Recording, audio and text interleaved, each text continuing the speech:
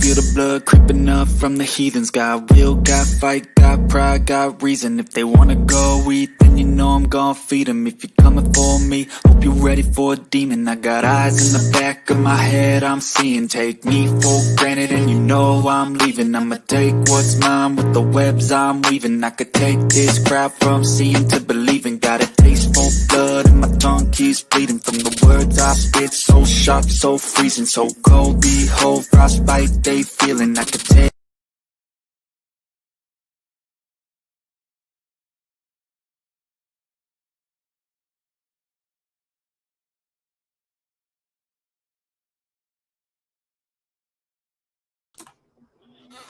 Hello, everyone. Hey, beauties. How's everyone? Happy Thursday, or technically Friday. I promise I'm not going to keep you guys too long. I know I always say that, but you know, I'm going to try to break this down in my head, which a lot of crazy things happen in my head, let me tell you. A lot of thoughts that I want to share with you guys, but I do hope you guys are having an amazing day. 2 lives in a row. Damn. Let's say hi to everybody. I'm so happy to see all of you here. Okay. Hey, Tracy. Hey, Goose. Always good to see you.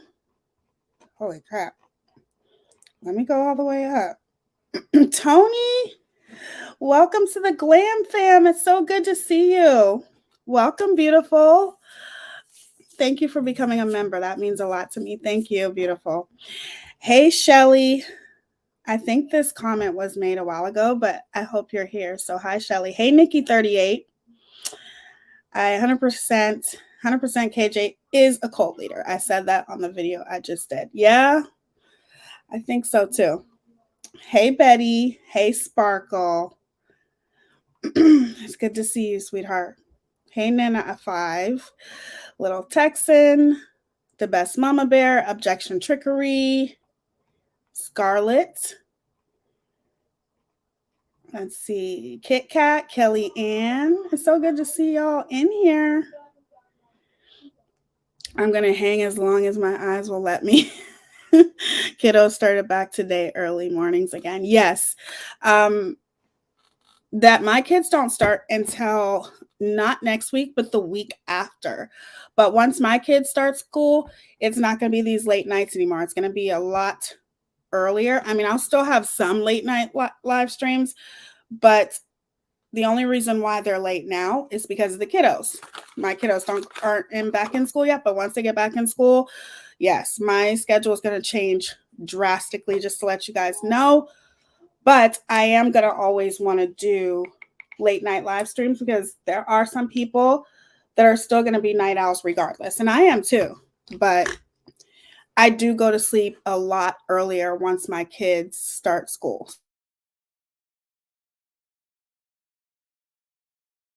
Oops. And I know that it's like that for a lot of people. So not yours. It's good to see you. Hey, Jamie. Missing in life. Hey, girl. Hey, Shayna. Hey, Mrs. Bermudez. Hey, Dave. How are you? Actually getting here early. Well, that's a bleeding first. Hey, Lucy. Hey, Nat. Or no, I think I said hi to Nat. Forgive me if I say hi to somebody twice. Perfectly Imperfect. Susan, how are you? Hey, Alberta and Stella. It's always good to see you in here. Hey, Jill B. Is it Cobdy? Hey, Cobdy. Hey, Aaron. True Crime Connection. Red Rose. Cats. Suspicious Minds. All of you guys. It's so good to see you guys in here. Hey, Melody. Phoenix, Louisiana Lady. Better with the Irish. I've heard that before.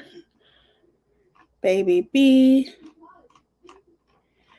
You guys are awesome. And I also wanted to thank you guys. Hey, did I say Louisiana lady? I probably did. Hey, Billy. Bill Yee. Sorry. I want to, and Sandy. Hey, Sandy. I wanted to thank you guys for 4,000 subscribers. Why do I accidentally keep pressing mute? I'm sorry. I wanted to thank you guys for 4,000 subscribers. It means a lot to me. You guys have no idea. I have been working hard, but not only that, I've just really, really met some amazing people. And you guys are so supportive, so encouraging. And I just want to thank you guys. And I want to thank the people who stood next to me no matter what. So thank you guys. I love you. Thank you so much. I don't know how long I'm going to stay at 4,000 because you know how some people unsubscribe just to be mean. But hopefully that doesn't happen. And I just want to thank you guys for it. It means a lot. Thank you. Better with Irish.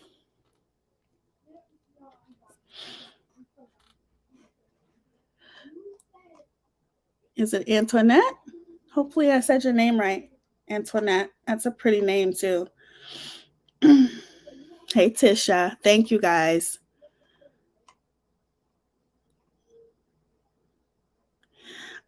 Sparkle, we never want them to grow, but once they do, we are glad they did.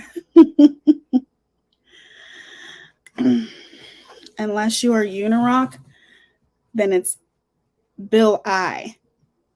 I just let him go because it's a running joke with a few of us. Oh, okay. Hey, doggy. Thank you, doggy lover. Thanks, POV. Yes, I'm very, very excited and very happy. And it's obviously because of you guys. You're just so amazing and very supportive. So I really appreciate it. And it does. It really, really means a lot. So here's to 4,000 more. Okay. So today I want to talk about, I'm going to touch on it. It's not going to be the main topic, but I do want to talk about Without a Crystal Ball being a cult leader because I think she is in a lot of ways. I think she is the very thing that she tries to act like she's bringing awareness about it on her channel. Oh, I bring awareness to the Duggars, and, cults, whatever. You're kind of like a cult, in my opinion. Thank you, Sparkle, and thank you for being by my side. Like I said, here's to 4,000 more. You, with Katie, reminds me of a cult leader because I don't think you guys are really aware. Maybe some of you are, maybe some of you aren't. And some of you guys have your own opinion, and I am more than open to hearing your opinion. But I never really thought about it until I see all the chaos that she has created. All of this huge shit show that she has created that we knew she was going to create and that she continues to create. And I think it's important to bring awareness on it because guess what? She thinks she's not. But when you have a loyal band of ignorant followers that literally go by whatever it is that she says, take her word for everything that she says, doesn't do any kind of research or do their due diligence, literally just, she literally just goes by what she says. And a lot of what she's saying, especially right now, but regardless, anything that she says needs to be thoroughly researched. Everything that comes out of her mouth needs to be thoroughly researched because she is a liar. She lies, and she lies to perpetuate an agenda. She lies to create chaos. Everything that's going on right now is exactly what she's wanted. So it's me going over the stuff that she has done recently within the past couple days. And there has obviously, I think you guys know that there has been a lot of people who have been asking for a refund. And I think you guys know that already. So hold on one second. I am going to slow down the chat.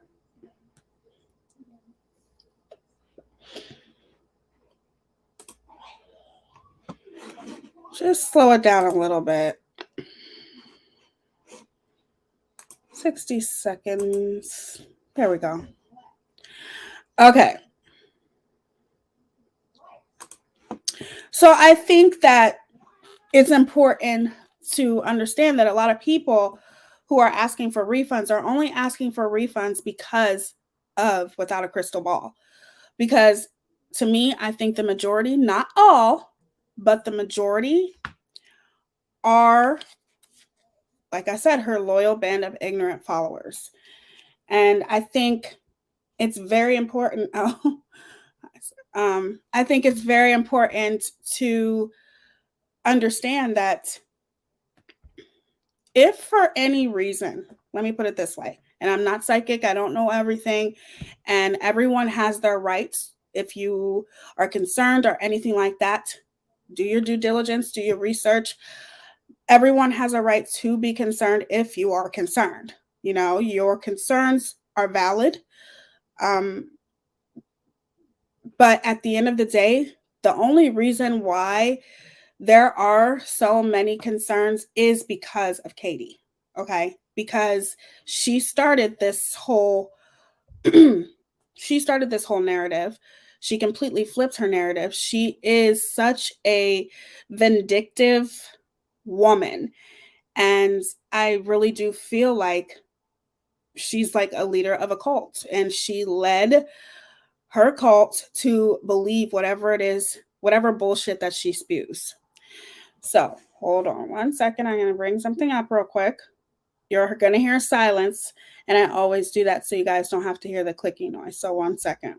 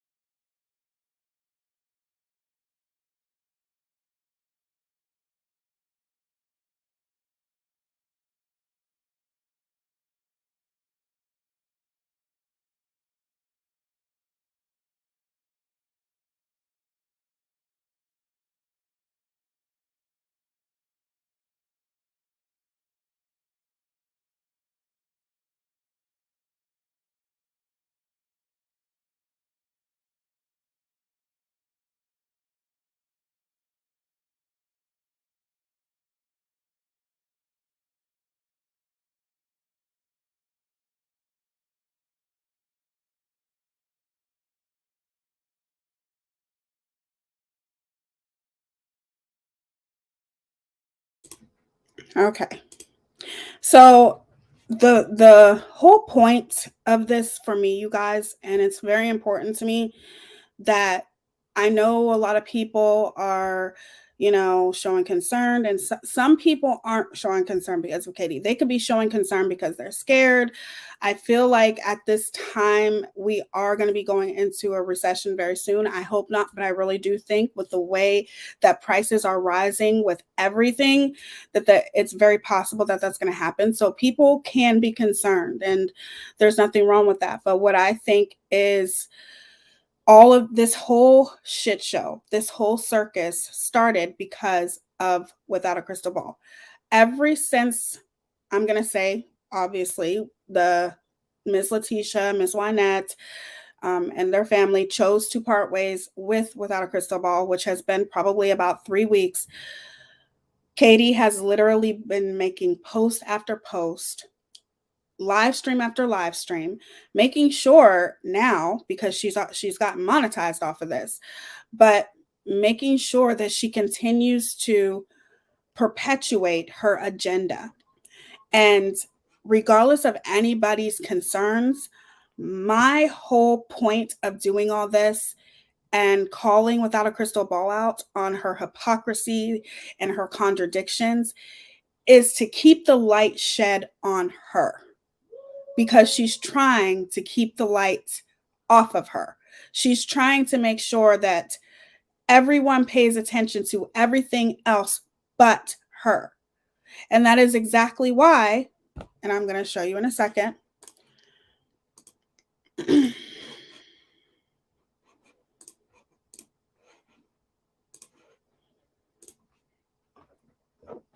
Okay, so whose YouTube channel is this? This is, hold on, let me just press on it real quick to see. Okay, don't need to see it. So that would be Unirock, right? Now, I don't know Unirock. I've watched him a couple times. I actually used to watch him when he was 100% him and Katie weren't getting along. It's from, and if you are a Unirock fan, or I don't like to say fan, I'm sorry. If you are a Unirock supporter, you might not want to be here for this, okay? I don't know Unirock, so this is me speaking solely on what he's doing now. And it's very, very ironic to me how Without a Crystal Ball does not share anyone's live streams. She never talks about any other creators.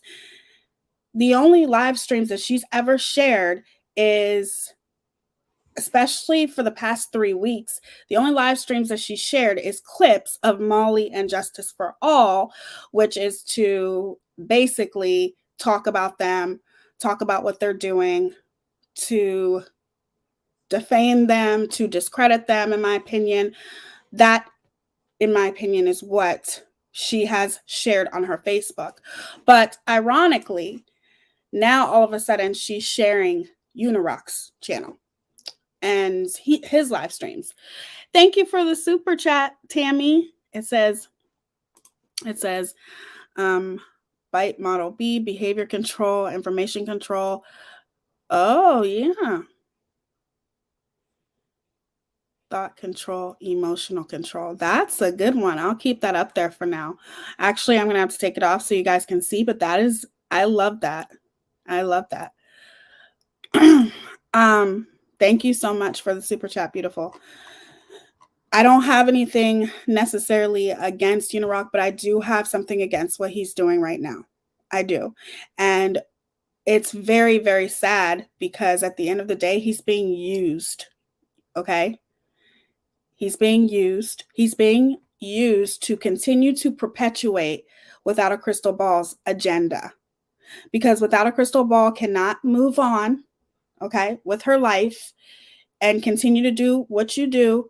She has to literally slander and defame this family, and she's getting pleasure out of it, in my opinion. But with her sharing these live streams by Unirock on her channel, there are so many reasons why I feel like she's doing it. But the main reason is when Katie ends up looking stupid, okay, for the things that she is saying about this family and calling Ms. Letitia a fraud without absolutely no facts or proof to back it up, who do you think the first person she's going to throw under the bus now?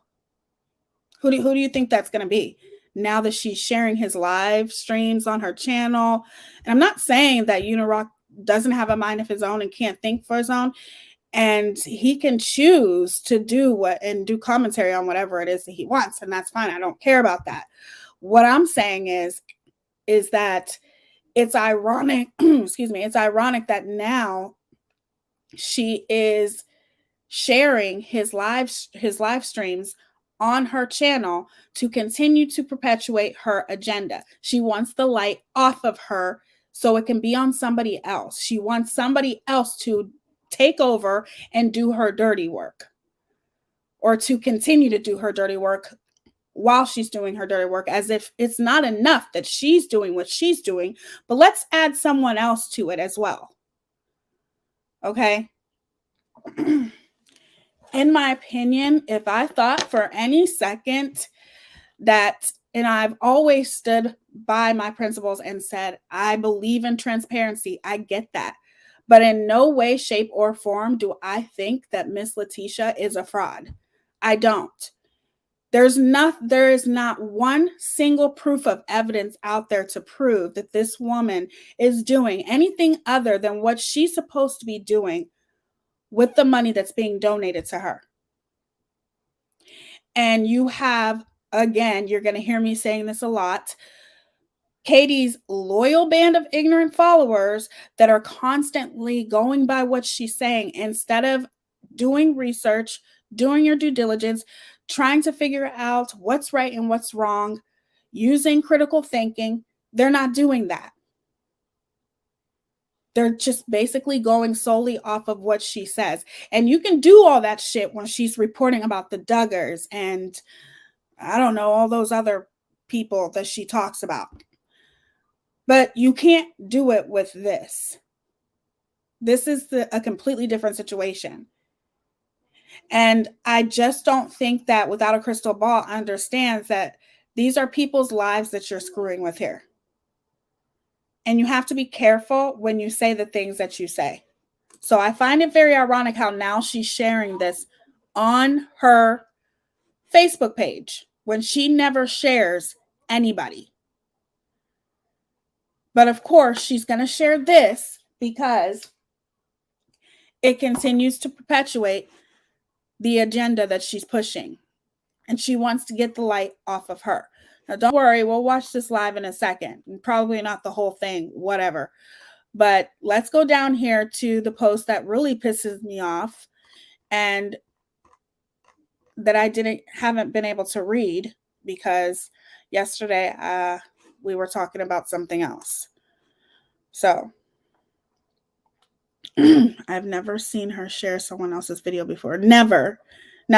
But because this person is talking about what she shares, she also shared the nonsense channel, which is, in my opinion, allegedly her.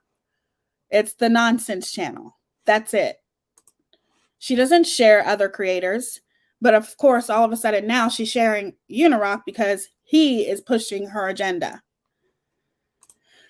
Okay. So this was August 10th. I think this was yesterday at 10:27 p.m. Since I'm being called a liar, well, you are a liar. Here are the transcripts. The transcript accepts from Marvin Jackson's February 2020 sentencing for aggravated stalking and C possession. These charges were a violation of previous charges of aggravated battery and assault from 2017. He was arrested after violating an order of protection against him by Wynette Jackson. Okay. I don't understand what the whole point of even talking about this is. Nobody's calling her a liar. She's just looking for an excuse to put this up here. He was arrested. Okay, all the details are in here. The prosecutor agreed to a rehab program called Adult and Teen Challenge. He was to report from jail to the facility.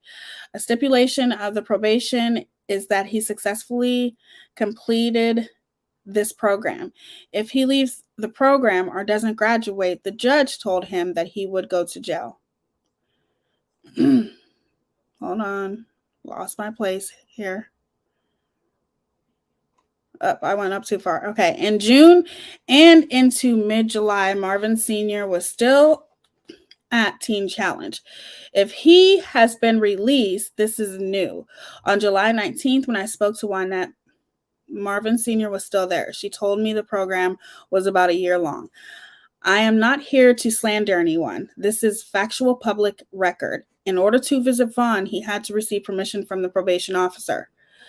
The admin told the other admin that Letitia said Marvin was incarcerated. So she either was given bad information or misunderstood. Marvin Sr. has a probation officer in GA and is on supervised release. If they told you he was working, that is not true. They were calling it work versus court ordered treatment.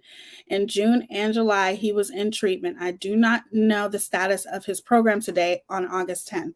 The point is that the The point is that admins didn't want anyone to know, and Letitia didn't tell Molly, according to admins.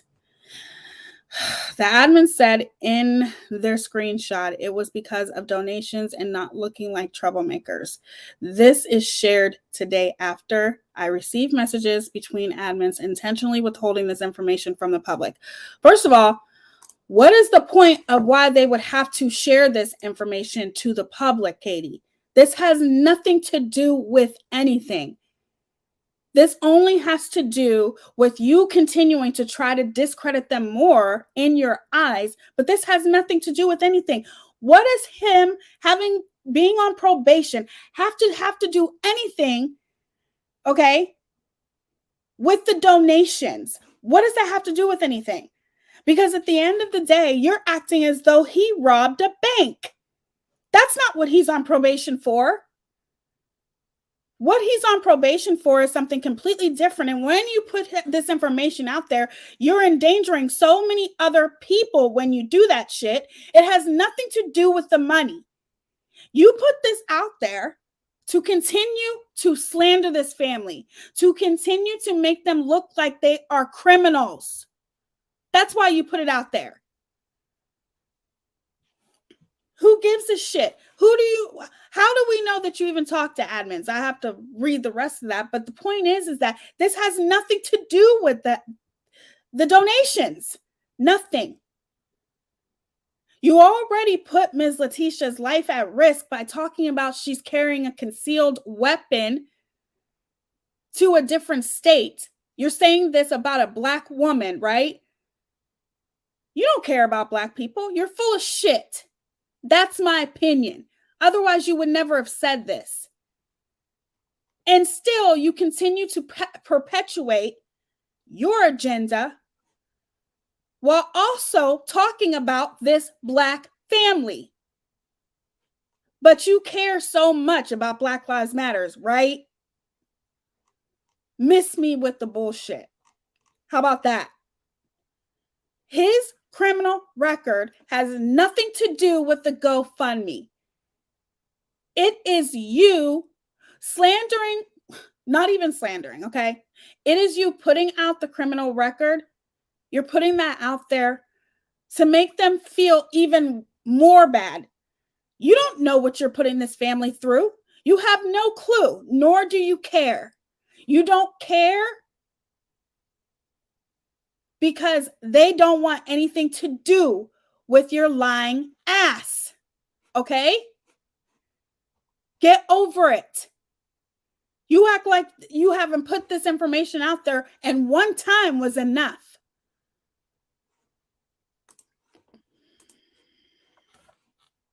All of this stuff. How would you like if somebody did that to you without a crystal ball?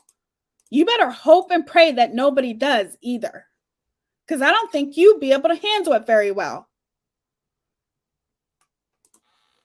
This has nothing to do with anything. You just want to continue and continue and continue so you can keep it in your cult following, because that's what it is, in their heads, so they won't get it out of their heads. And if any of them donated, you're going to make sure that they ask for a refund. You started all this. If you were working next to the family till this day, you would not be doing this.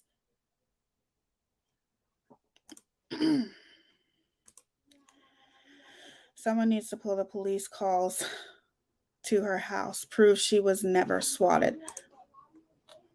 You know what? You're on to something there. Better with Trish. Or I'm sorry, better with Irish. My apologies. Somebody just might do that. See how she likes it. Okay.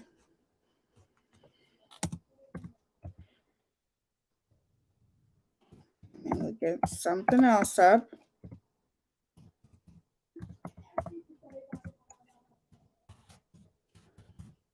Now, not saying that I do know. Why isn't that coming up? I do know some cult, like people here on the internet, one of whom used to be a creator here on this platform, and she no longer is, but can't stay away. Thank you, Lena, for the super sticker, beautiful. I appreciate you. Thank you, sweetheart. Oh, I love that baby. He's so is she? He or she? I don't know, but so gorgeous. So gorgeous. This is why the family doesn't want anything to do with KJ. Look what she has done. Exactly.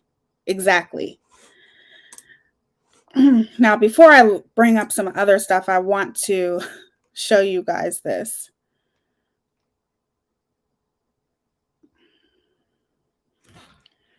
Let me make sure this is the right one.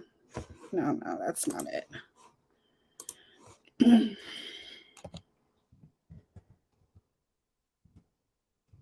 Oops.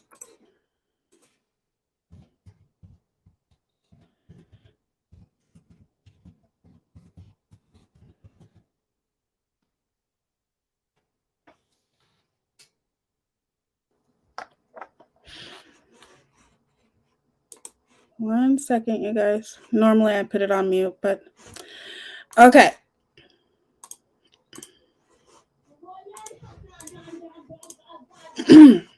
Now, says 9 top signs of a cult leader. Well, I got to update my Chrome. Okay. So it says, cult is a strong word, a word I never wanted to use. People in cults drink poison laced Kool-Aid and, deed together. People in cults release sarin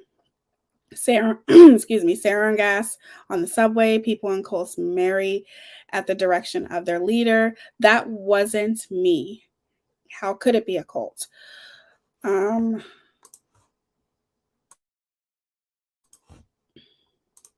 Okay.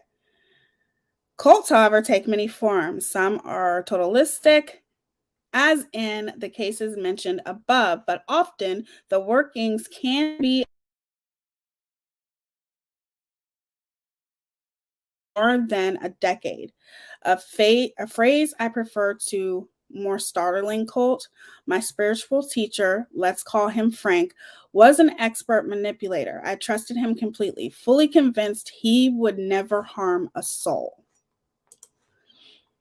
Because no one sets out to join a cult. They attend a personal development weekend, a meditation talk, or political speech. They feel intrigued, inspired, or excited by what they hear.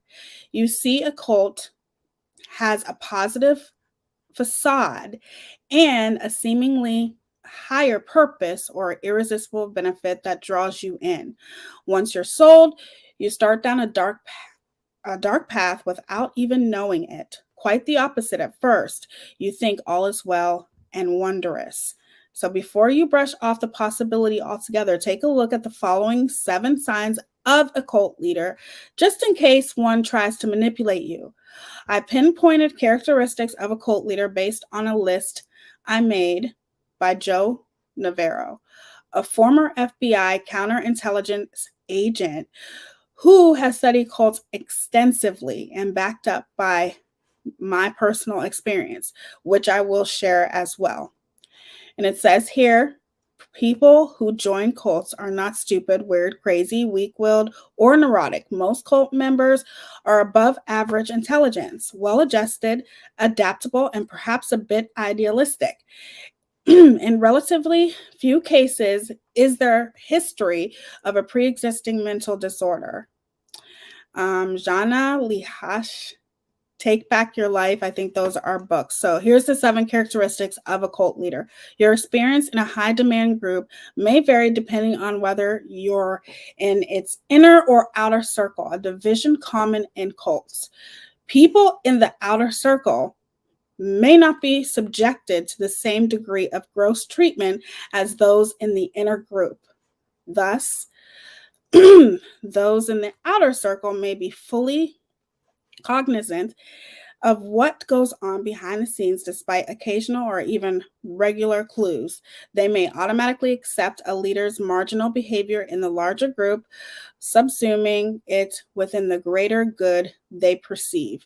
Some intuit something isn't right, but they disregard their inner voice as a way to suppress cognitive, what is that? Well, whatever. People in the inner group may be devoted to the leader they wouldn't imagine for a moment they're in a cult. Your relative position in a group can be influence your ability. Whoops. That's my fault. Sorry, you guys. I'm sorry. Hold on, let me pull it back up.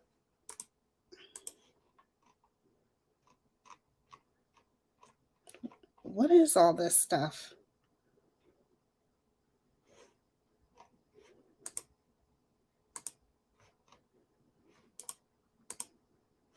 Now, why is it coming up? Hold on, you guys. Hi, Amanda. Thank you for being here, sweetie.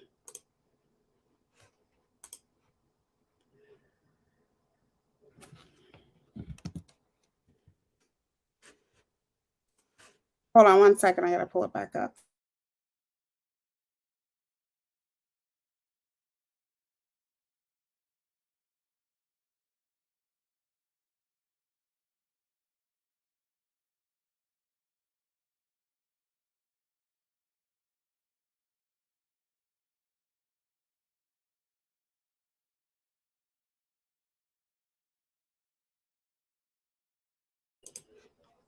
First of all, I don't know what's happening here, but I'm going to share this instead because I think they're telling me I have to sign up for the website, and I'm not doing that. So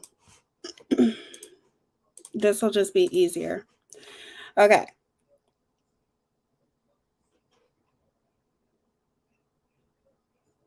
Okay. Your relative position in a group can thus influence your ability to catch the following 7 signs of a cult leader.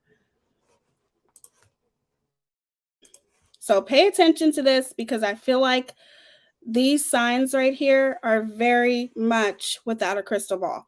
A charismatic personality expects obedience, humiliates others, sense of entitlement.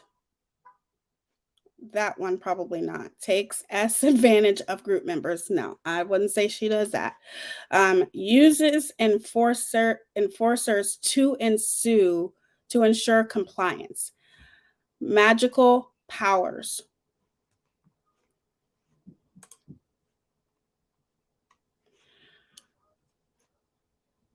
What are signs of a cult member? Opposing critical thinking, isolating members and penalizing them for leaving, emphasizing special doctrines outside scripture, seeking inappropriate loyalty to their leaders, dishonoring the family unit. And I'm not going to pull up that one because it's saying that I have to sign in first and I'm not signing in. So to me, out of those signs, only one, which was the S, whatever, that's not without a crystal ball. But she is very humiliating. She always humiliates her audience. She always has self-entitlement. Everything is always about her, no matter what the situation is, no matter what it is that she's talking about. If for any reason, okay, for any reason at all, if somebody is on a different topic than her and she goes in the comment section, now look, I understand as a creator, sometimes people will start talking about other things, but you're not going to humiliate people and say, hey, you're going to say, let's get back on topic. No, that's not what she does. She completely humiliates people. Or let's just talk about even my live that I did with her not too long ago, where I told you guys, one of the reasons why I can't stand her is because Without a Crystal Ball was talking about how she almost lost her son. There's somebody else, she's talking about this live, there's somebody else in the comments who had just lost her child. She's in the comment section. People are consoling her. Everybody's just having a conversation about it, just comforting one another. And what does Without a Crystal Ball do? She chastises everybody in the comment section because she looks at it like nobody's listening to her. So she yells at everybody. She humiliates the woman, puts her on blast because people weren't sticking to talking about just her. Just her. Teaya, you should watch videos of KJ's former mods. It's cult-like, and she uses other things for leverage. Oh, I believe it. I believe it. You can send it to me, Sammy O'Brien, if you want to. And I will definitely look at it because that's one thing that I have not seen.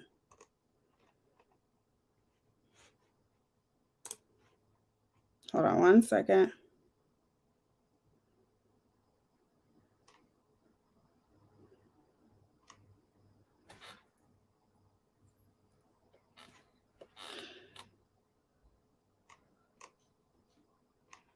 It's a shame. It's a shame how much she thinks that she always has to debunk every claim that there is out there about her.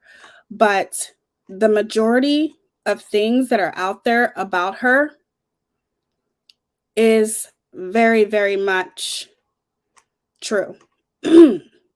Meaning people aren't just lying about these things, okay? I've seen these things for myself, and it's crazy how easily, without a crystal ball, lies.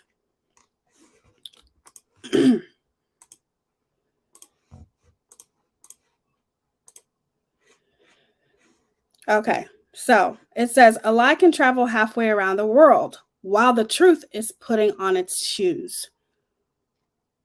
That's not pertaining to you, in my opinion.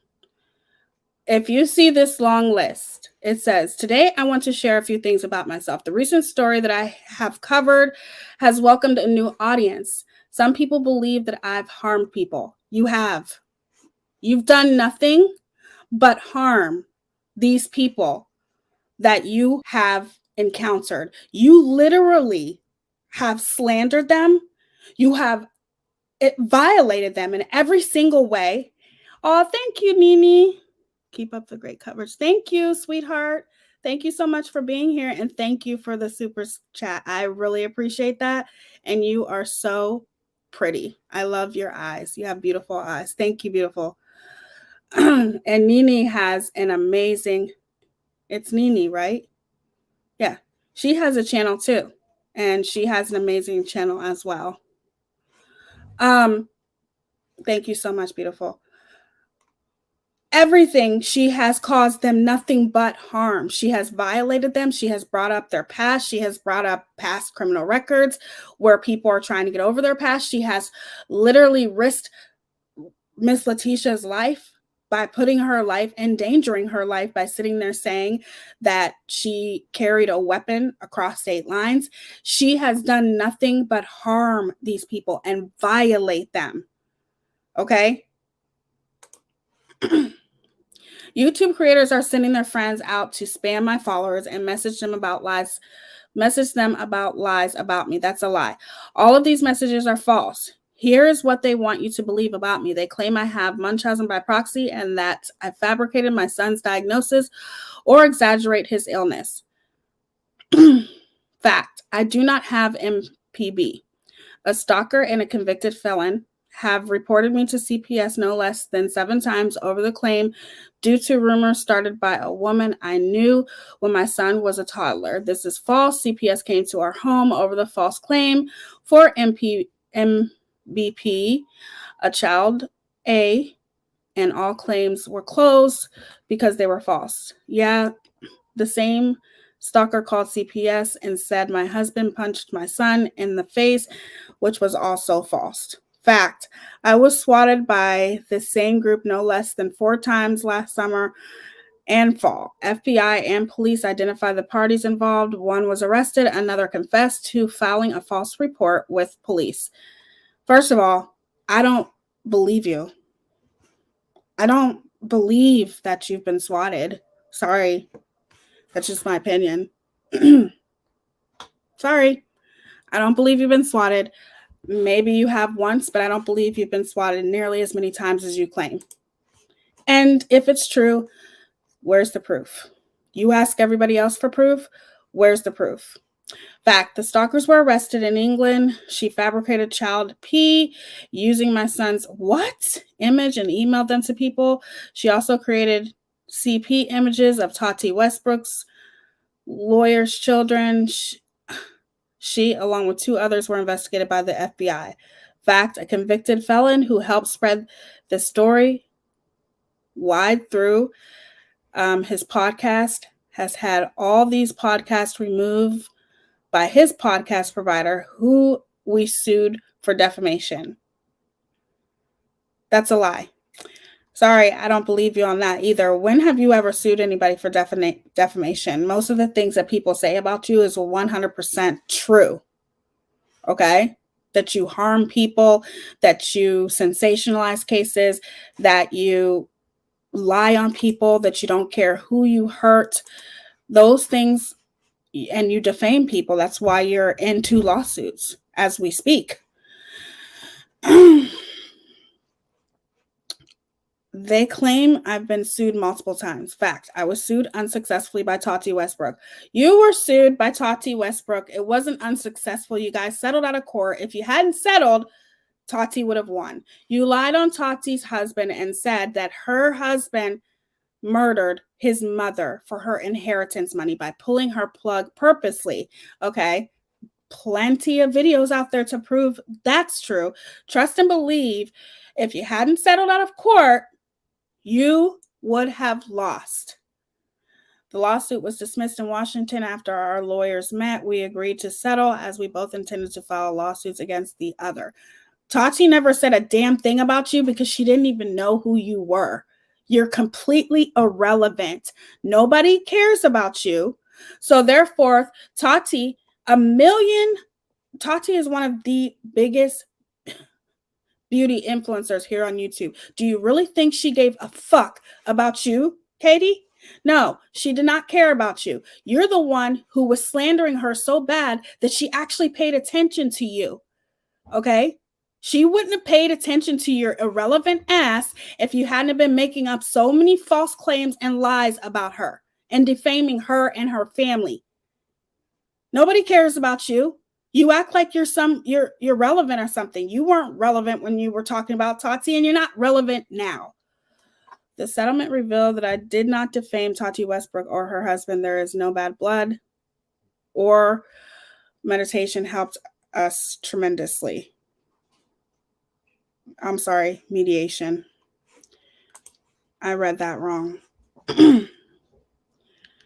Yeah, but KJ says she can do makeup better than Tati. Yeah, right. She wishes. Tati is probably the biggest influencer here on YouTube. She started it all.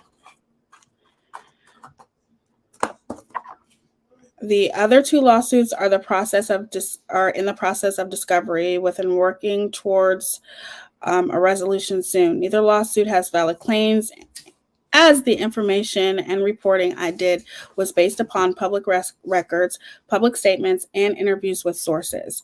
Both lawsuits we fully expect to end with dismissal or summary judgment, as they are frivolous. That's a lie. You're lying. Okay? And I'm going to tell you why you're lying. First of all, you can say whatever you want to.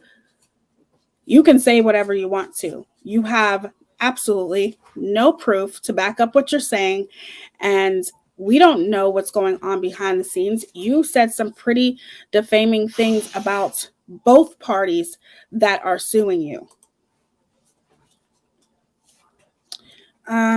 They claim I fraudulently took money while my son was hospitalized as an infant and bought a house.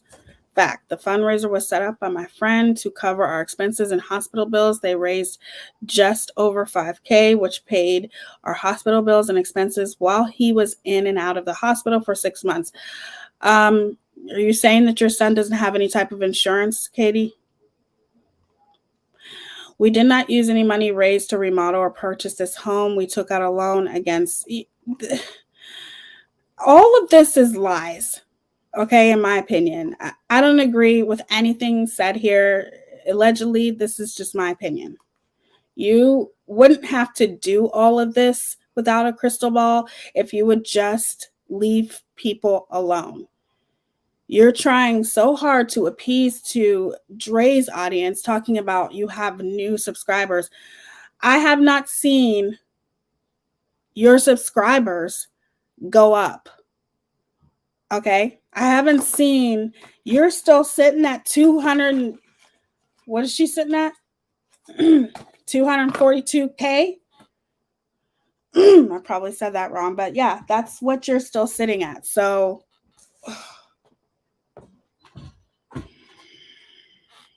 hold on, you guys.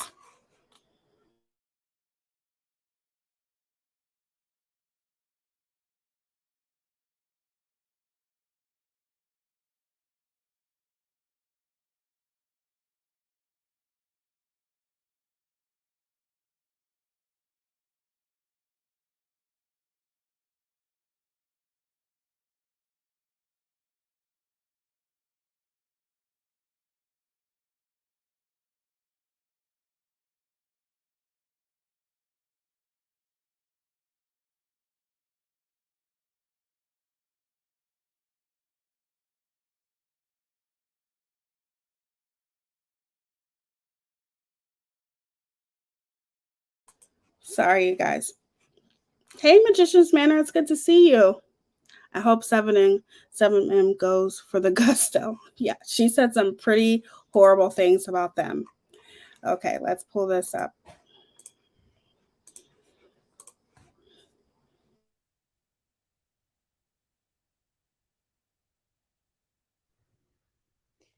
Hello. I'm gonna see if this works. Okay, I'm live. I've been doing this from my computer. So, yes. Do you see I've got 2 dogs in here?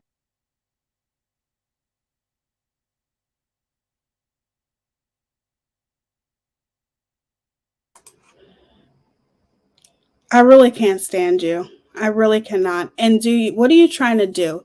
Are you trying to act like Dre or something? Because that's what it looks like.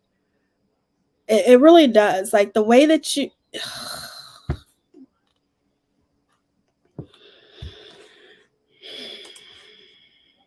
They are totally passed out on the floor. Do you see them? There's Sweetie. This is the one you guys don't see as much. That's Sweetie. And that's Frida. You guys love Frida. Frida's like always in here. Hello. I don't know what Wendy's comment says. Hello. You're watching my Sister Wives video right now. Yes, I just did a video on Sister Wives.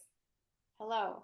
So the brand new season of Sister Wives starts on September. Put out some videos from 4 years ago of her trying to set boundaries with her own kids, with her just being like a mom. Like, I'm sorry. Are you a parent that's raised your voice at your kids before? Are you a parent that's like cursed before? That's like, if that's, someone said, you're stupid. And then the comment went away. Anyway, yeah, who's Kevin? Kevin's the father of the kids. Anyways, so I was like sort of stuck in that because I was just like, what does this actually, what do you actually like accomplish by putting this out? And what do those videos accomplish? And then notice as soon as her attorneys basically said that he was inciting harassment against her, that he suddenly removed the videos. Oh, I wonder if one of my moderators is here. Another thing I want you guys to notice, you guys, for the little bit of time that we're watching this, how many ads pop up on this video. Without a crystal ball, I hope you guys know that you make a lot more money on Facebook with ads than you do on YouTube. With Facebook, you can make $35,000 a month with ads. It's not like that on YouTube. Okay. Here. Is Scarlett here? Scarlett might be here.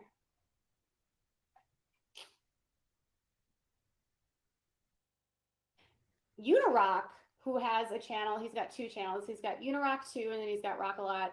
I've known him for 3 years. I've had like ups and downs with him, but no matter what happens with Unirock and I, like, we always can find a way to like put our differences aside when we see something that's not right. And he can criticize me and I'm totally fine with that. Like, he has talked about me for a long time and I don't have anything against him. Like, I've come to understand with him the things that he's concerned about with me are things that I don't care about or I'm not worried about. And I mean, he has a right to say what he wants to say. But in this situation, he has really good resources because he's got a lot of people that have uncovered these types of fraud raisers in the past. What are you saying without a crystal ball? Go ahead and keep running your mouth, okay? Go ahead. Keep doing it and see what happens. You are going to end up in a lawsuit because you have no right to be saying the things that you're saying. And what the hell are you talking about with Unirock that he has resources? He has no more resources than anybody else. You went to him to continue to perpetuate your agenda, okay? You needed someone else on board with you. But once things come out and the proof comes out, then what?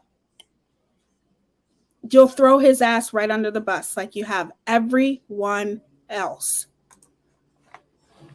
And I think something that can't go without saying that has really not been, like, I haven't said this, is that a lot of the people that are involved in this situation have a long history of scamming people on YouTube.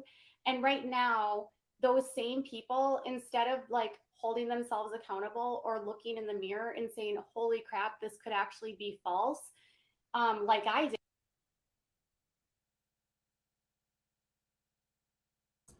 Well, isn't that the pot calling the kettle black? Are you freaking serious right now? First of all, where's your proof that there are scam artists involved with anything, for one, and has a long history of that? Where's your proof? And for two, you of all people don't need to talk about who needs to look in the mirror. You're the only one who needs to look at the mirror at yourself, because you have defamed so many people that you've been in more lawsuits than in the history of YouTube. And you will continue to be in lawsuits when you keep making these types of claims. Hey, Judy Jetson, thank you so much for the super chat, sweetheart. How are you, beautiful?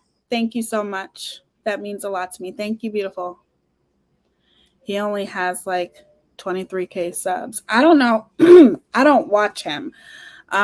But what I do know is her, of all people, don't get to talk about people needs to look in the mirror. The only one that needs to look in the mirror is her, because she has hurt so many people and has defamed so many people and put out so much false information that she's the only one that needs to look in the mirror. There's nobody around that has a long history of scamming people. And if you're going to make accusations like that, Miss Reporter, then prove it.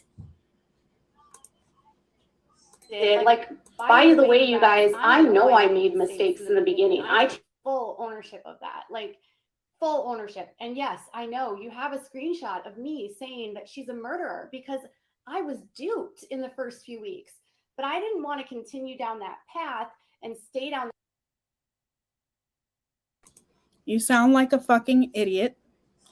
Okay? You sound like an idiot. What are you talking about? You don't want to stay down that path. What path? The family is the one that parted ways with you because they know that you are a fraud yourself. The family parted ways with you because they know that you're not a good person. And nobody wants anything to do with you. Okay? The family didn't want anything to do with you.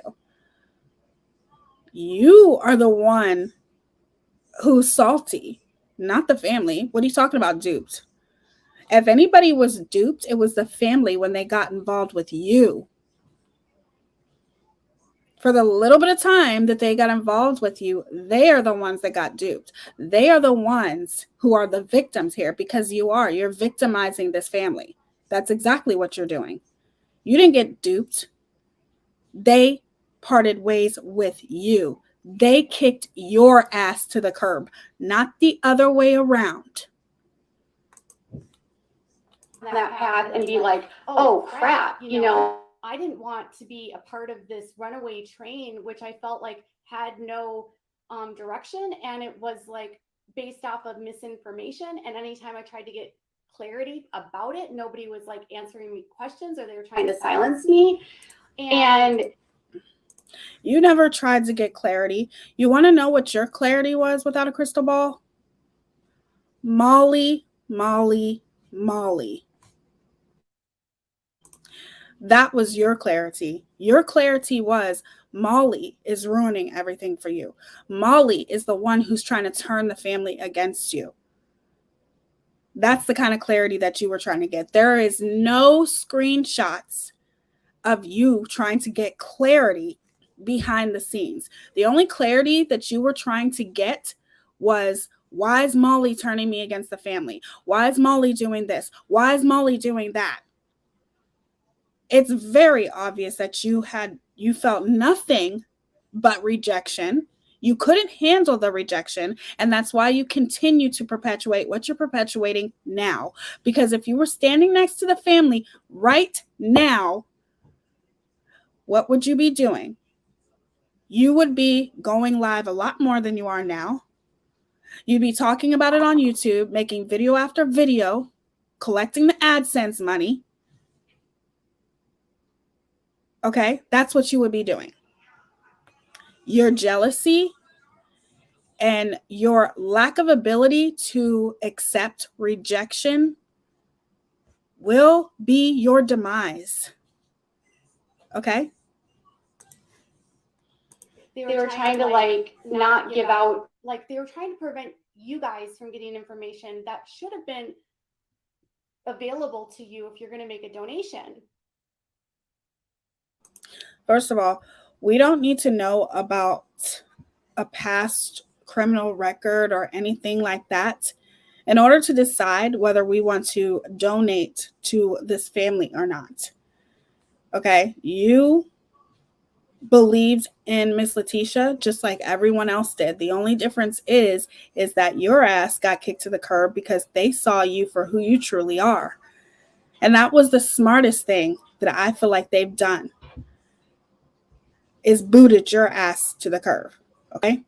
But at the end of the day, unfortunately, now they have to sit here and deal with your harassment of the family. Because I'm going to tell you guys right now, I don't even care if, let's just say, not even devils, hypothetically, let's just say that Ms. Letitia was scamming. I do not believe for a moment that she is. But even if she was, she doesn't deserve this, you guys. She doesn't deserve to be harassed. Neither does Ms. Juanette. Neither does Marvin Sr. Bringing up past criminal records, all of these types of things. They don't deserve any of this. Any of this. And this is what this devious woman is doing, all because she's butthurt. Sorry, I don't mean to say that, but it's the truth. That the family does not want anything to do with her. You act like you parted ways with them. You didn't. But obviously, it's easier for you to sit there and lie, and it makes more sense for you to start flipping your narrative again and saying that you tried to find out information. You wanted transparency. You wanted all of this transparency and nobody would give it to you. So that's why you left. But no, that's not the case. You left They kicked you to the curb. So you had no choice but to leave. If a family doesn't want to work with you, they don't want to work with you. And all of these things that you're doing now, in my opinion, is harassment. And you're inciting your supporters to also do the same. Now we have people saying, I don't know why Ms. Letitia cares to even see Vaughn anyway. She never raised him. All of these things, these are all things that came out of your mouth without a crystal ball. You are the one who have said these things, but it doesn't matter. That's still her child. That's still her child. And no one has a right to say otherwise. People don't understand the hurt that you are causing this woman. Oh, absolutely, Aaron. I'm very excited for Cece's video. Okay. So I have nothing against, like, whether you think I'm attacking a family when they're down, because I could equally say to those that are saying you're attacking someone when they're down, you're going after Dre and the kids when she's at the lowest point in her life and her husband.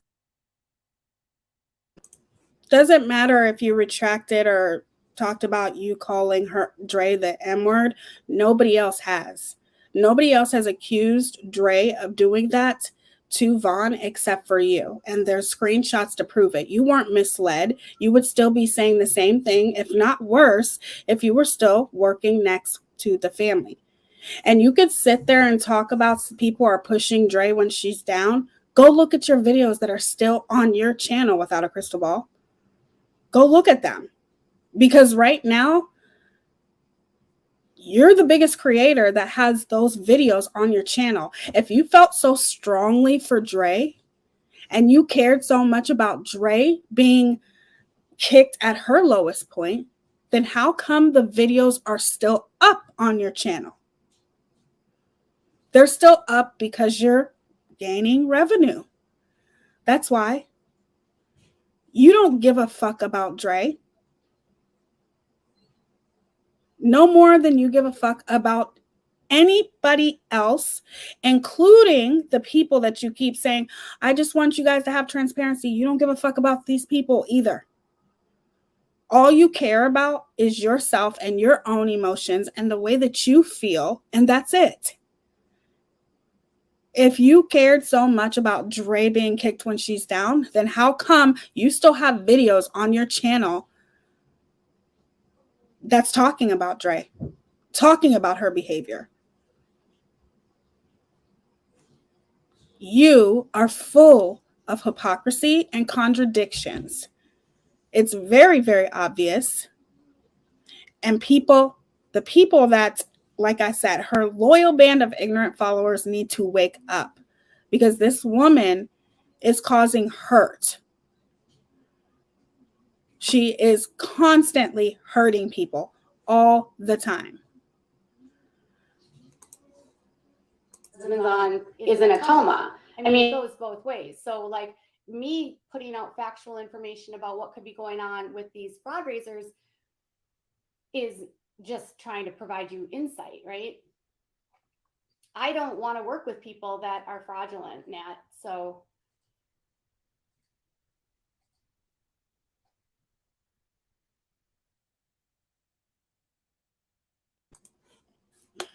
yeah, she is. Hey, LB, it's good to see you. She is. You are a walking, talking hypocrisy. And for you to sit there and say that you don't want to work next to fraudulent people, how many times am I going to have to say this? And I'll say it as many times as possible.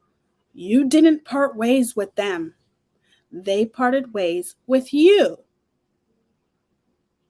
So therefore, if they hadn't part ways with you without a crystal ball, you would still be right next to them, working with them, talking about their GoFundMe, talking about her Cash App, because you of all people know how much it costs to have attorneys.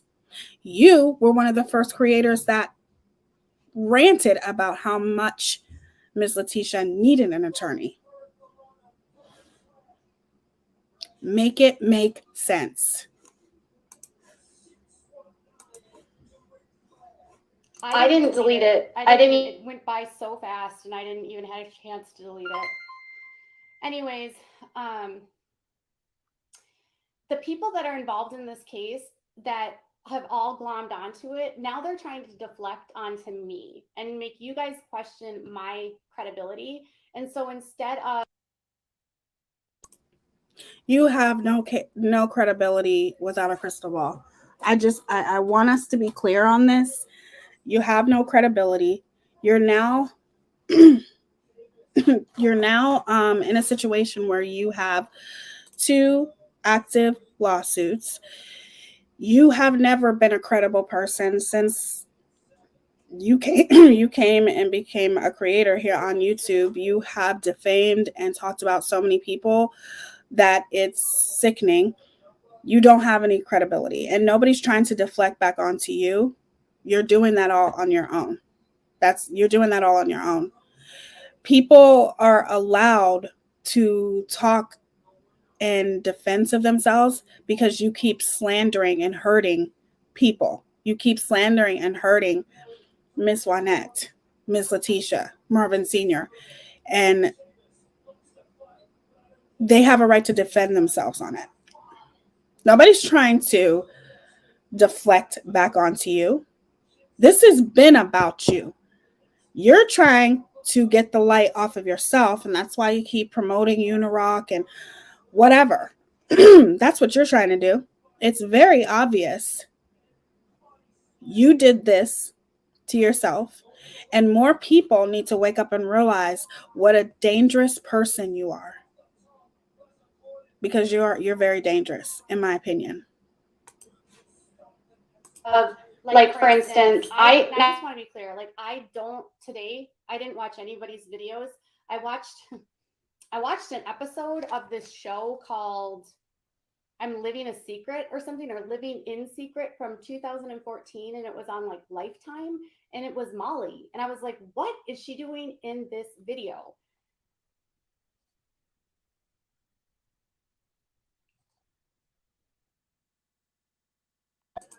You look so desperate right now.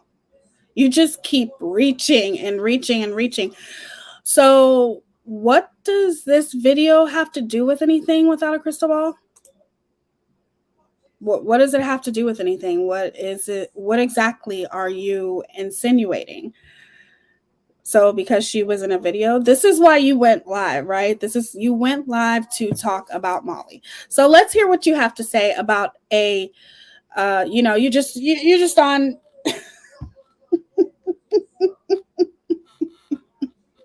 So you're literally just going through your phone, right? And all of a sudden you see this video on Molly.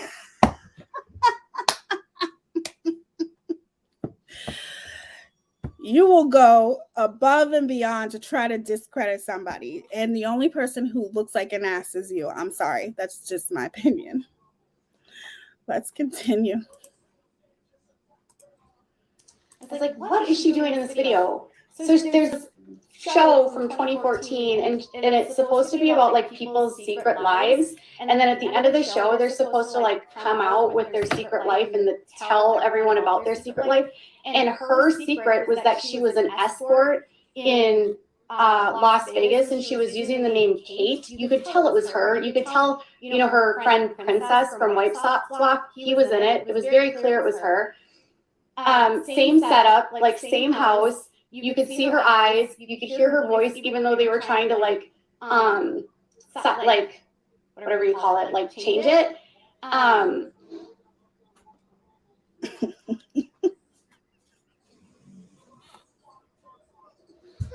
Anyways.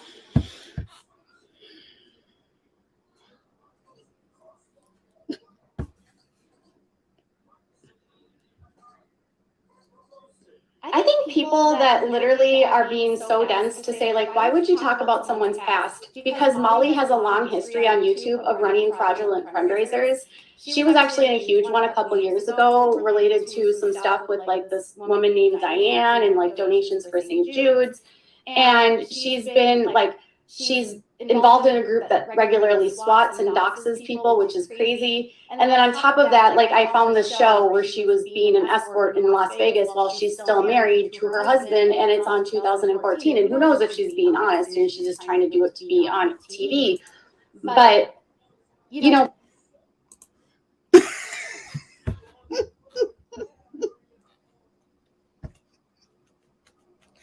you guys, you have to laugh. Like, she's literally reaching. Do you really think that Molly is embarrassed of that? Or you think that you're bringing this stuff up? Just like someone just said, Molly talks about this all the time. You think you're bringing stuff up to slander her, but yet you're talking about she's in this group that doxes and swats. Where's your proof? You're so desperate. You look so thirsty right now.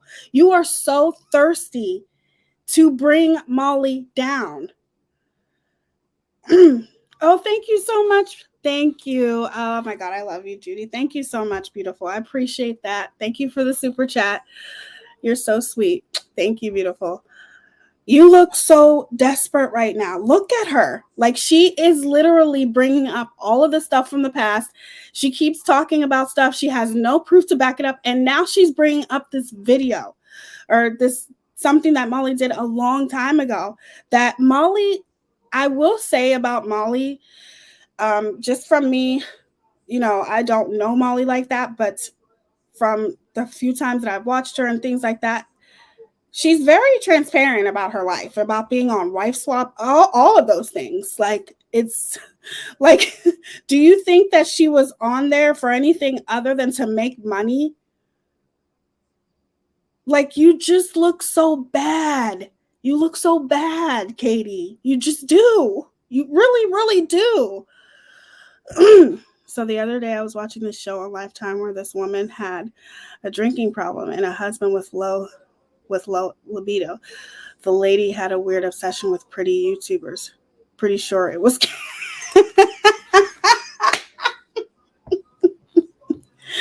That's funny, LB. It's exactly. Thank you for sharing that, LB. It's a TV show, exactly.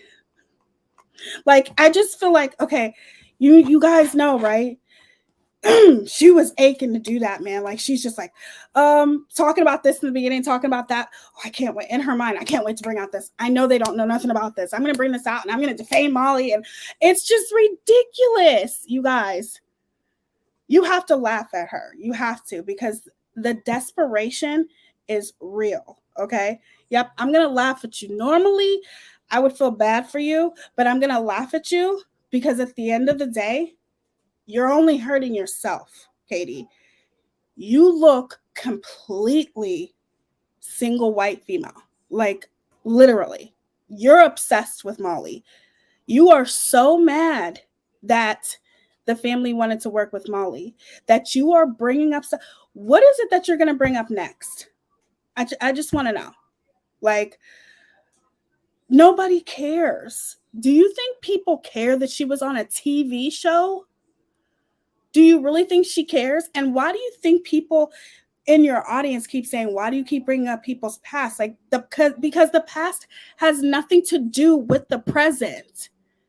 And the past that you keep bringing up, as far as Marvin Sr., this is something obviously that he did in the past. And he paid his debt to society. But not even that. You're acting as though he robbed a bank or he did something fraudulent with money. Okay, then I can see maybe you making that relevant to now. And even then, it wouldn't be necessarily relevant depending upon how long ago it was. But the point is that you're bringing up things that don't matter just to defame them, just to get this shocking reaction from your audience. And all you're doing is have your audience say, why do you keep bringing up these people's past? Yeah, people keep bringing up your past, Katie, because you repeat the same patterns over and over and over again. Okay. But ultimately, who cares that Molly was in a show? She already admitted she was on Wife Swap. So what? She was in another show. Nobody cares about that. That has nothing.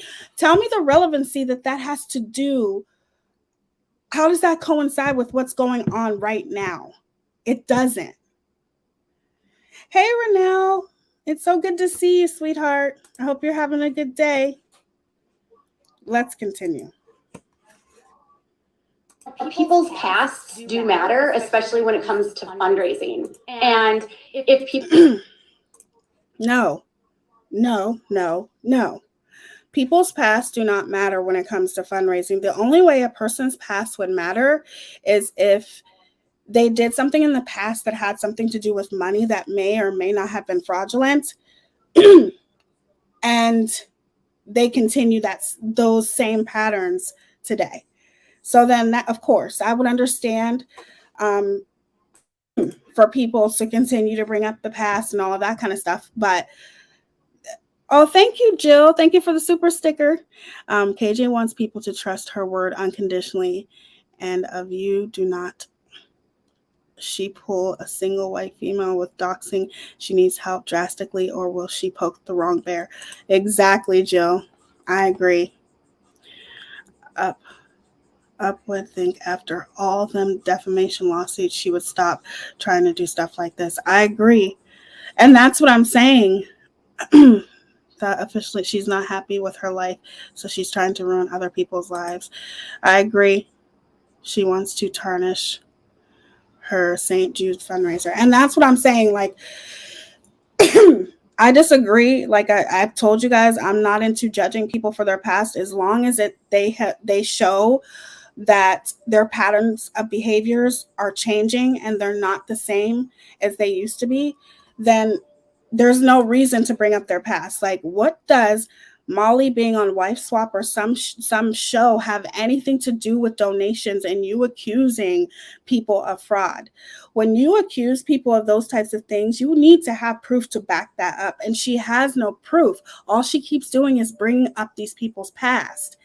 And it's not fair to constantly bring up people's past that has nothing to do with the now. Okay? You can't run away from your past, Katie, because you keep doing the same thing. You keep defaming people. You're doing it now. You're doing it right now. You are defaming Miss Letitia. You endangered her life. You endangered her family's life. You have doxed these people. You sit there and talk about now you're so worried about Dre. You have literally doxed Dre's address. You don't care. You are a walking, talking hypocrisy, full of hypocrisy and contradictions. That's why people in your audience are saying, why do you keep bringing up the past? Because it's completely irrelevant to the now. We don't live in the past. We live in the now. And if you're going to bring up somebody's past, make sure that it's relevant to what's going on now. Marvin Sr., his past has nothing to do with money or anything like that.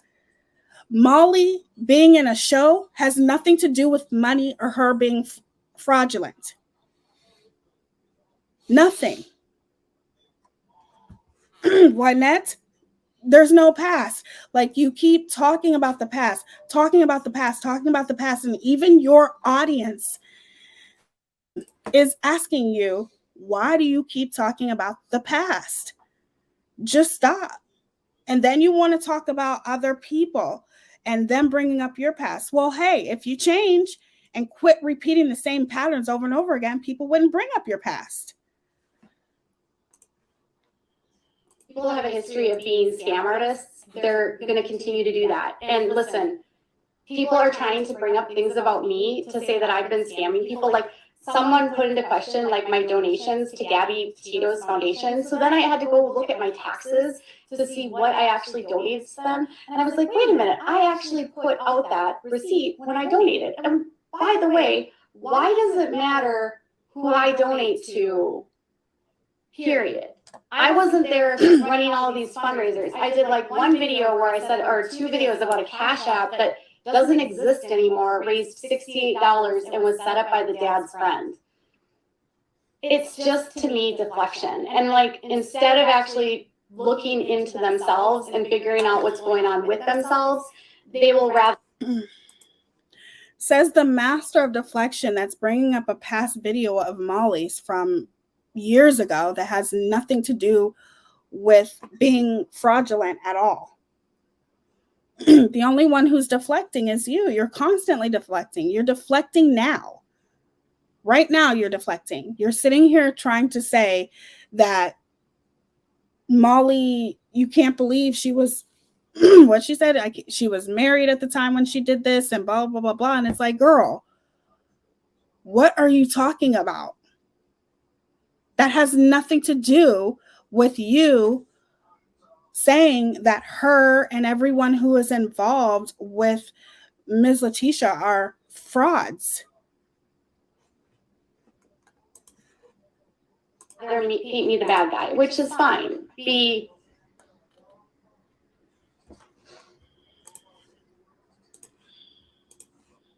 You are the bad guy. Nobody's painting you the bad guy. Nobody is doing that. You're doing that all on your own, and you're doing a really good job of it. You are literally making yourself look so pathetic.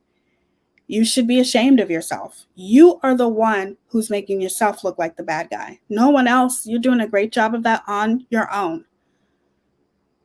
I'm just here making sure that that the light always stays on without a crystal ball. She started this, and at the end of the day, when things come out that show that there's no fraud involved and things like that, is she going to stand up there and apologize and hold herself accountable for the things that she continues to do? No, she's not. You paint yourself as the bad guy. You continue to talk about this case, but not even necessarily the case. You're deflecting off of the case, but that's what you wanted. You wanted to deflect, the master of deflection. You wanted to deflect and bring everyone's attention to Miss Letitia, Ms. Moinette, Marvin Sr. You wanted to make sure that people weren't paying attention to this case anymore because you weren't working with the family. And because you weren't working with the family, nobody's supposed to talk about the case now, right? Exactly, doggy lover. You're the nasty one. You're the one that keeps making this look so bad on yourself.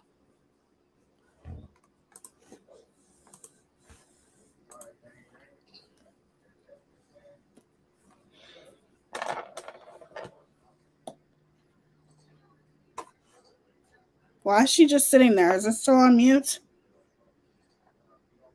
Oh. Anyways.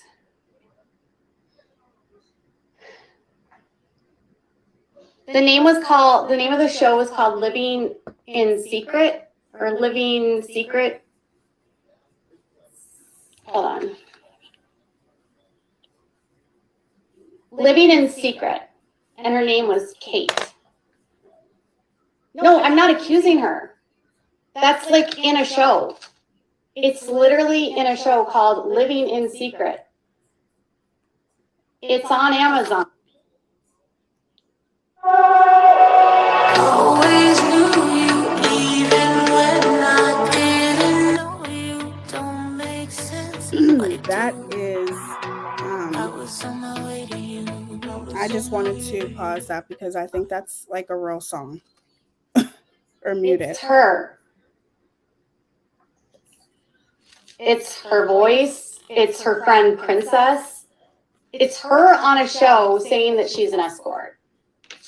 It's not me making this up. So what? What does that have to do with anything? Who cares if she was on a show? Just because you're like a recluse and you stay sheltered in the house and you don't go anywhere and you don't want to do anything doesn't mean other people were like that in their past. Thank you. Is it, I know I'm going to butcher this. Is it Antoinette? No. I can't even say. I'm just going to say King. Thank you. Katie, I didn't. You were a simp for Molly. If you wanted to scissor with her, just say so. Also, Katie is the physical embodiment of deflection. Absolutely. 100%. Thank you so much for the super chat too. That means a lot to me. Thank you. She didn't just stumble onto that. She had to look it up. Yeah, she had to look it up. Sitting there like, oh, I'm just sitting here. And then I was just looking on my YouTube and oh my goodness, Molly came up. And can you believe it? Like she was on this show and blah. It's like, it's ridiculous at this point. It's absolutely ridiculous.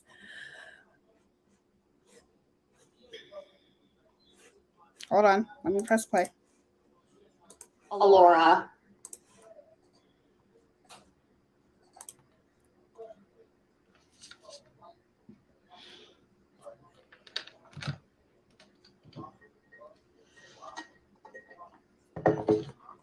Anyways,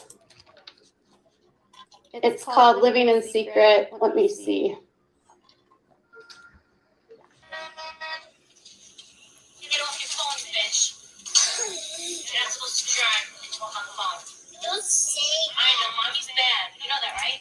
Well, I have a bad mom now. I know, you do have a bad mom. Because mommy says things that are not nice. I know one bad mom. I know you do. And I don't blame you because I want to be good too. Sometimes I just can't control myself. If you say one more bad word, are you gonna disown me? You do have a bad mom. What? You do. I know, mommy's bad. You know. And so far, I've gotten away with it, and it's been great. But eventually, my luck's gonna run out, and that part's scary. You gonna disown me? Yeah. Well, I don't want you to disown me. I want you to always love me because everything I do it for you. I can't do this forever. I'm too old, and so far I've gotten away with it, and it's been great, but eventually my luck's gonna run out. I actually didn't purposely go look for her. Someone sent it to me. This was sent to me by someone. I was tagged about it. Now we all know she's lying, right? Master manipulator, master of deflection. And like I said, I do not know Molly at all. This is not me defending her or sticking up for her. This is me calling Katie out on her bullshit. This has nothing to do with what's the present. Exactly. She said she saw it on Lifetime. And now she's saying she cannot ever. She lies so much that it's like one lie after another. She can't even. But like I said, I don't know Molly or anything like that. I'm just saying she is wrong on so many levels. And I'm not shaming anyone for sex work, but she's on a show. She's on a show saying that she's doing sex work in Las Vegas and she hasn't told her husband about it or her kids or her friends. Like she's doing it in secret. That's what Even if that were true, even if that was true and Molly really was doing that, what does that have to do with now without a crystal ball? What does that have to do with anything? Your whole obsession with Molly is actually pretty disgusting in so many ways. It really is. the show is about.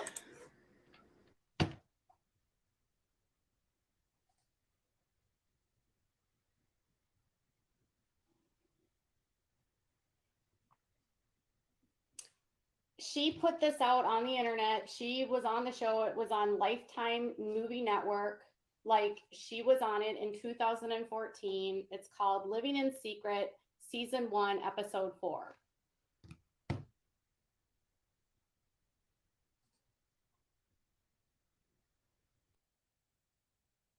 So this was 2014. This was 8 years ago. 8 years ago. Like, what does that have to, what is your point, Katie? Like, what is your point of bringing this up? Did you get some kind of pleasure from watching this or something? Like, it's very apparent that you're obsessed with Molly, right? So, because you're obsessed with her, is this like something that you do often? Like, do you look her up, and is that like your life now? Is that what you do in your spare time? You just look up Molly and try to find out any dirt that you possibly can? Like,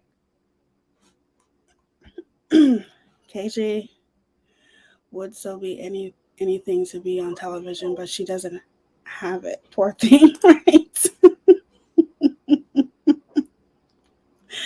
All right. It's on Amazon Prime, and you can also get it on YouTube.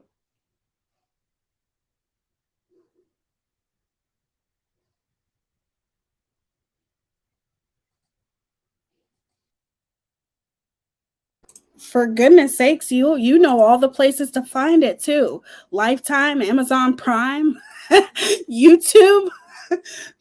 So you know all of this stuff. That's what I'm saying. I think you're getting a little bit overly obsessed. Like, you know, that's not good, Katie. You need to pay attention to that. Oh my God, she's such a Corella DeVille. Marissa told me that the reason she doesn't cover reality TV is because it is not reality. More than likely, the network that done Wife Swap also did My Secret Life and hired her. Probably. And it isn't. I can honestly say that it's more scripted. It's definitely more scripted than people think it is. So, and I would assume that Katie Joy would know that. Like, she knows. She's just, this is her way of obviously um, trying to deflect. And to me, it's just looking kind of creepy at this point. I'm sorry, it just is. You literally named all the places where people can find it at. You don't think that's creepy? I think it's creepy. What do you guys think? Anyways, I just brought it up because someone sent it to me. I don't know if she's telling the truth or not. I just was like, I didn't even know that this woman had a past on reality television. Anyway. You know it's looking creepy too. That's why you're trying to change the subject. People are probably saying that in the damn comment section. But here's the thing, like, I understand that you look at Molly like she ruined things for you. Hey, Llama girl, it's good to see you, sweetheart. I know you look at Molly like she ruined things for you, and you never really have that much competition when it comes to anything, Katie, as far as like, you know, not many people cover the Duggars or different things like that, which is completely understandable. But this is something that I think that you're just not used to, a family parting ways with you and not wanting anything to do with you. And you're going to run across that more and more, Katie, because more people, there's so many awareness channels about you, great awareness channels.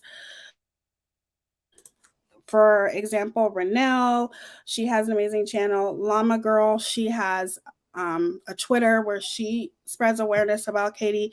And with all of the toxic things that you've done, there's so many people spreading awareness about it that more and more people are going to see this.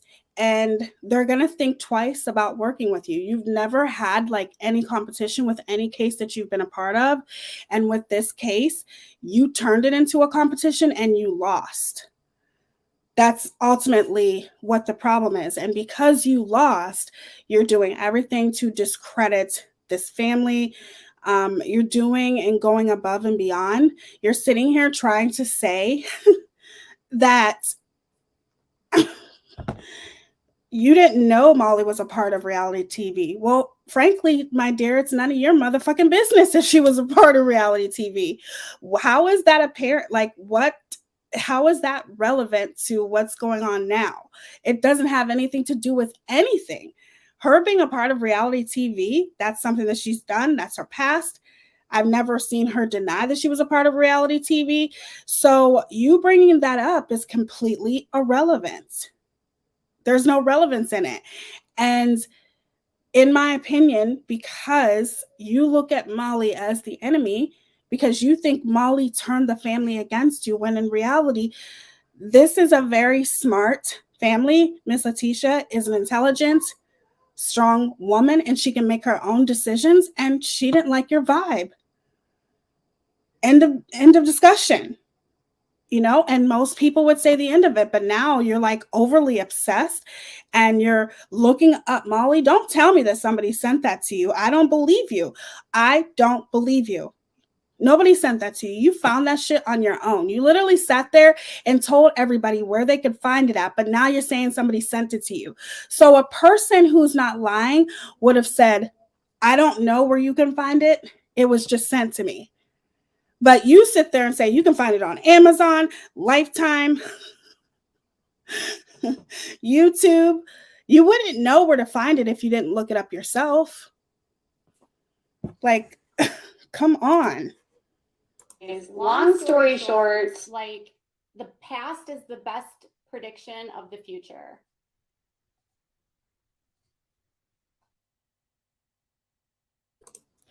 So the past is the best prediction of the future, huh? So what's your past is you have had a DUI, correct, Katie Joy? So how does that predict your future? You want to talk about everyone else's past, and that is just what we know. So if you can sit here and talk about everyone else's past, you blatantly admit that you have had a DUI. So how does that affect your future? Without a crystal ball.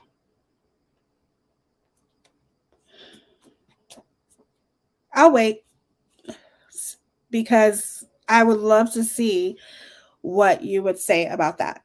The past predicts the future. So your past of a DUI, does that predict your future?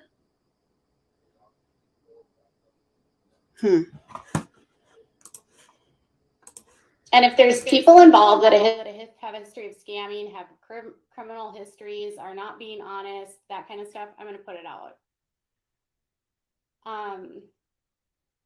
Oh, Dave, you're not the only man that follows a page. You're probably like the only man in chat right now, but yeah, definitely not the only man that follows the page at all. That's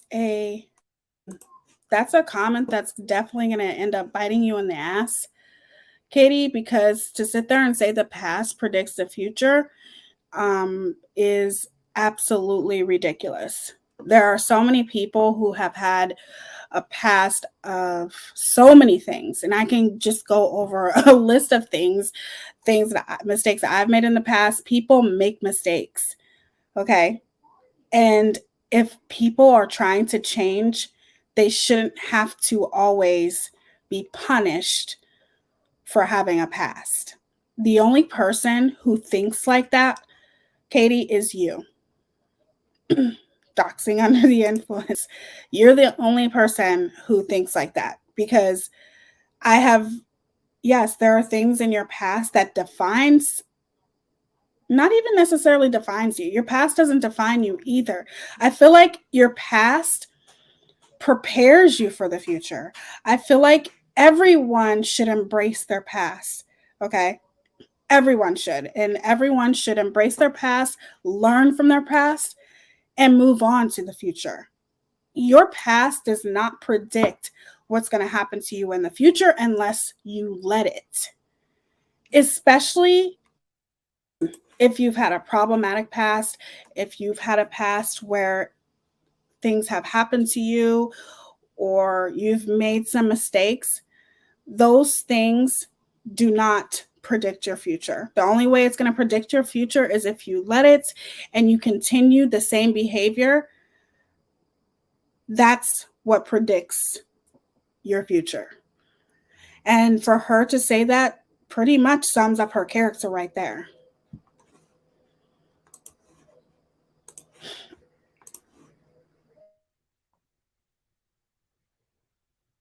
She did the wife swapping show too. So she did Wife Swap and then she did Living in Secret. And Princess was in both. There's like a part where she like sits down with Princess and she's like telling him what she's doing, and he's like so mad at her because she's like sleeping around on her husband and not telling anyone. There's like videos of her walking into hotel rooms allegedly on the show and having sex with these guys. Like, I don't know if she's doing this or if she's just like being extra to get attention. But then at the very end, like on the series, they're supposed to like show who they are and like expose themselves, and they don't. I think she might have been trying to get a reality show, maybe. I don't know. Like, it's hard to know. Like, but when people will go to like these kind of lengths, it just makes everything questionable in terms of like these fundraisers. And if you, I didn't know who Molly was very well. How does being a part of a reality show make everything questionable? That's ridiculous. Being a part of a reality show has nothing to do with anything. Okay? Because 90% of reality shows are not real. They follow a script, for one. And for two, what does that have to do with anything? It doesn't. You're literally reaching. Keep reaching for it. Like you're reaching so far that you're going to end up hurting something, like hurting your arms or something. I don't know, because you are reaching without a crystal ball. You're being a part of a reality show, like literally, can you say deflection at its finest? You just keep deflecting over and over and over again. But yet here Molly is the one who's trying to deflect, and everyone's trying to deflect everything back to you. No, you have done this all on your own. And I hope more and more people every day see you for who you truly are. And then you sit there and you wonder why there are so many channels out there about you. People can say the same thing about you. There are so many channels calling awareness to your behavior. So many. Why is there so many channels? That's where it goes back to looking in the mirror. The nerve of you to talk about other people looking in the mirror. The nerve of you to sit here and say that you take accountability for. How do you take accountability? You don't even take accountability for what you did to Tati. You literally sit there and say that you guys settled and came to the conclusion that you didn't defame them. You did all of that plus more to Tati. You defamed Tati. You defamed her husband. You are irrelevant to Tati. But you said such horrible, defaming things about Tati that it got her attention. You don't even take accountability for that. You take accountability for nothing, but you're telling other people to look in the mirror. You don't take accountability for what you did to LB. You don't take accountability for what you did to Renelle. You don't take accountability for what you did to Charlotte. You don't take accountability with anything ever. The people that you've doxed and defamed, you don't take accountability for the things that you've done to the people that you're in lawsuits with. But you're telling other people they need to look in the mirror. You don't have any place to tell anybody else to look in the mirror. You need to look in the mirror. When you have 15,000 awareness channels out there about you and a whole community dedicated to bringing awareness about you, you are the problem. You need to look in the mirror. Yes, Molly may be problematic and she may have channels out there about her, but I guarantee you, she doesn't have as many channels out there about her like you without a crystal ball. You are problematic.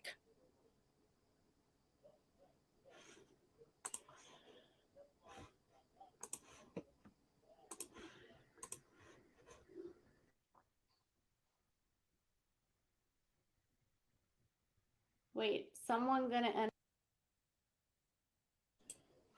LB, that's why I try to explain to people Tati, Todd Chrisley, and Portwood. Hold on. They have all kinds of people talking about them. Why they want to sue Katie?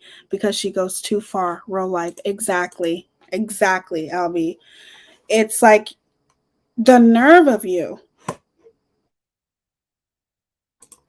to tell anyone to take accountability, to look in the mirror. It's you go too far, you dig too deep, you and these people like Miss Juanette, Miss Letitia, Marvin C, you don't even know them, you know nothing about them, but yet here you are constantly bringing up their past, okay, constantly, and endangering Ms. Letitia. You don't know what people go through behind closed doors. And just because Ms. Letitia gave Vaughn up for adoption because she was a baby, adoption is a good thing, she still had a relationship with him. It may have been off and on, it may have been estranged, but she still had a relationship with him. And 2 weeks prior, he was happy to talk to her. He was happy to make plans to see her. Marvin Sr. was still talking to Vaughn.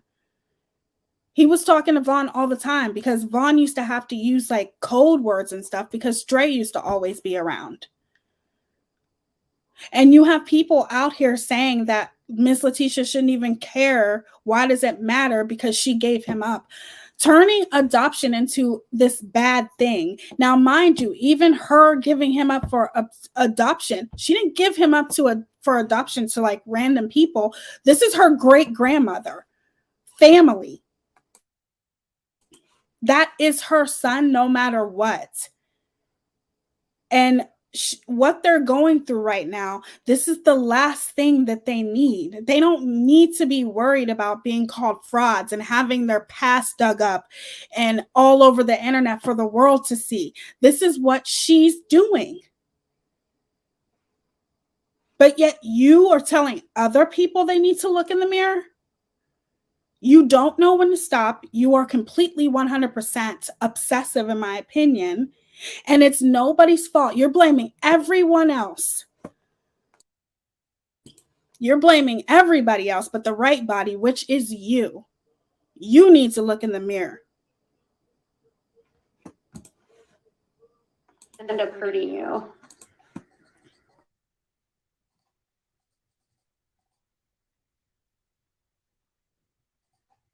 Where's that?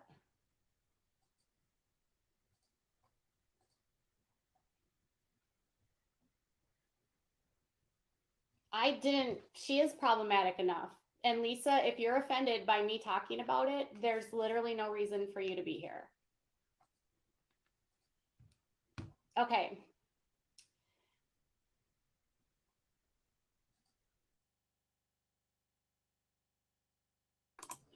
And you see, that's the entitlement of a cult leader, in my opinion.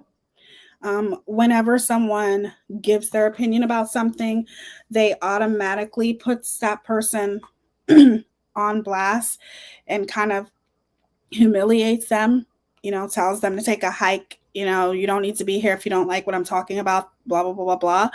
But literally, that woman is really trying to help you because the only one who's looking like an idiot is you without a crystal ball, in my opinion.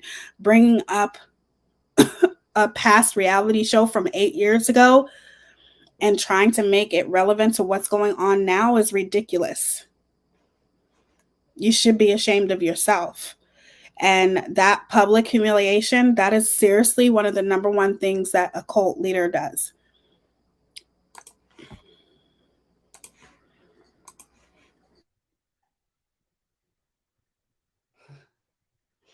So anyways, wow, these are like the same 5 people coming in here.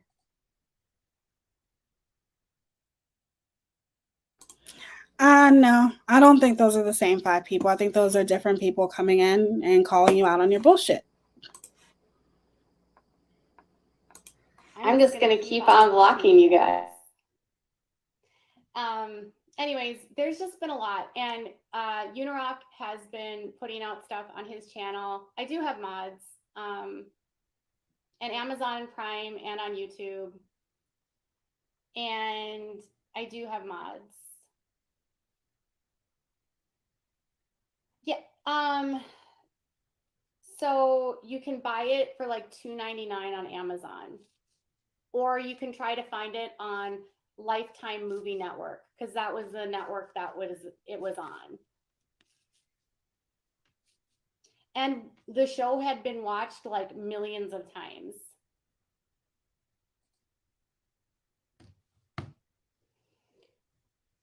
So anyways, that Dave doesn't know what's happening. He's just here for the comments. I know.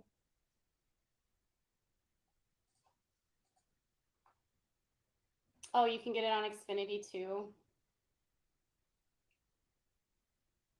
It does seem like it's a whole thing. I don't think she would get a cut of it. That's not how reality shows work.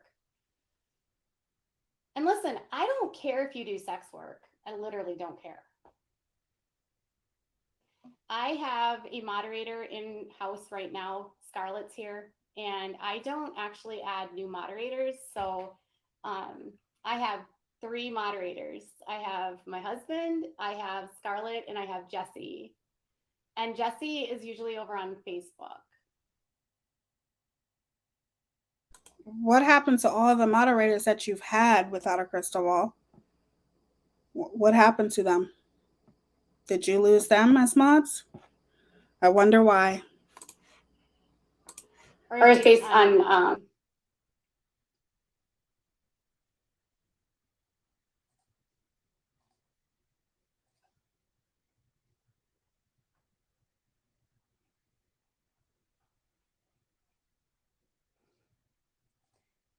some of my comments automatically go to held. So if you don't see your comment come up, it might be in hiding.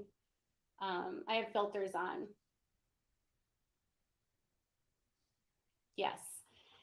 So I have like word filters and I have like profanity filters. So like someone tried to say F off Lizzie and it didn't go through.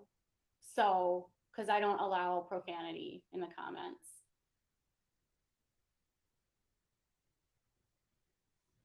I didn't delete a comment about $2.99 at all. People that get obsessed about their comments getting deleted, they're always like the ones that need to be banned. If you're like that obsessed about your comments being deleted, you're literally trolling. Okay.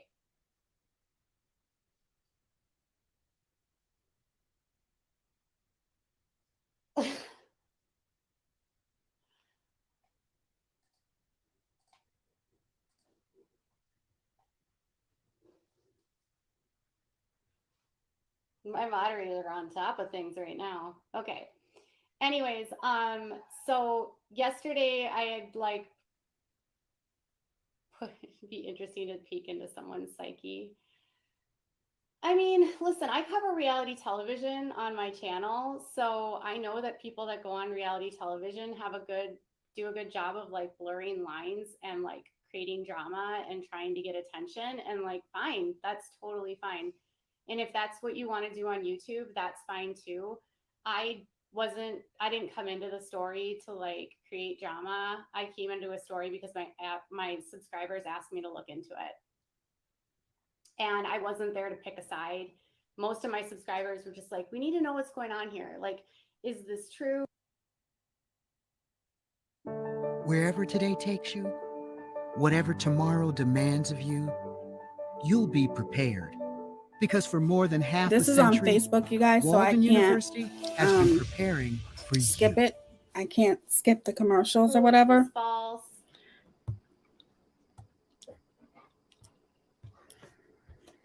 Her name was Kate on the show. Yeah. I mean, so anyways, yeah, I have 2 dogs. That's Sweetie, and then this is Frida. Yeah, and so yesterday someone sent me a message about my cats because people like apparently were like calling animal control about my cats. So I just want to show you that my cat is fine. He doesn't have a scratch. We actually got him antibiotics, and I seriously don't believe you. Like, I don't know about you guys, but I don't believe a word that comes out of her mouth. I believe that she will do anything that she can to always look like the victim. Somebody called animal control on her. Like, to me, I would always be one of those people in the comment section saying, prove it, prove it, prove it, prove it, prove it. Where's your proof to back this up? Where's your proof to back this up?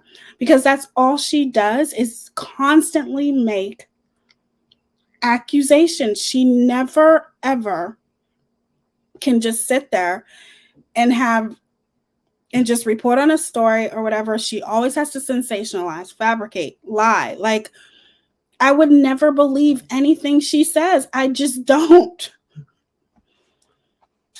I just don't. he wore a cone for a week. Anyways, and then I've been getting a lot of like messages of people like, oh, this person is making a video about you, and this person's making a video about you, and this person's talking about you, and like, I don't care. Like, honestly, there are some creators that have literally just made their entire careers out of talking about me, which literally don't care. Like you do the Duggars, because that's all you talk about is the Duggars. So you are the last one that should be talking about any creator building their channel off your name, because that's what you do. Once again, hypocrite. So now, if someone makes a new video about me based on claims that are lies spread by the same person for years and the same group of people for years, I have no reason to respond to lies. They're not lies. Everything that every creator calls you out on, every creator that calls you out on your bullcrap, Katie, they use your own words against you, like I'm doing right now. They literally take a video when you said this, and then they'll take another video when you said that, and put together that it's a complete contradiction. And that's it. They use your own words against you, and that's the way that it should be. I don't have to make up anything about you. There are many of videos out there that prove how much you lie and how much you hurt people and defame people. The lawsuits speak for themselves. And I have a feeling they're not going to stop either. That's just my opinion. I'm not going to respond to lies. And just because someone thinks they're smarter than me, whatever. And I want to preface this that, like, I don't have a channel that wants to end people. That's like never been my goal. Even my coverage of the Duggars, I don't try to end them. Like, you don't try to end them, but yet you have like 800 videos that you've done about them. And you're talking about you've never tried to end a creator.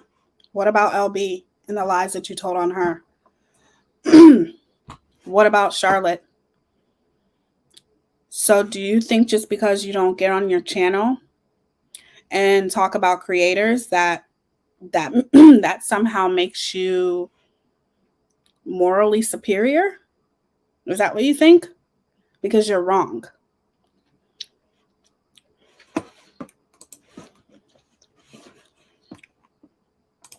we cheer on Jill. We just talk about them. Really? We're always secretly waiting for Anna to like leave Josh. We talk about Jim Bob's delusional happenings with his God complex.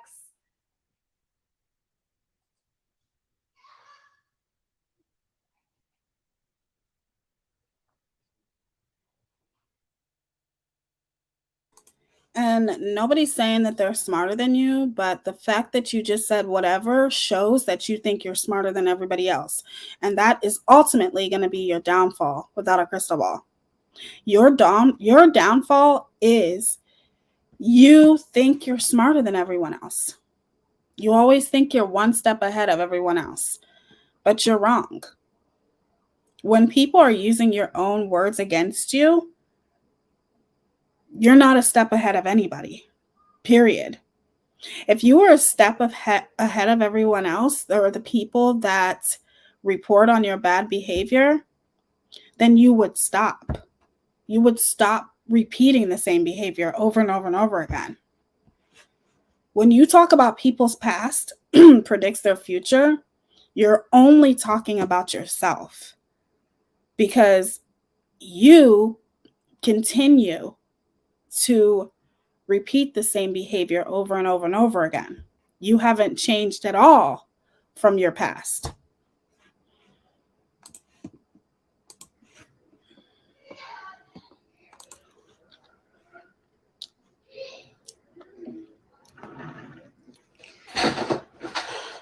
I just, today was like, they're like, so and so is on so and so's channel. Are you going to respond? And I'm like, I don't watch that person's channel when they're on their own channel talking about me. Why would I respond if they're on someone else's channel talking about me? Like, no. Exactly. Shake it off. I just have come to realize I live rent free in a few YouTubers' minds, and that's fine. I mean, the IBLP lives rent free in my brain. You guys, check this out. I got a message from a person that was in the IBLP, and I'm pretty sure Molly Golightly lives rent free in your head. That's why you keep overly obsessively stalking her in my opinion, stalking her, looking up past videos, looking up her records. A lot of people live rent free in your head without a crystal ball. You don't live rent free in my head, and I don't think you live rent free in any other creator's head. See, there are actually creators out there who care when they watch somebody completely try to destroy other people, attack people at their most vulnerable, that try to defame people at their most vulnerable. You don't know what people suffer with behind closed doors. So the people who bring awareness to your behavior, they do it from, I feel like, a special place in their heart, because they want to continue to spread awareness about you and your lies and your vicious, disgusting behavior. That's not living rent free. That is simply calling awareness on your actions. And you should probably ask yourself why these creators are thriving and having successful channels solely based on talking about you. Why do they have successful channels? Why does Charlotte have a successful channel? Why does Renelle have a successful channel? When they're solely talking about you. If I were you, I would ask that question to yourself. worked at the headquarters in Chicago for years. They actually worked with Priscilla and David Waller, Anna's sister and brother-in-law. And they said that they have intel that the IBLP is trying to rebrand and recreate their basic seminar, which was put out by Bill Gothard in like the 1960s and 70s. And they've refilmed it, the Institute in Basic Life Principles. And apparently, the husband of Michaela Bates, is that her name? Michaela Bates? Michaela? Kylan? Is it Kellen? Caleb? Kellen? Let me see what her name is. Michaela? Bates and the Duggars because they're in this group and because this group has really bad theology and it's teaching really bad principles to people and it's a cult. I'm not shocked that they were trying to rebrand either. Are you seriously talking about a cult and, you know, bad behaviors and teaching it to other people? Look at you. Look at your behavior. Do you think that your behavior is good? Do you think that the things that you say and do, I skipped it, sweetheart. Do you think the things that you say and do are good? You can't help but laugh, you guys. You can't help but laugh. I love, by the way, just a heads up, is I love that I have a ton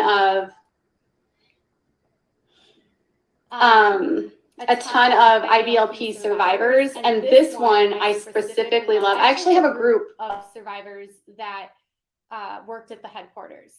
And I forgot to tell you this. There's 2 documentaries coming out. One is on the Duggars, but then another group of survivors of Bill Gothard made a documentary, and that is going to come out too. Yes, I know. They're going to try to brainwash a whole new generation. Exactly. It's horrible.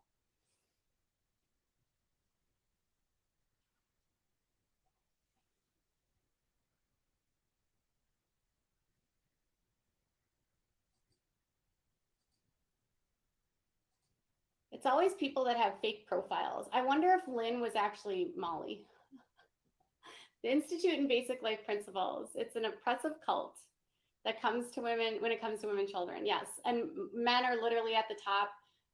They have the umbrella of authority.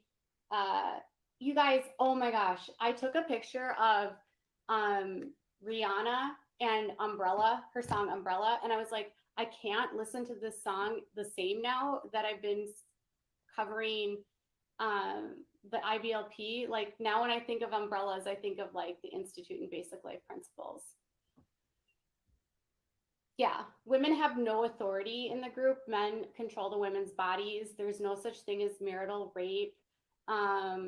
Victims of sexual assault are told that they're the problem and they're the ones that caused it. It's a nasty, nasty cult. And my Duggar coverage is really focused around the IBLP. So I have a huge network of survivors that contact me when things are happening. Do you guys see how she's talking about how people contact her when things are happening?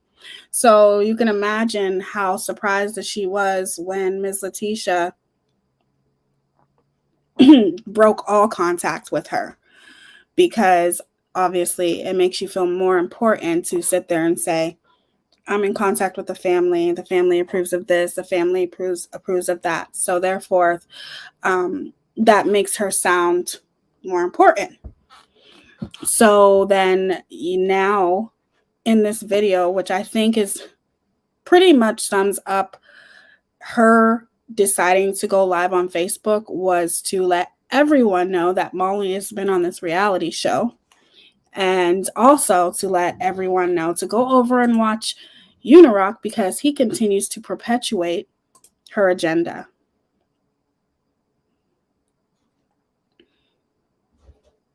It's okay, sweetheart. Thank you for being here, beautiful. Love you. So she is saying she has inside sources all the time, in my opinion, all the time.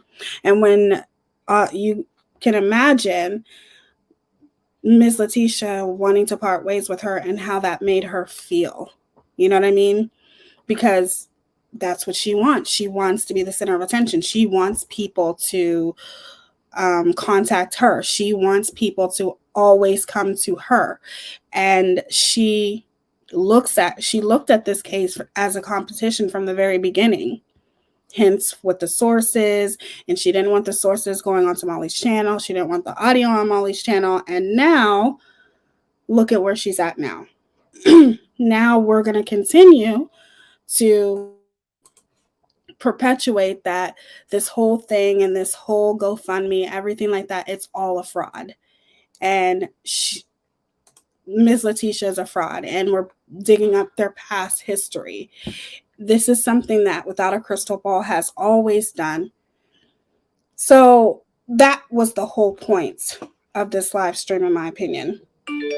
We will listen to a little bit more, and then I want to show you guys something else. Yes. I don't really report on beauty influencers very much. No. We know why she doesn't do that. Yeah, the umbrella, let me show you. It's called the umbrella of authority.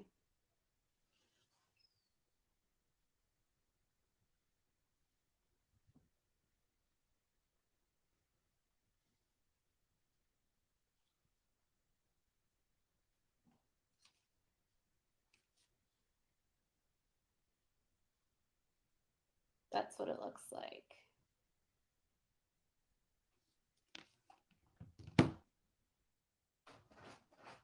She's been on my channel before too. Cat's a survivor. Cat has a podcast about the IBLP.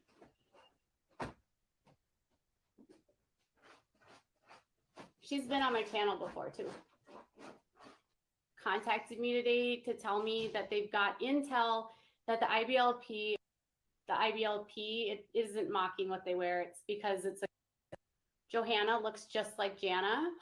It just would never work. Will Peters, who is, you should.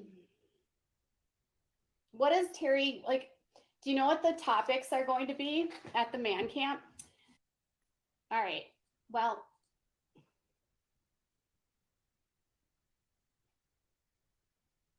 sounds like my ex-husband went to this camp. Yikes. It could have.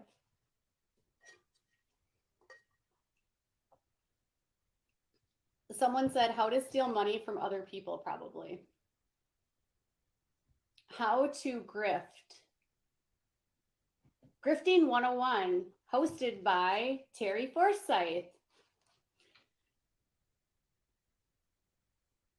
David Waller will be hosting How to Discipline Your Child the Biblical Way. Here's a rod. It's so horrible. I know. Jim Bob's horrible. Welcome to the Glam Fam. Dave, I know you don't care about the glam part, but thank you for becoming a member, sweetie. I appreciate you. Thank you. I don't know what Katie's obsession is with the Duggars, but in my opinion, I think that she very, very seriously has something against people who are religious. Now, I don't know much about the Duggars, you guys, so that's Katie's obsession, not mine. I don't know anything about the Duggars, so I'm not going to say too much. But what I will say is, she talks about them a lot. Don't worry, Erin. I am, sweetie. Don't worry. Hopefully sometime this weekend, I'm going to do a live stream, a makeup live stream. But I just feel like she has something against people who are religious. And I was talking to Goose about this earlier. And I think a lot of people think that Katie, well, she tells everybody, obviously, that she's an atheist. I know a lot of people who are atheists, and they are very nice people. And Goose said the same thing. She knows a lot of people who are atheists who are very nice people.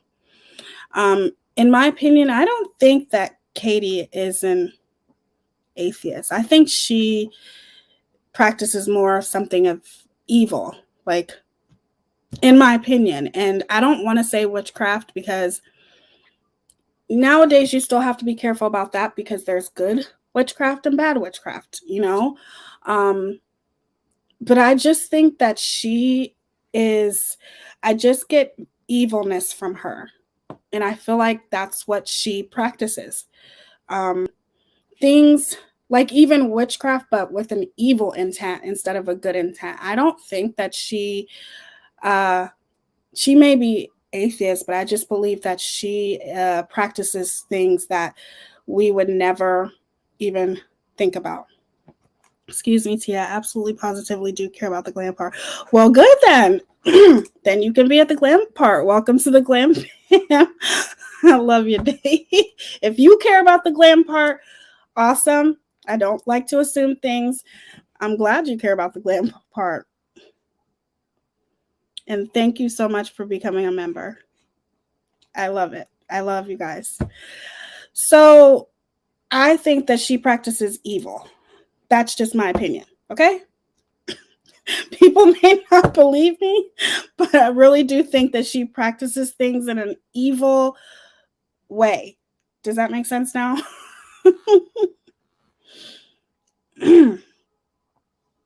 She's a soulless entity. I agree.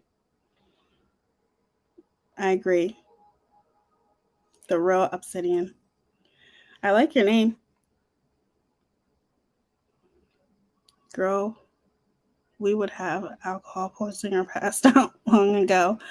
Okay, so I think that pretty much sums up what she's talking about, which is Unirock, and everybody going to watch that. Now, did you guys watch Unirock and his video about justice for all and all that stuff? Did you guys watch that or no? You know, in the comments.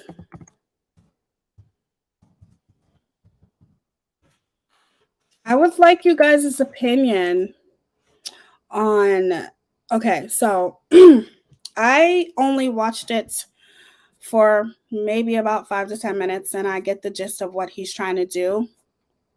It's obvious that him and Katie Joy are, I don't know what you want to call it, secretly collabing together to try to continue to discredit Justice for All and to continue to discredit Ms. Letitia, Ms. Moinette. And I think it's better for someone to be standing next to Katie to help perpetuate her narrative. You know what I'm saying? And her narrative is that she thinks that this whole thing is a fraud or whatever. And it's disgusting, but now she has someone on board that's going to help her spread the word. And I'm entitled to my opinion. Like I said, I don't know Unirock very well. I do remember when him and Katie used to go at it with one another. They didn't like each other for a long period of time. So now it's like, okay, they're in cahoots with each other and they're going to try to do whatever they can because she needs all the help she can get. She's not credible. I don't know Unirock and I don't know if he's credible. But what I do know is listening to him, he doesn't seem like a very credible person because first of all, if you're going to report or even talk about or do commentary on something, shouldn't you know when you're sitting there insinuating that the people involved in this case are all frauds? When you're sitting there insinuating these things, don't you think you should have proof to back that up? More proof than bringing up videos and seeing some things that Justice for All may say or Molly may say or whatever the situation is. Like I said, this is me defending the family, Ms. Letitia, because I don't think any family deserves to go through what they're going through. And I think that people are automatically taking it as they're using certain certain situations to fit their narrative, which one of them is Miss Letitia shouldn't even care, why she need money, blah, blah, blah, blah. She wasn't even in Vaughn's life. Do you have any idea how hurtful that is to a mother to even say these things? Like, now people are going below the belt. But see, in my opinion, that's what Without a Crystal, that's what she wanted. She wanted people to go below the belt. She wants as many people on board to look at this as this as fraud. She wants as many people on board to be with her as possible. And like I said, Unirock, and watching a little bit of what he was talking about, in my opinion, pulling up video clips and listening to what this person says or listening to what Justice for All says, to me, is not proof. And it's also not looking at all sides of the story. If you're going to do something like that, you should have thorough proof to back it up, to back up your claims, versus just saying, oh, Molly said this, so that does seem suspicious, or Justice for All said that, so that seems suspicious. Letitia said this, so that seems suspicious, without digging deeper, okay, and not being so biased. You literally chose to start talking about this because Katie chose to send you some information, but how do you know what information she gave you and what information she didn't give you to continue to perpetuate her agenda? In my opinion, that Unirock getting involved is all part of Without a Crystal Ball's plan, because Katie is a very calculated person. So if for some reason it happens to be that, not even happens to be, but when people start coming out with proof and proving things and having receipts and all those types of things, it's easier for Katie to throw somebody under the bus if she has somebody working side by side with her, but not publicly, behind the scenes. I think that if I was, let's just say I didn't know anything about this case, and somebody came to me and said, look, I'm going to send you as much information as possible. I think that this whole thing is a fraud. Let's say somebody does that with me now. Let's say it's a really, really big creator, okay? Well, first of all, being the person that I am, I would think critically, and I would look at all aspects, and I would not talk about it until I looked at all aspects, until I was able to look in a very unbiased way and not depend solely on the information that's being sent to me, but also depend on myself, because nobody can research better than I can research, as far as when it comes to me making an unbiased decision.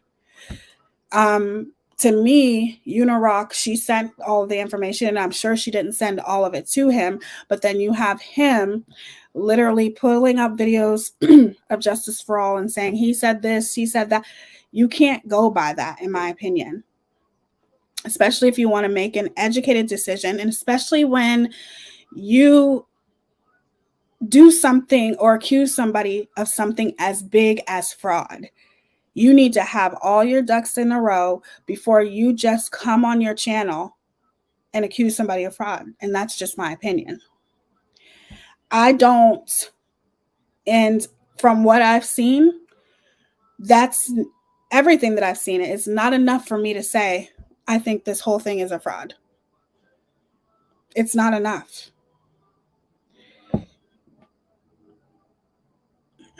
How do you get a profile pic instead of a letter? What's the context of that question, Christy?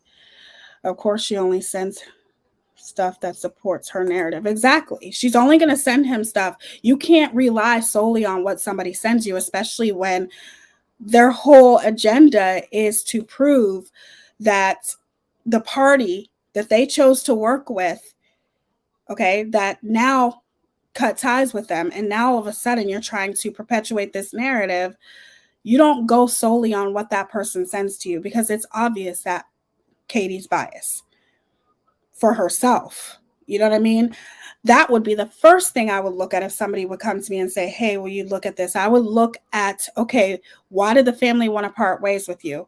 I would just research all aspects of everything before I came on my channel and accused somebody of fraud. That's serious. That's not a game. And you have to be sure of things like that before you just automatically accuse somebody of that. And that's just my opinion. He obviously knows how she is. He goes at it with her, so he's just making himself look dumb and not credible. That's what I'm saying. Like, you of all people, because like I said, I don't remember much about him, but I do remember how they used to go at it. Him of all people should know that you shouldn't rely on Katie to just send you information. Like, you should do your own research, do your own due diligence, because nobody's going to do that better than you. When you want to find out information for yourself so you can make an unbiased, educated decision. It's very easy to look on the outside, especially when you have no idea what's going on behind the scenes. It's very easy for you to look on the outside and then you see somebody's being sent money and you automatically accuse them of something. Because if you look at it like this, Molly has very publicly told Miss Letitia,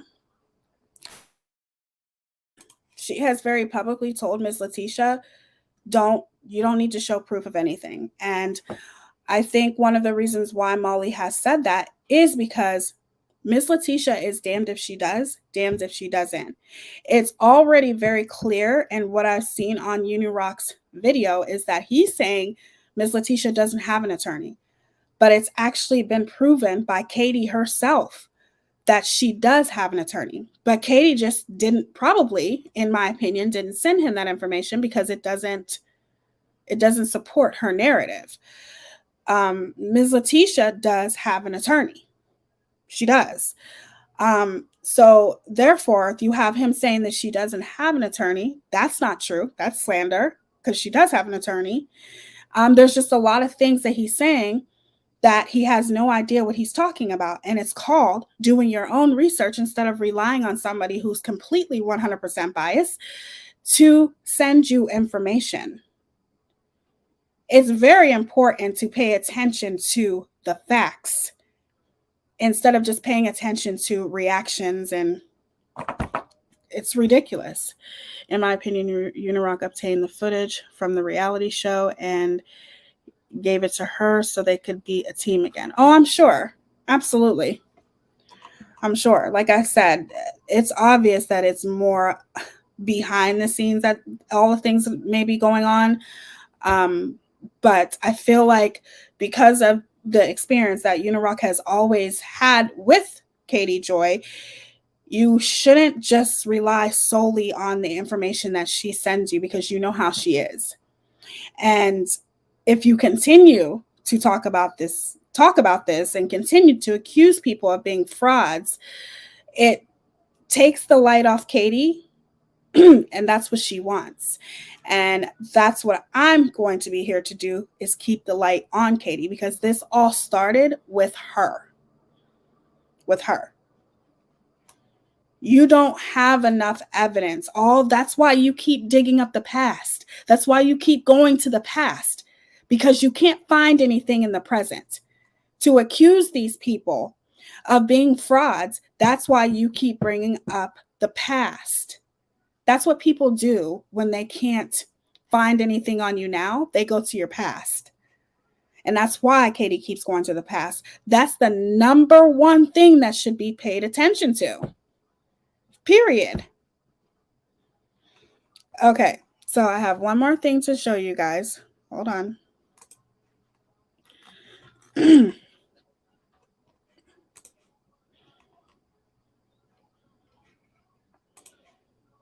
Let me pull it up so you'll hear silence for a second.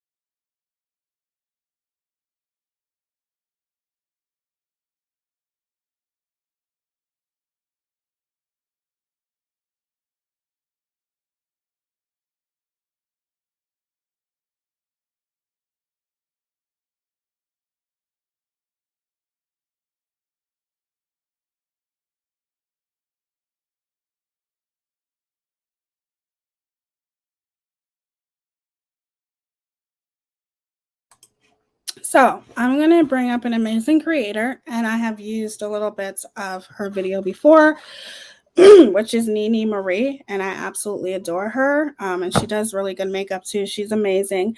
And I want to show you some things about Katie Joy that definitely coincides with the same behavior that she has, repeated behavior over and over and over again. And I'm sure a lot of you have seen this, but some people may not have seen this. But it is very telling of Without a Crystal Ball and the things that she does and the way that she treats her fellow creators. And I think it's very, very important to see. So let me bring this up.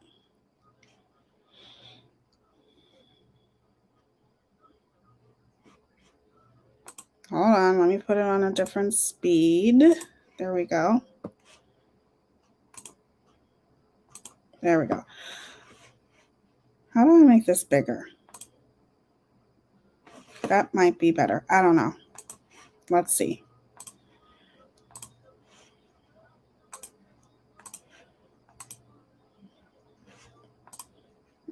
Okay.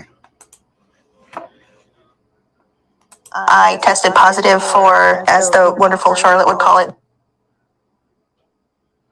ticks, but there's times where she pisses me off with her actions so bad that I can't be funny about it, and this is one of them. I'm sure most of you know that All Things Sassy is another creator who makes videos on Katie Joy. For my experience, she's always been pretty respectful to Katie and just pointing out the things that she does. I don't think she's ever called her a name. I've never heard her make fun of her looks. And we all know ever since the Todd Chrisley verdict came in as guilty, Katie Joy has been manically tweeting and posting on Instagram nonstop. I think she's on such a high from the guilty verdict. Her mania has just been increasing, and last night I think it interfered with her rational thinking. She posted yesterday that somebody had sent her an email saying that somebody in the anti-KJ community had a husband who had been arrested for DV and stalking and terrorist threats. She latched on to this piece of information and just ran with it, and it got out of control. She started posting about the things that this person's husband had apparently been arrested for, saying basically that it was hypocrisy, that her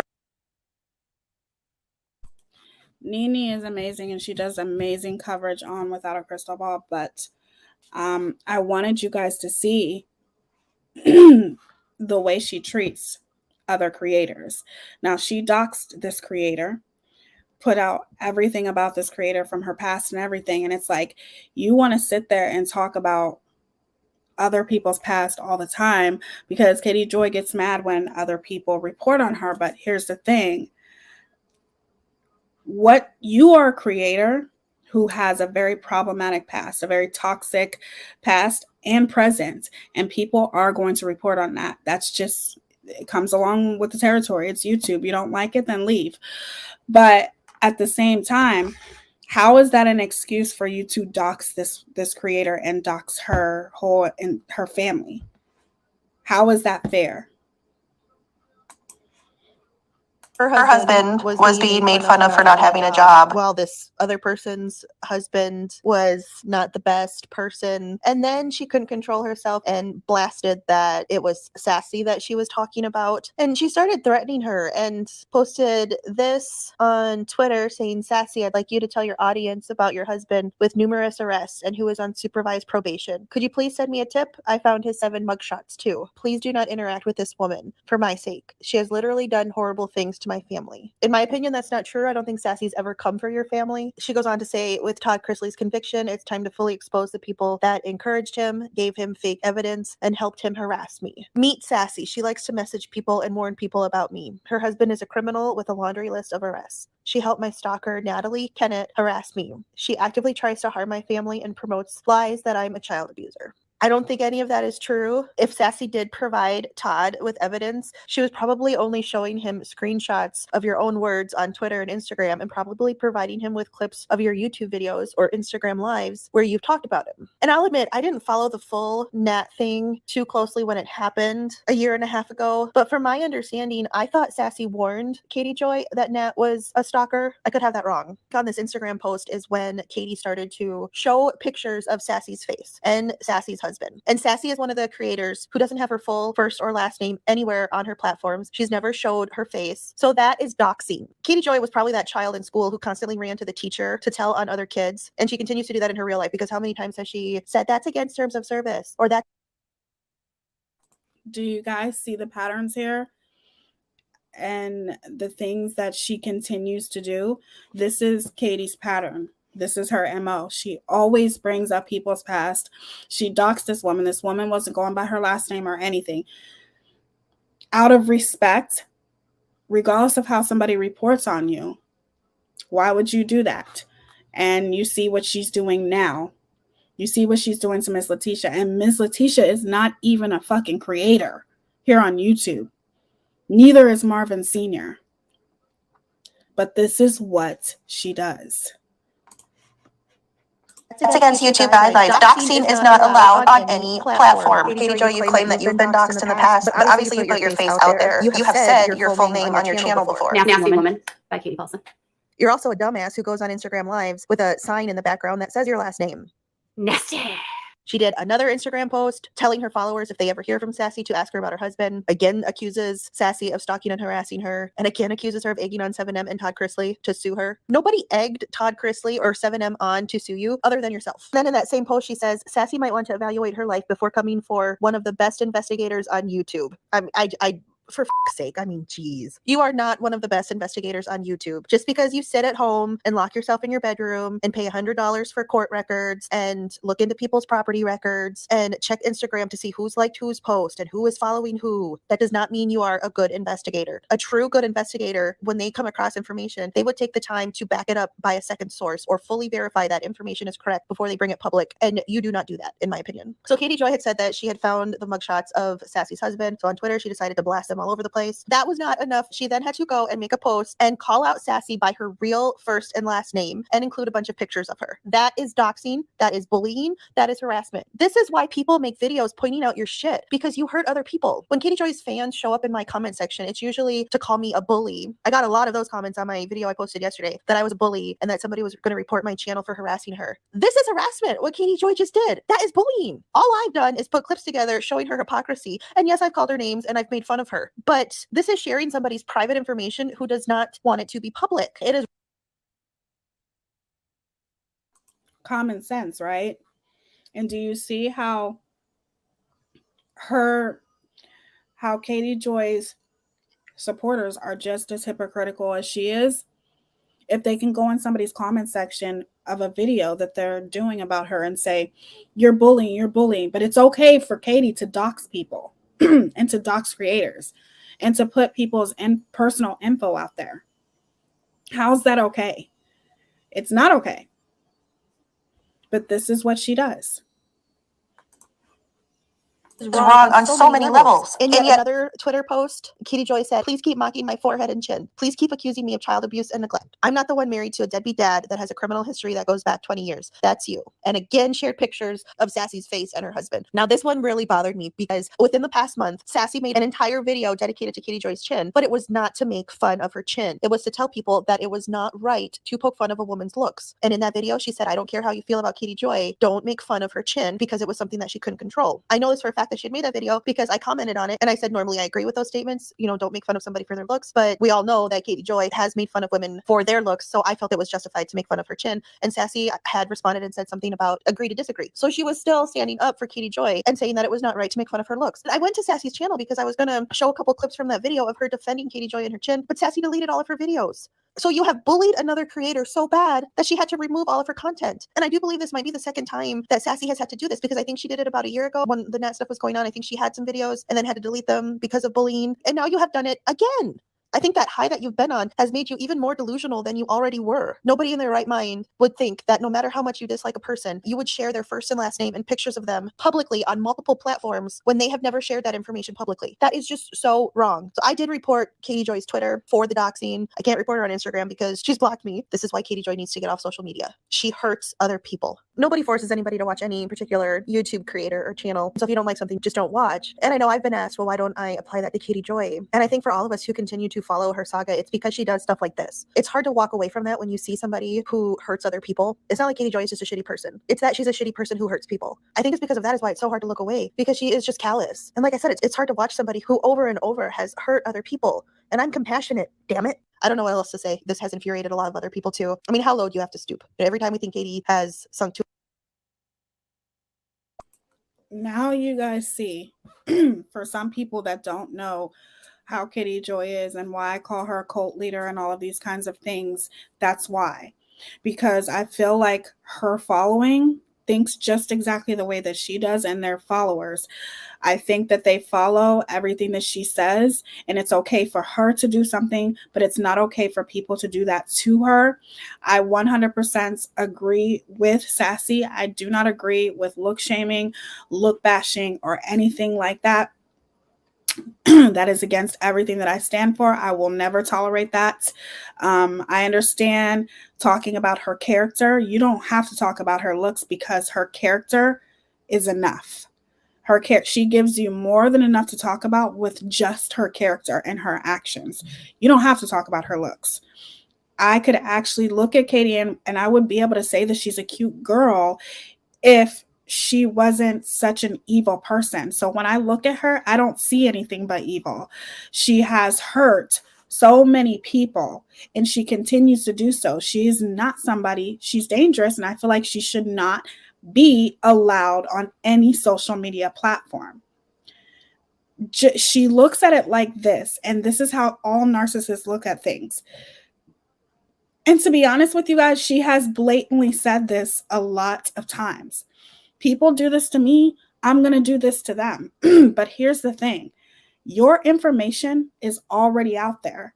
Now, I'm not saying that just because your information is already out there that it's okay for people to use it if it has anything to do with doxing or anything like that. But if a person is calling you out on your behavior and in return you dox them, how does that justify your actions? It doesn't. Nobody is doxing Katie Joy. Nobody's doing these things to her and constantly digging into her criminal record or anything like that. It's literally using her own words against her and calling her out on her behavior. And just like you heard Nini said, she's compassionate. You have to have empathy for people. For her to sit there and always justify her actions with, well, they do it to me, so I should do it to them. These people don't do this to Katie. Katie's the one who does it to other people. All people do is get on their channel. They'll show videos where she's cussing people out and all of those types of things, or they'll call her out as far as when they're talking about her lawsuits or anything like that. But in return, she'll dox people and bully them and try to bully them from doing anything and from continuing to bring awareness about her. Don't even think about that shit with me. That I will say. Okay, let me continue. Actually, I meant to pull up something else that I want to show you, and then I'm going to open the panel really quick. So hold on one second here.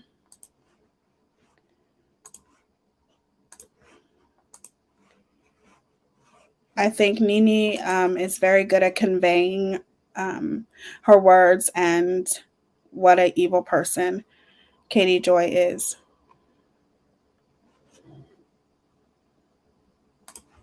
People always yell at me for deleting comments, and they say, "Oh, you just delete comments because you." Okay, so this is something else that I wanted you guys to see really quickly, and this is how I feel like Katie Joy is a cult leader, and how I feel like she is.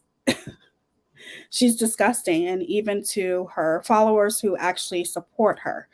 So I'm going to play this really quickly. This is courtesy of Nini Marie. Shout out to her. Thank you for having such amazing content and bringing awareness on her, and also Llama Girl, because she gets a lot of her footage from Llama Girl. And yes, Without a Crystal Ball versus Without a Crystal Ball shows her hypocrisy beautiful. Yes, I will definitely be bringing them up too. So I'm going to show you guys really quickly. You don't want to hear like negative things, or you're not interested in the other like side of things.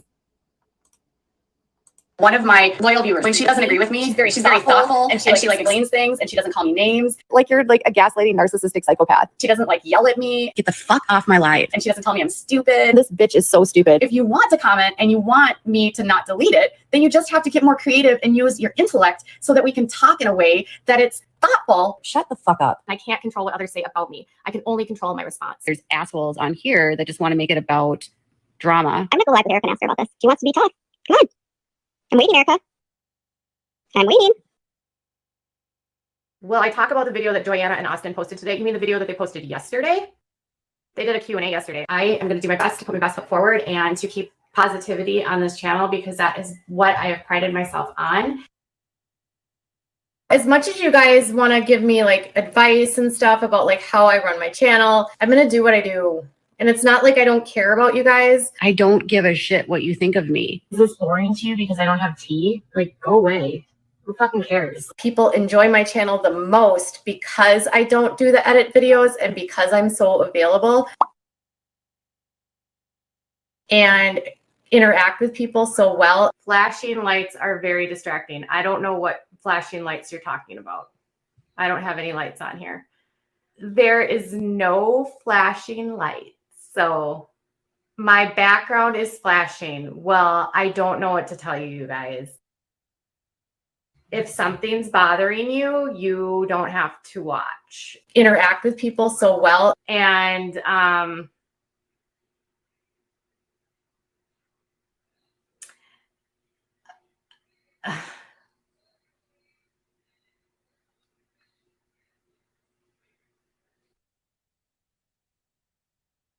you guys in chat, I'm not going to do this if we're going to get stuck on the flashing in the background. So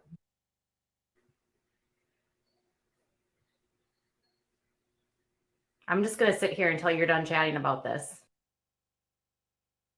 Like, I'm literally not going to let it go.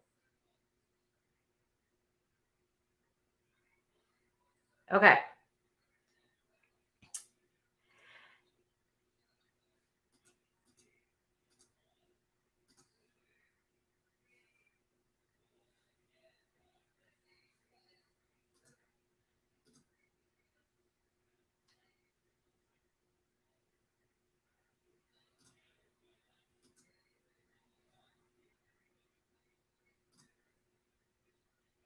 Okay. We're good. Like, I really just, this is why I rarely interact with you guys on chat. Interact with people so well. Why am I letting the chat from stopping me from speaking? Because everyone is super distracted in chat and I have ADHD. That because I'm not so like fake. What is with this filter?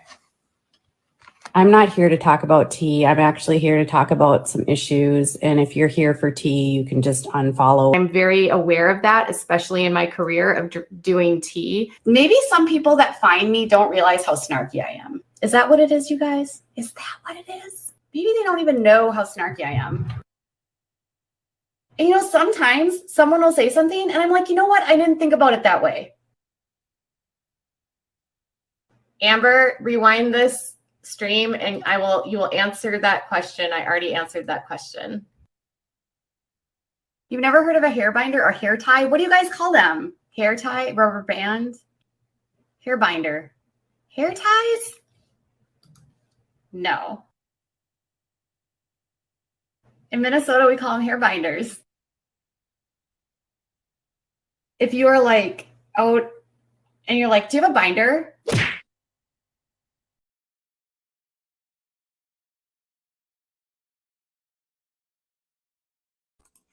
I have showed this before, but I feel like you pretty much you literally nailed it with this one. She's so freaking rude to her people. Why do they follow her and listen to her? That's a cult leader right there. That is a cult leader. They can do and say whatever it is that they want, and people just literally follow. They just follow. And I feel like with Katie's, so many people are used to her, you know, her coverage on the Duggars, and they pretty much base all of Katie's opinions as facts. A lot of the commentary that she does on the Duggars, or she calls it reporting, those aren't facts. She doesn't know everything that's going on with the Duggars, but she pretends as though she does. So they're going to take her word no matter what. Okay. I know a lot of creators, one in particular, and I think somebody brought up her name, which is NC.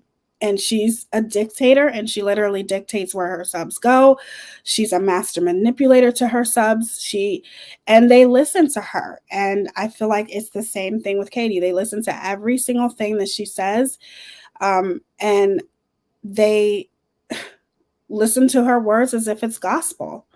So that's why I look at her as a cult follower, because anybody who's looking from the outside in can see blatantly what Katie is doing. However, if you're looking from the inside out, where that's Katie's followers, literally it's whatever Katie's saying is true. What she's saying is facts. This isn't her opinion. This is facts. This family is a fraud. This family, without doing any due diligence, that's why I say they're ignorant. They're very, very ignorant. And that they refuse to see the truth because they look at her like she is gospel. Every word she utters is truth. And it's sad. It's very sad. Okay, so I'm going to open up the panel really quickly. I'm only going to be on here for about 10 minutes longer, but I want to give anybody else a chance to come up here and say something if you would like to. But I think I've pretty much made my point and what I felt that I wanted to say. And most importantly, I think a lot of people who are talking about this now, especially Katie Joy, are going to end up eating their words. And I'm talking about literally. Obviously, you have not learned from the multiple lawsuits that you have been in, but eventually you're going to learn, because a lot of these lawsuits are going to end up taking. I'm just saying.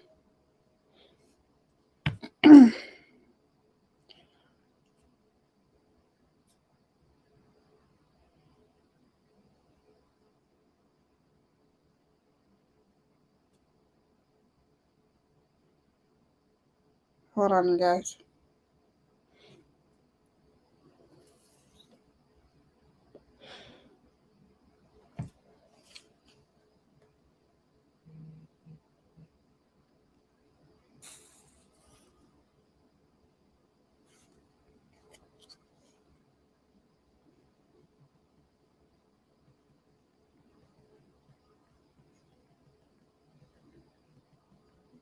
Okay.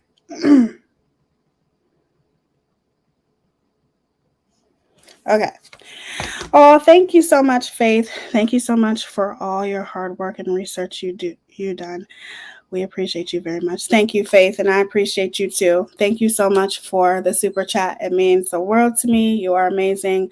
Thank you so much. You guys are all amazing. But I do feel like that's what sums up Katie. It's me trying to make people understand, or even just try to understand. I know ignorance is bliss, but just try to understand what she's doing. Like, it's so obvious. And even Unirock, and I don't even know Unirock. I'm not saying anything bad about him. All I'm saying is that you talking about and calling people frauds, you are going to end up eating your words. That's all I can say. You're literally saying things that are not true.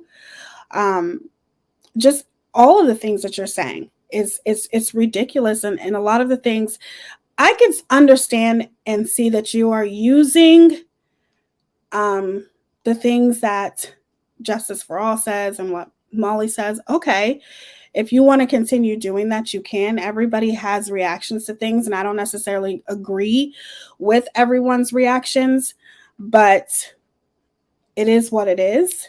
At the same time, you're still calling people frauds. Exactly, without doing any kind of research yourself. It doesn't even seem like you've done any research. Did you even look to see that Katie didn't start saying all of these things until the family chose to part ways?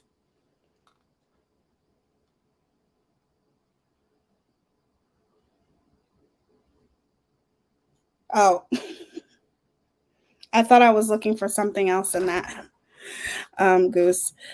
But, hold on.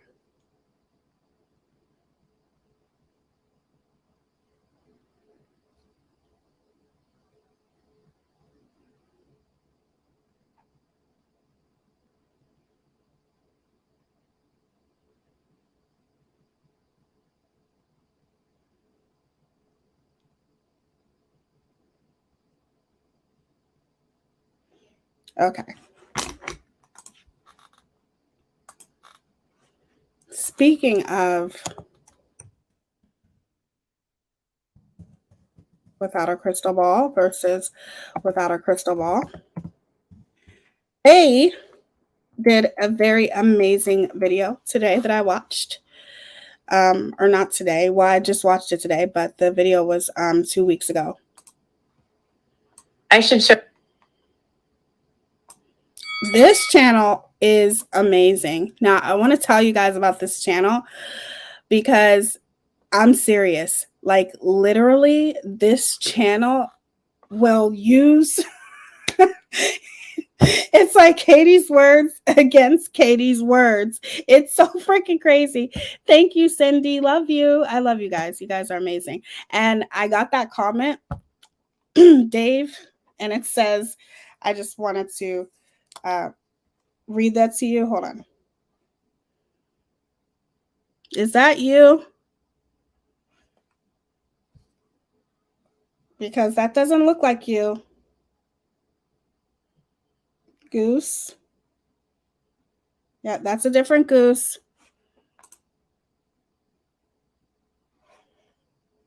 You changed your picture? Okay, hold on. Dave, you said, was it Dave who said that? It said, oh my lordy. Imagine if Teaya stopped the live to reprimand us for chatting. I would never do that, Dave. I promise. I would never, ever do that. Whoops. Hold on. Oh, shit. Hold on. I made my screen too big and now I can't see anything.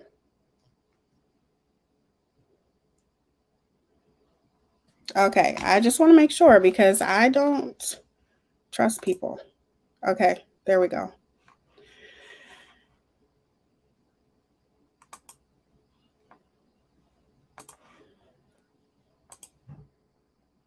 You look different in this picture. Sorry. That's okay. I messed up my StreamYard the other day, and so I just. It's a very, very pretty picture, but I just had to make sure that it was. You're like, wait, it's a fake one. Yeah, because you just never know with people. Okay, hold on. I'm gonna play this really quick. Not the whole thing though.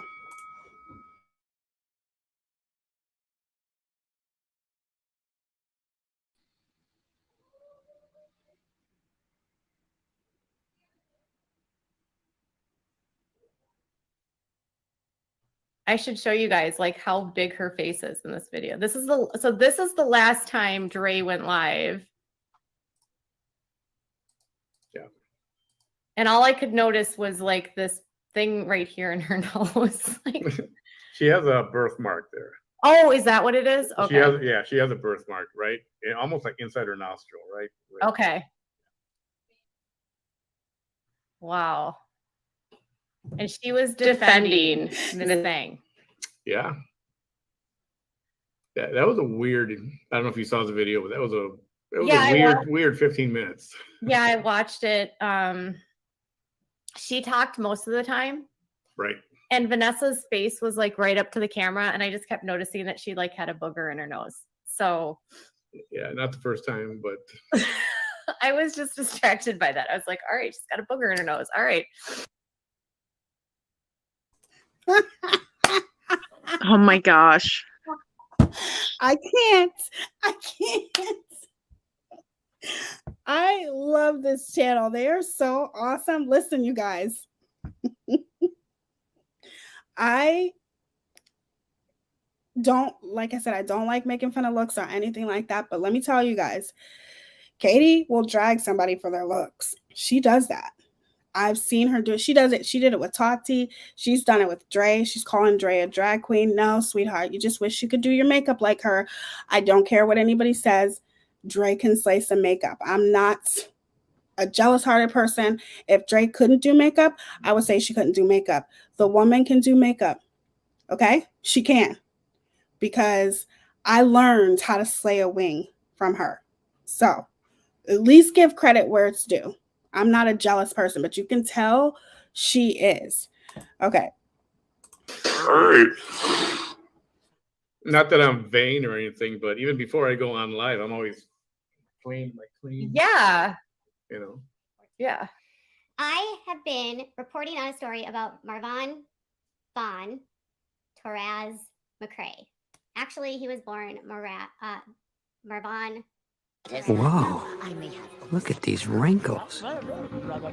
What is holding this woman together? What the? How long is that? Oh my God, I would die. Listen, no, you cannot, Dave. We cannot. You cannot shade. No looks. Talk about her character. I'm good with that. Good with that. But this is crazy. Okay. I've been there.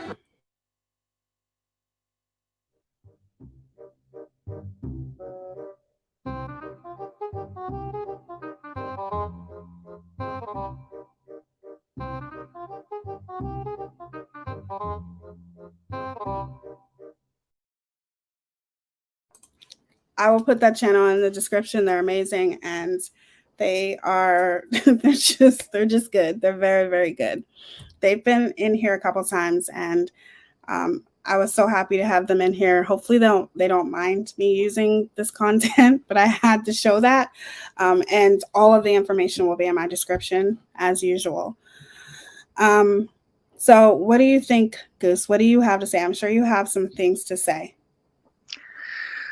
Well, I think that, it's obvious how much, like, what KJ's, like, MO is. Like, she works with somebody, and then as soon as that person, like, doesn't want to work with her anymore or whatever, she does the same thing to every single person. Like, I've said it, I don't even know how many times, but, like, it's like what she did with Todd Chrisley's daughter, what she did with Amy, Duggar King, you know what I mean? Like what she's doing now with Marissa and LB and Justin and, all these people. I mean, and, like she did with All Things Sassy, it's like she wants to call him a deadbeat dad.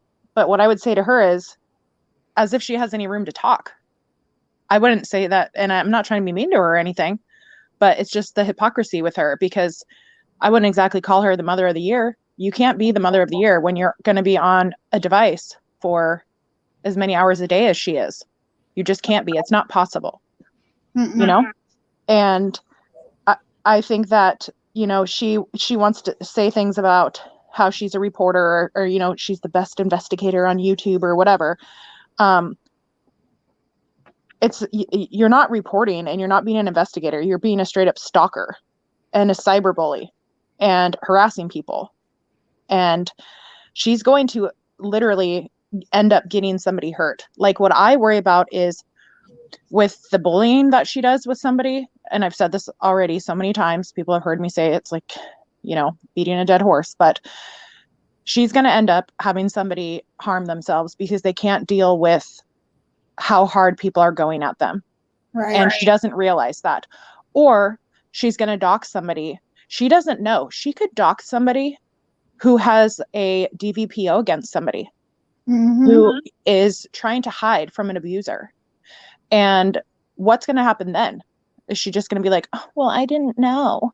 Well, those are the things that you need to think about. You need to think about, like, is what you're doing hurting the situation, or is it actually making it better? Because in this situation, I would say it's definitely hurting the situation. It's hurting multiple people. It's hurting people that are already at their lows, that haven't done anything to you except decide to not want to talk to you.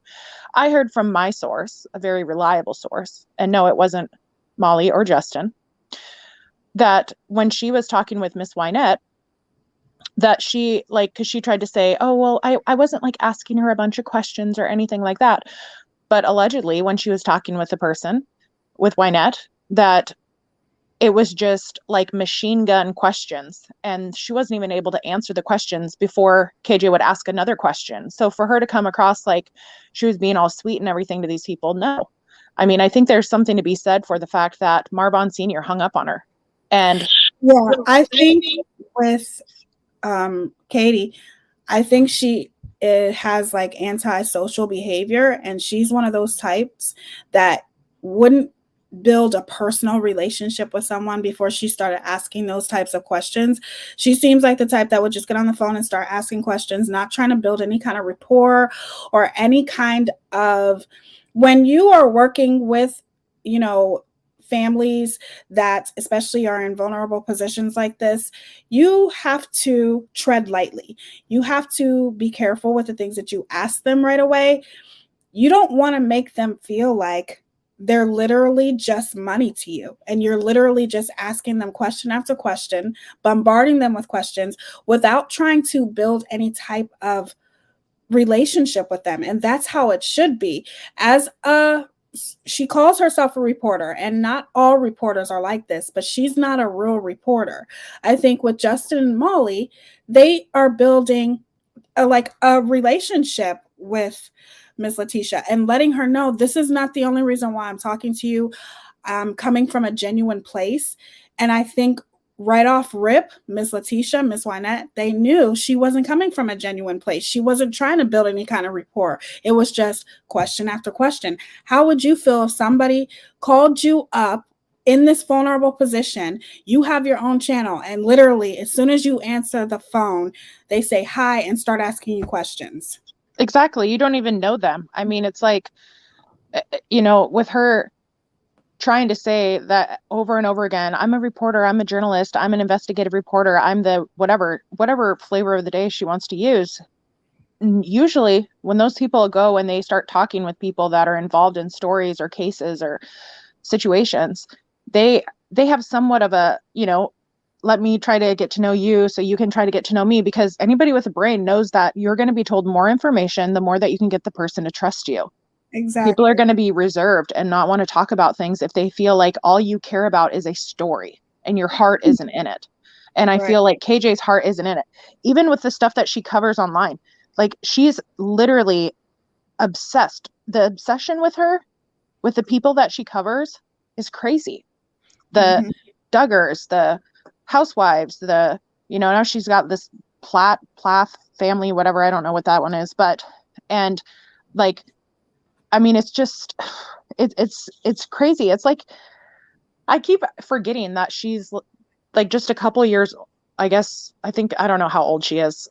She's like 43 or 44 or something. So she's like a few years older than me, but it blows my mind because I'm like, you don't act like you're in your 40s. You act like you're in middle school and high school with the way that she goes at people, and I've said this a million times, but she doesn't act like these people are real people. She thinks that because she met them on the internet or came across them on a TV show or whatever it is, that they are, characters or actors or whatever, and she needs to take a step back and think, okay, wait a second. I've had some things happen to me that are hurtful. Would I like that if I was doing to them, or if I had it done to me, what people are doing to them, would that be okay? And I don't think she ever thinks about that, because in her mind, it's she would say it has been done to her, because she's always the victim. Right. So she always looks at things like, the reason why I do things to people, she deflects. The reason why I do things to people is because they do it to me, but that's not the case. People don't do anything to without a crystal ball. She's the one who has her business she has put out there on her own, but nobody is out there doxing her. Yeah, she had a stalker before, but why do everyone that you meet have to pay the price for what people did to you in the past? So when you meet, I don't know, anybody, even Miss Letitia, for an example, you can sit there and say, well, I can do this to Miss Letitia because it's been done to me. It doesn't matter. Miss Letitia didn't do anything to you. Nat did that in the past, that she may have doxed you. This person may have doxed you, but other people should not have to pay the price for what happened to you. Those are those people. Those are the people who did that to you. But that's always her excuse. It's been done to me. These people do this to me. They dox me. She's always saying they. Yep. That's a manipulation tactic, you guys. That's what a cult leader does to her cult. It's a manipulation tactic for them to always say they do this, they do that. So you can coincide everybody into one. They're all the enemy and I'm the innocent one because they've done it all to me. So if they do it to me, I'm going to do it to them. But that's not the case. There are many people who have not doxed her, but look at how many people she's doxed. Right. And it's funny because she always talks about like talking about people's past, but yet she lives in the past with whatever has been done to her. And so I think that's why she goes into other people's past, but she doesn't realize, and I've said this a million times, that what she's doing in her present is what is upsetting people. Like, just take a step. I mean, I truly believe that she could be very, very, very good at what she's doing. If she just reported on the shows that, you know, she likes to be obsessed with, then, you know, she could have a really, really good channel. I think her channel would grow, but that's not what's important to her. Like, I think because she doesn't likely have very many friends. She, like I said before, is kind of a recluse. She stays at home and doesn't want to go anywhere. And so I think for her, it's kind of a sad life. And so that sadness that she's feeling inside is getting poured on, like, onto like other people. You know what I mean? Like, she just company. Yes. Yeah. Yeah.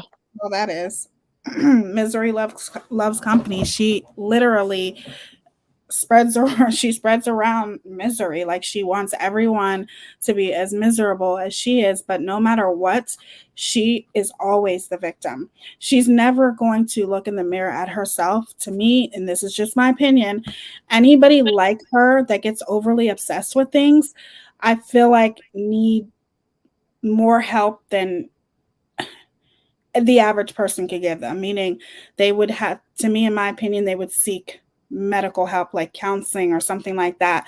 Maybe something from her past has caused her to act like this. But to me, obviously, there's no excuse for her behavior.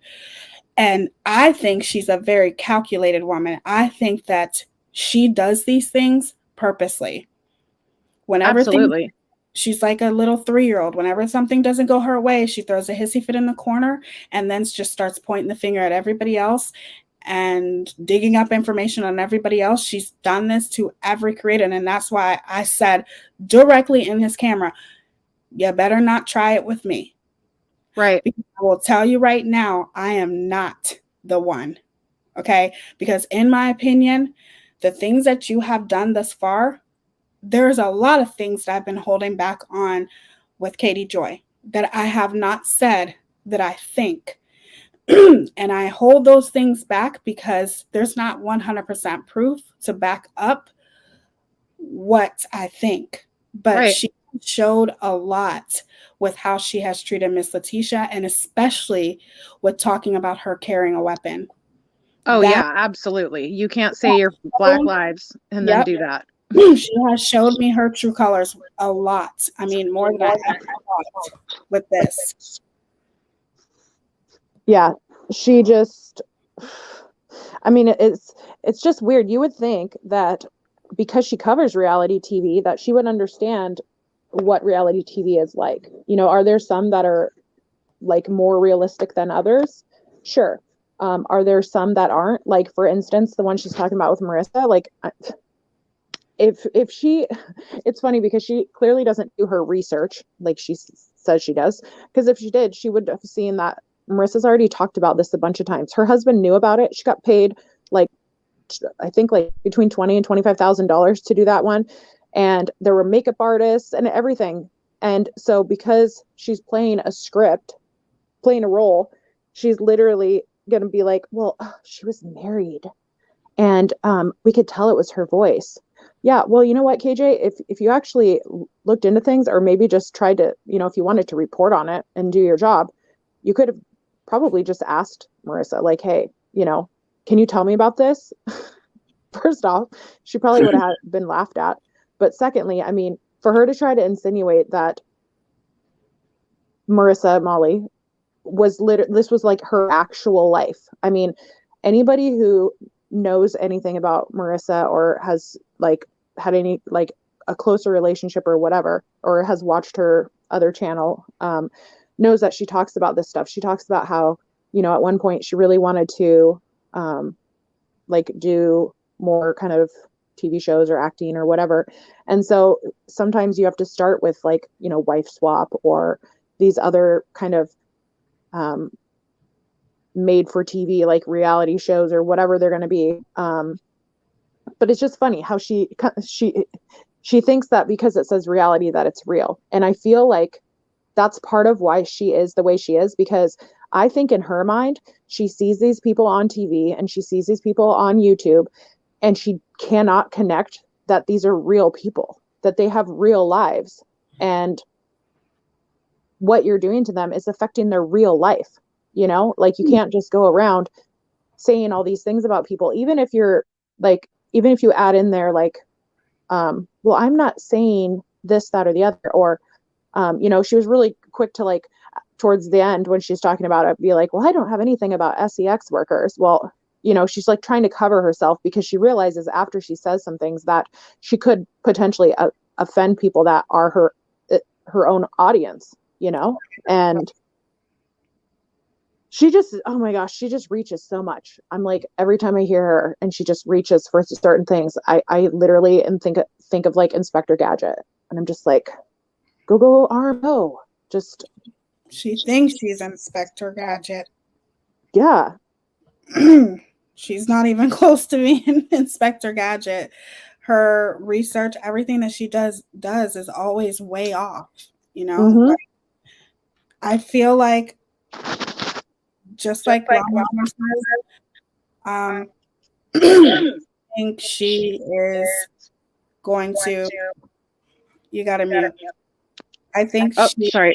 That's okay. I think she's going to end up getting someone hurt, or possibly getting herself hurt, because you can't go around doxing people and treating people the way that she does and think that there's no consequences to that. Eventually, Katie, one day you're gonna mess with the wrong person. You're gonna mess with the wrong person, and you just have to be careful when you're going around doxing people or talking about people, just like with Miss Letitia, Miss Lynette, and the things that you're doing to Marvin Sr., all of these things that you're doing, you don't know the mindset that people are in. But to be honest, I just don't think she cares. I don't think she cares. Like you said, I do agree with you. I don't think that she sees anyone on social media as human beings. She dehumanizes people. And when you dehumanize people, it makes it easier for you to treat them that way. It makes it easier for you to throw them under the bus and hurt them, because you look at them as they're not human, Right. Absolutely. She looks at them like characters in her little book or her little movie script or whatever she's putting together for YouTube. She doesn't look at them. And just like the constant smiling too, when she's talking about like these gotcha moments, or, when she talks about Todd Chrisley or the Duggar kid that went to jail, like just Josh Duggar, that's creepy, because Yeah. You're not smiling at like the happy points. You're smiling at these like gotcha moments, at these moments where there's people involved that were hurt. You know, a normal person doesn't smile like that. A normal person feels pain. They show pain, like, you know, in their face when they're talking about something that's sad or disgusting or, you know, hurtful or whatever it is. But not with her. She's like, ha ha ha, I got you. You know, I knew this, I knew that, you know, and she thrives off people having a past. She thrives off people who have, you know, who have a problematic past, who may have done some bad things in the past. I have never ever heard anyone say that your past predicts your future. I'm sorry. I don't agree with that. I don't agree with your past does not predict your future. Your past can obviously help you in your future. You need to learn from your past, but the past is the past for a reason. And that's not one of the worst things that you can say to a person who is, let's just say, for an example, somebody who was a drug addict in the past. That's one of the worst things that you can say to an addict. Your past defines your future, because you're basically saying to that addict, this is what you're going to eventually do in the future. Yeah, you may be changing now, but guess what? It's going to affect you in the future. Like, that to me is a very idiotic way to look at life. That's a very idiotic way to look at life. You can't look at life like your past is always going to, and especially with criminals, and I'm talking about people who have committed crimes in the past and who are trying to better themselves and better than life, like my brother, for example. He is an outstanding member of society right now. But did he have a past? Yes. And one of the main reasons why it was hard for him to overcome his past is because everyone always threw it up in his face. If you want to have a good future, you look at the past as a learning lesson and apply it to your future. Exactly. And people, you know, it shows her mindset when she does that. You know what I mean? It shows that like where, like it shows where she's at, what she's thinking too. And again, I would say to her, like, if you're so stuck on the past, what about how people are acting right now in their present? Like, look at you, look at what you do on a daily basis. On a daily basis, she makes it her goal to drag somebody. She makes it her goal to hurt somebody. She makes it her goal to harass somebody. She makes it her goal to make sure that before she goes to bed at night, that she makes somebody feel like shit. And I think, I mean, I can't even imagine living a life where that's what you would concentrate every single day of your life. Of course, it's going to make you depressed. Yep. I 100% agree. She needs definitely the nerve of her to talk about other people that need to look in the mirror. Honey, you have a lot of soul searching to do. You have a lot of reflection to do on yourself, because you torment people. You are a trauma vulture. You take trauma, you capitalize off of it, and then you use things to exploit people and to make them feel like they're less of a person because of something that they may have done in their past. Like, I really do feel like people that don't have like a criminal or problematic past, I think those are the people that Katie leaves alone. That's what I think, because she always wants to use people's past against them. What the hell does a reality show have anything to do with Miss Letitia, Vaughn, Dre, anybody? What does Molly having any kind of reality show have to do with this? Nothing. But you're using a reality show to discredit someone who openly admits that they were part of reality shows. Who cares? I think it honestly just shows how truly scared she is right now with what's going on, and just how many people are upset with her, because she could just move forward and cover the things like she wants. She could cover, you know, this incident as well and stuff like that. But I think to be honest, in my opinion, I think she is really worried about the video that's going to come out tomorrow by Cece Suarez. I think she is scared of that video. I think she's trying to throw whatever she can. It's like her little bucket of shit, and she's throwing it up against the wall, hoping something will stick and it will take the spotlight off of her. Yep. I agree. But the spotlight is never going to come off Katie. Even after Cece Suarez comes out with this video, the spotlight is still going to be there. It's never going to go away because she's never going to change her behavior. Exactly. She does the same thing over and over again. I mean, I didn't even know about what she had done with, is it All Things Sassy? Mm-hmm. Yeah, that's just, I mean, when somebody is online and they're not using their real name, she needs to think, like, some people don't use their real name because it's to protect them. Like, I don't have a problem saying this. I don't use my real name because I have a DVPO against my daughter's father. Mm-hmm. I don't want him to find where I am and what I do on my off time, because it's my safety and my daughter's safety. Right. And so there's a reason why a lot of people don't use their real names online, because they are trying to protect themselves.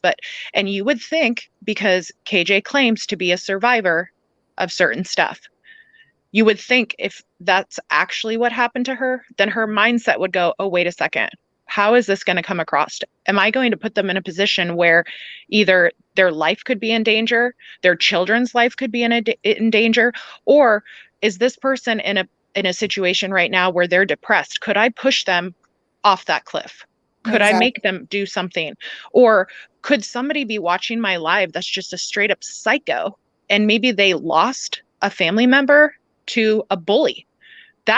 There's two things that I feel like could potentially happen, and it's only a matter of time before it does. Either she bullies somebody enough to where they do something that can't ever be taken back, and I think everybody knows what I'm talking about, or somebody's watching her live and goes, oh my God, this bitch is just like the person that bullied my little sister, and she ended up doing whatever she did, And those are the people that I worry about going after KJ, not the people not the YouTubers. I honestly, like, I don't think it's the YouTubers that are going to show up at her house and potentially harm her. I think it's the psychos that watch the stuff and go, she's crazy. I can't believe that this person's doing it to a stranger, like my little sister or my little cousin or whoever it might be, they were bullied and this is what happened to them. Like, how dare that they do that when they're in their 40s? This is disgusting. That's what I worry about for her. And I really legitimately, as much as I despise her, I worry about that for her, because she's clearly not thinking about those things. She's only thinking about herself and the clicks and the views and the money aspect of things. I mean, I'm sorry, money is important. It does make your life easier when you have it. But at the end of the day, it's almost like she is collecting blood money with what she's doing. And it's gross. Yep. Because it is blood money. Because when you gain revenue over slandering people and bashing people and bullying people and bringing up their past, using it against them, exploiting them, when you do all of those things, that is blood money. You don't have any room to talk about other creators and what other creators do when you literally do way worse than what other creators do. You don't have no room to sit here and talk about this creator. I live rent free in her mind, and her whole channel is built off me. Well, your whole channel is built off the Duggars, because let me tell you something without a crystal ball, Katie, Joy, if you didn't report on the Duggars, you would lose half of your audience, if not 75% of your audience. You rely on the Duggars. The Duggars are your bread and butter. So therefore, you can't talk about other channels that are based solely on you when you have a channel that's based solely on a family. And here's what's funny. If she changed her behavior, these other channels wouldn't have anything to report on. That's what she doesn't realize, If it really bothered her, which obviously it doesn't, because she doesn't have a soul, but if it did bother her enough, she'd stop the behavior, And for the person in chat that said that Navarre ENT, they say the mother is the great grandmother, not the biological mom. She gave him up. He said it was the worst reciprocal move in with her at 16. Okay, Navarre, I don't know if you've actually paid attention to everything, but number one, Letitia was 14 years old when she had Vaughn's sister and 15 when she had Vaughn. Okay. And then her mother died when she was 17. So later in life, she did end up giving up Vaughn for adoption legally to her grandmother, which was his great grandmother.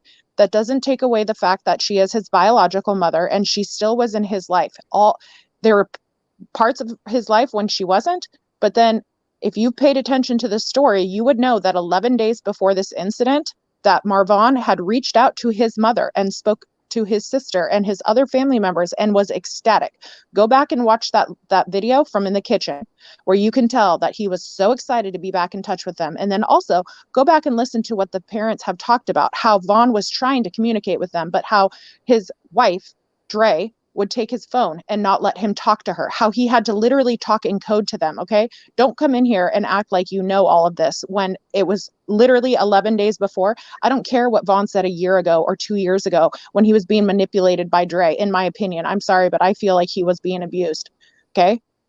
Now, 11 days before, he was ecstatic. I think you need to do a little bit more research because I think you don't know the whole story. And even when he did go back and live with his mother when he was 16, so what if he chose not to live with her? You have to understand that he grew up with his great grandmother.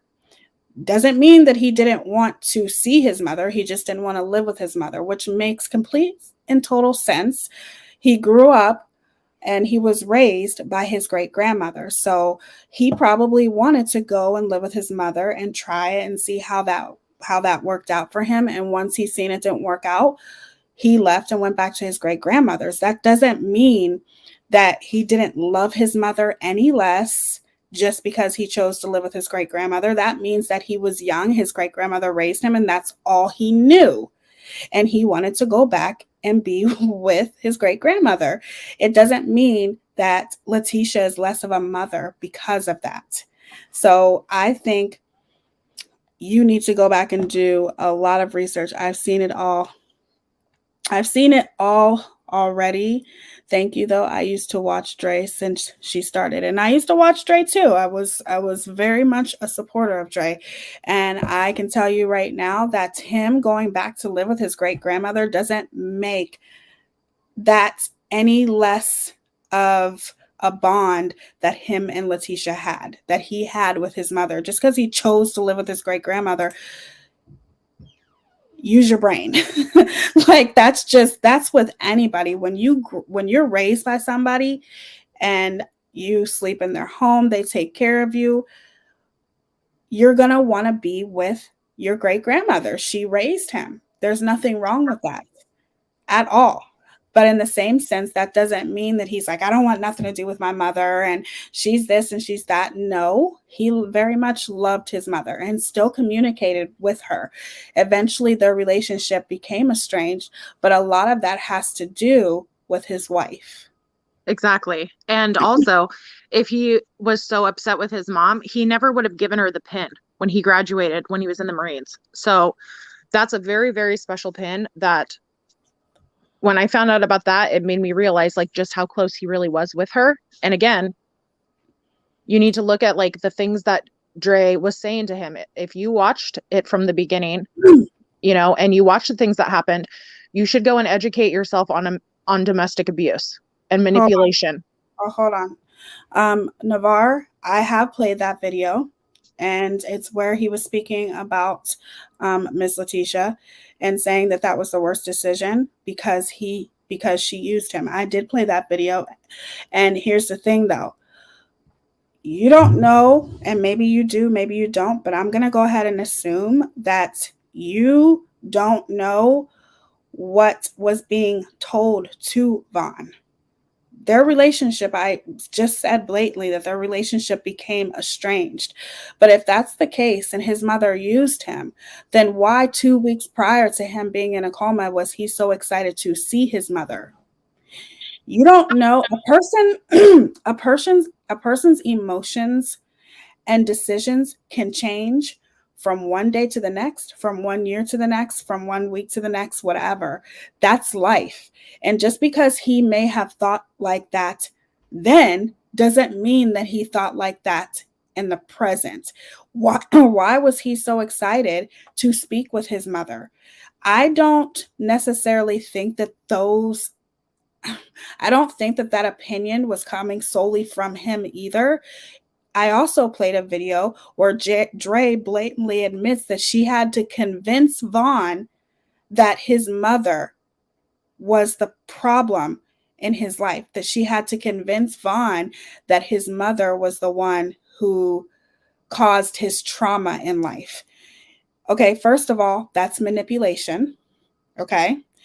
We don't know what was being said to Vaughn.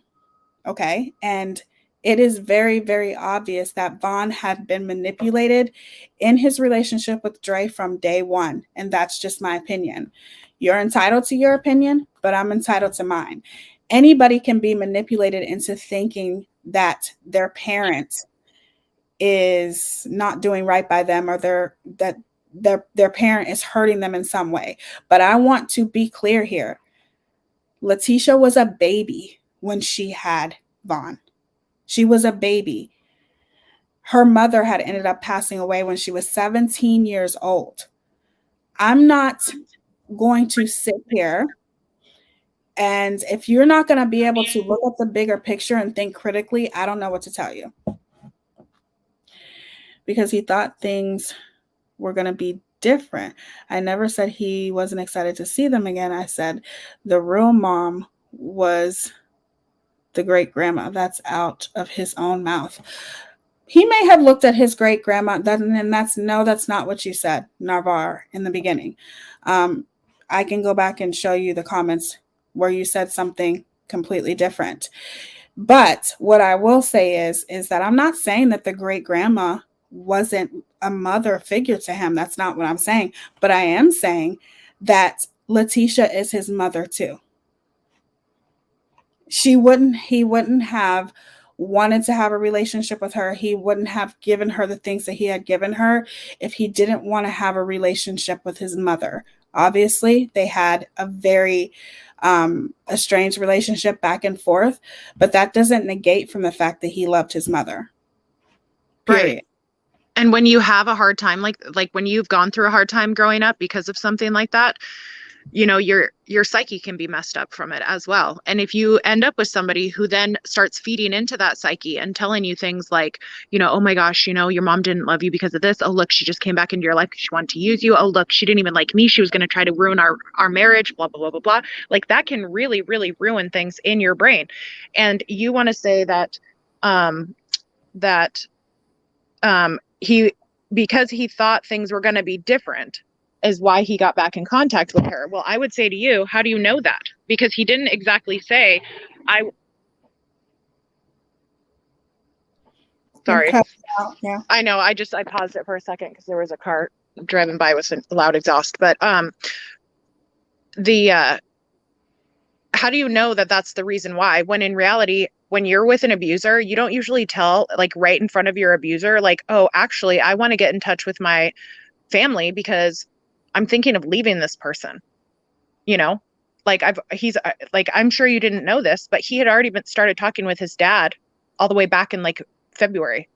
So he'd been talking with his dad for months, and he had to use code to do that. He had to like secretly get his phone. Sometimes his dad and Wynette couldn't even understand some of the things he was saying because of the fact that he was like trying to make it sound like he was talking to somebody else.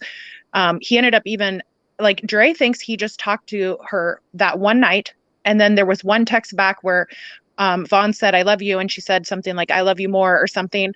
She thinks that was the last time they talked, was her just saying, I love you more. When in reality, Vaughn sent her a ton of pictures and continued to talk with her. But of course, he's sending these things and then he's deleting them, because anybody who's been with an abuser or has somebody crazy in their life that goes into their phone to make sure that they're talking to whoever they're allowed to talk to knows that that's what you have to do. You have to delete your call log. You have to delete your text log. So I would just be really careful with like what you're going around and telling people. So wait a minute. So you're saying, Navarre, because it's on video on her supporters that he said that. Yes, he did say that his great grandma was his mom, but did he say, are you trying to say that he is saying that he doesn't love his biological mom? What does him having to say that even at that time, if you would show me something recent with Vaughn saying that supporters video is from years ago. Years ago. We don't know how Vaughn felt now, but if you can sit here and say that he blatantly said on that supporters live stream that he doesn't love his biological mother, that's a different story, but that's not what he said. He said his great grandmother, the one who raised him, is his mother. Okay. That doesn't mean that Miss Letitia that doesn't mean he doesn't love his biological mother. Period. And, right. And again, I would also say, just because he's saying something on a live in front of Dre or on a video that Dre will likely watch doesn't mean that that's exactly how he felt in his heart. Because anybody, I would put money on this, anybody who's been in an abusive situation, not necessarily physical, but mentally, knows that you have to act a certain way and talk a certain way when you're in front of them. If you don't say the right thing, as soon as the camera is off or the people are gone and you're by yourself with that person, you better hope that you didn't piss them off when you were in front of people or in front of a bunch of people online, because you'll basically have to, deal with whatever consequences. Yeah, you'll suffer the consequences for it. And I do think that he was very manipulated from day one of being with Dre. I do think that he loved his great grandmother very much, but I also think that he loved Miss Letitia. People need to quit trying to cause a deflection and try to take away from the fact that just because Miss Letitia chose to do what's best for Vaughn, which makes her a good mother, she chose to do what's best for Vaughn and give him to somebody who could take better care of him and give him a better life than she could at that time.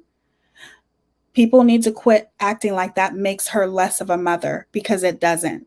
In my opinion, that does not make her less of a mother. Adoption is actually a very good thing, and it's not as if she adopted Vaughn to some random family. She gave Vaughn to her great grandmother. Right. Okay. She wanted a better, I think that is a very honorable thing to do, especially at such a young age. And so many people are trying to demonize that and turn it into this horrible thing. And I don't like it. I don't like people acting like adoption is a bad thing. It's not. And he still communicated with her. You have to understand, when Vaughn was talking about the supporters, when he was talking on that supporters video, you also have to understand that is when, I think that was around the time that Vaughn had loaned his mother money. Okay. And she wasn't able to pay back at the times or whatever. We all heard what Dre said, but that's her side of the story.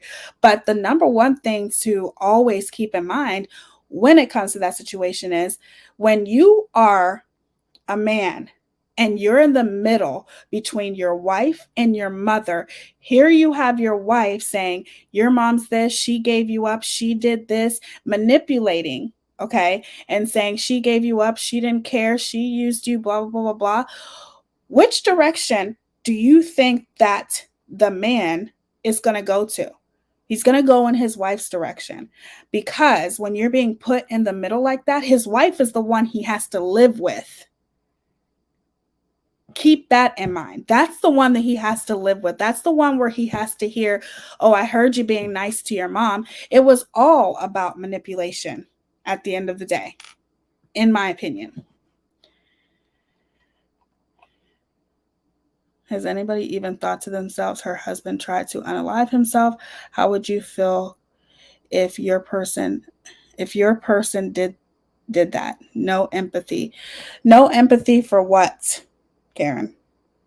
No empathy for about Dre? You need to be more specific of what you're trying to say. I think she's trying to say that people aren't having empathy for Dre. Well, what I would say to that is, if he did in fact try to do that, which is what people are trying to figure out. That's why the police are investigating it still. There's no closed case that says this is exactly what happened. But if he did, then people need to look into and think, why would he have done that? Okay. And I would say, I would turn it back to you and say, maybe when somebody takes your money, they take your car, they take your livelihood, they take your voice and being able to communicate with people, they take your cell phone, they treat you like you're like not even a man. They treat you like you're just an object to them. And, she even said in the beginning, like you said, Teaya, about, the manipulation and everything in the beginning. She literally said, I did not show him my crazy until I had him. Mm-hmm. That's manipulation right there. That means that she was fake with him until she got him where she wanted him. And then she knew he couldn't leave. And it's really ironic how she got pregnant the night of their marriage. And so when you're stuck with somebody, and again, until you've gone through it, don't come at me and go, oh, well, it's easy. You can just walk right out the door. It is not that easy. And it sure as hell is not that easy when you have a child. So people need to think about that part as well. Yes, I do feel for Dre if he did do this, but I'm also going to say that given how she treated him, sorry, people might be pissed at me for this, but she should have changed her behavior and shown him a little bit more love, a little bit more grace, less control, and actually loved him like you're supposed to love your partner. You're not supposed to control your partner. You're not supposed to manipulate your partner. You're not supposed to silence your partner. You're not supposed to act like you have no trust towards your partner. He'd go to the store and she'd be like, make sure you don't look at anybody. And here's another thing too that I'm just going to make very, very clear. I empathize because I am an empath. Okay. So I empathize with Dre for I try to look at it from all aspects, and if he did truly unalive himself, I empathize with Dre that she had to see that her children had to endure that. But I'm going to be honest with you and tell you that I have more empathy for Vaughn. And the reason why I have more empathy and why I'm more empathetic to Vaughn is because he's the one who's in a coma right now. He's the one fighting for his life. He is the one who I think, in my opinion, was very, very much manipulated. He's the one who was having seizure after seizure, and his wife was sitting there on the bed watching him. He is the one who literally was tortured. And why I say tortured is because when you're having seizure after seizure after seizure, and nothing's being done about it, and your wife is calling the cops on every little thing except for not calling the ambulance when her husband is having seizure after seizure, I'm going to tell you right now, I feel more empathy for the man laying in the hospital in a coma right now. And that's just my opinion. I'm not saying I don't empathize with Dre as far as if this is the case, which the case is still being investigated. But if it's the case where it is what we see, what you see on the outside, if you have done no investigation at all, and what you see is he unalived himself. If he truly did unalive himself, I empathize. Okay, absolutely. But I have way more empathy for the man fighting for his life right now, because it was very, very much something that I feel could have been preventable. It could have been preventable if he had the help from his caretaker to get the help that he needed. I'm not going to have empathy for someone that I feel could have done so much more than what she did. Period. Exactly. Hold on. The situation doesn't change, okay? Even if he did unalive himself, my feelings would still be the same about Dre, because there's too many videos out there. And the moment that I seen that this man had 8 seizures in a row, and she even admitted that he had more than that day. I think she was talking about that day, in my opinion, allegedly. But yes, regardless, you're correct. day. She said he had even more than that day. Therefore, my empathy would not be with her when you're sitting on the bed and your husband is having seizure after seizure. It wasn't taken seriously. She deemed herself as his caretaker, and there is so much more that she could have done that she didn't do. So my feelings would not change towards her, even if he really did unalive himself. I empathize more with the kids than I do with Dre.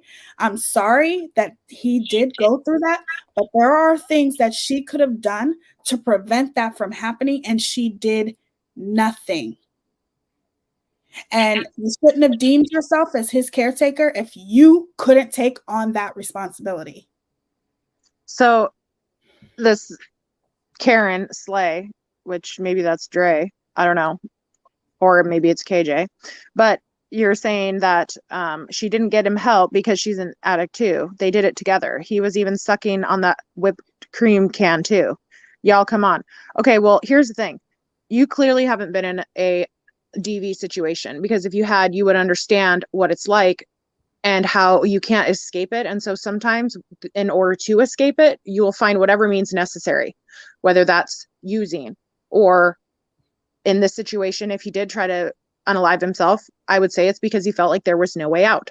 You know, it's crazy how you want people like Teaya and I to look at things differently, but yet I would say, I would flip things around to you and say, you should open up your eyes and look at it as well. Like, you're trying to, in a way, make it look like it's all his fault or whatever. First off, I'm not going to put the blame on somebody who's in a coma. I'm not going to do that. Okay. He doesn't have a voice right now at all. And from what I've seen in the videos, I firmly believe, in my opinion, that he was being abused. Maybe not physically, but I feel very, very, very strongly that he's being manipulated financially and emotionally. And there's no reason that she should have hid $18,000 in a separate account when she knows that she already spent all of his money on a truck and a trailer, that she should have taken his cell phone. I mean, I don't care if they were both, you know, as you say, addicts and they were getting high together. I don't care about that part, because I can understand why people do that. I drank up until I left my daughter's father. And then afterwards, I haven't had a drink since July of 2015 because I don't need it. I don't need to escape my feelings now. Yeah, sometimes it sucks when you're sad because your feelings are more raw.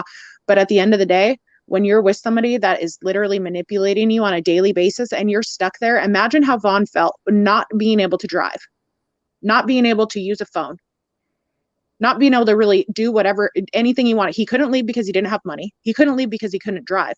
He couldn't even use a cell phone to reach out to somebody and be like, hey, I need some emotional support. And here Dre says allegedly that he tried to do it 2 months ago. Why not get help for him then? You know, I'm sorry, but if my spouse did that, you bet your ass I would be on the phone calling his family, even if I despise them, because in my mind and in my heart, my partner would be way more important to me than my distaste or disdain for his family members. I mean, that's where you have to humble yourself and be like, you know what? I don't care for these people, but I'm going to do what's best for my husband because I love him. And she chose not to do that. Okay, hold on. Karen, nobody's saying that you haven't been in a DV relationship, but the way that you're looking at things so one-sided, it seems like you haven't. That is basically an assumption, and people are allowed to make assumptions, but a person who has been in a DV relationship would be looking at it from the aspect of, all you have to do is look at, even though we can't stand without a crystal ball, go look at her channel, listen to the argument they had, do your research. That's all I'm going to say. All you're going by is by the things that you've seen in the past. But there is audio out there of him yelling and saying, you don't even listen to me. You don't listen to anything that I say. You use me for your own personal gain, different things like that. But regardless, it seems very one-sided, and a person who has been in a DV relationship like myself or like Goose, it literally doesn't sound like you have, because you wouldn't look at things so one-sided. You would look at everything. And you would definitely look at the victim who's laying in a coma right now. You would look at it from his aspect, most importantly, because he's the one in a coma. He's the one fighting for his life right now. If you can actually sit here and tell me that you have more empathy for Dre compared to Vaughn, I don't know what to tell you. If he didn't have a phone, how did he text Dre to get those 2,000? What are you talking about? Didn't he okay, so Navarre, you're saying that, or whatever your name is, you're trying to say now that he did get the 2,000 when there was the whole fight one night about how he couldn't even get the $2,000 in order to be able to go stay somewhere. And then the whole time when he say that again, Teaya? He couldn't even buy a sandwich. He had no money. Right. I don't know what you're talking about. And then Karen, you're saying, yes, y'all are right. Dre has made mistakes in her marriage and with her kids, so y'all are perfect. What about your relationships? People make damn mistakes. I understand that people do make mistakes. I've made lots of mistakes. Wait a second. No. We're not going to do that. I'm not saying anybody's perfect, nor am I saying that I'm perfect. Anybody's perfect. But what I am saying is, in most relationships, okay, no matter how many mistakes that you make, your significant other doesn't end up in a coma. He wouldn't end up in a hospital bed fighting for his life. We're not talking about other people. We're talking about Dre and Vaughn. Don't try to use this as a deflection and deflect back onto everybody else. Nobody's saying that anybody else is perfect. But guess what? Dre's the one who put it out there. She's the one who put her life out there publicly. And unfortunately, right now, because of the position that she's in, now she's suffering the consequences for it. I try very, very hard when I am speaking or doing any commentary on Dre. I followed her, not followed her. I was a supporter of hers. So I try to always think critically, and I do try to be as nice as I possibly can. But it's very hard to be nice when you're watching somebody who was so very public and admits to rubbing saliva on her husband while he's in a coma. Go ahead, Goose. Sorry. Yeah. So first off, I would never claim that I haven't made a mistake or that I'm perfect or anything like that. I think anybody that would ever say that about themselves is stupid. I mean, let's just call it like it is, because there's nobody out there that hasn't made any mistakes. My point is that even if you just go back a little bit in their relationship, and let's say you just go from 2019 to present, okay? As soon as he starts having the seizures and stuff like that, and then the really bad ones where it's like over and over and over again, and instead of calling the ambulance, when she has said in prior videos, he has them so badly he stops breathing, okay? If anybody knows anything about seizures, if you have more than 2 of them in a 24-hour period of time, you're supposed to go in. And I understand that she had this like mindset that she was his doctor and stuff like that, but you can see, like, from what happened here, that there was clearly something wrong. And if you even just go back 2 months prior, where he allegedly tried to do this the first time, I don't care if they were, using or whatever. Like, we're talking about a man's life. I have friends that are addicts, and they would never not call just because, like, and here's the other thing too. Even with that being said, she would call all the time and try to twist it.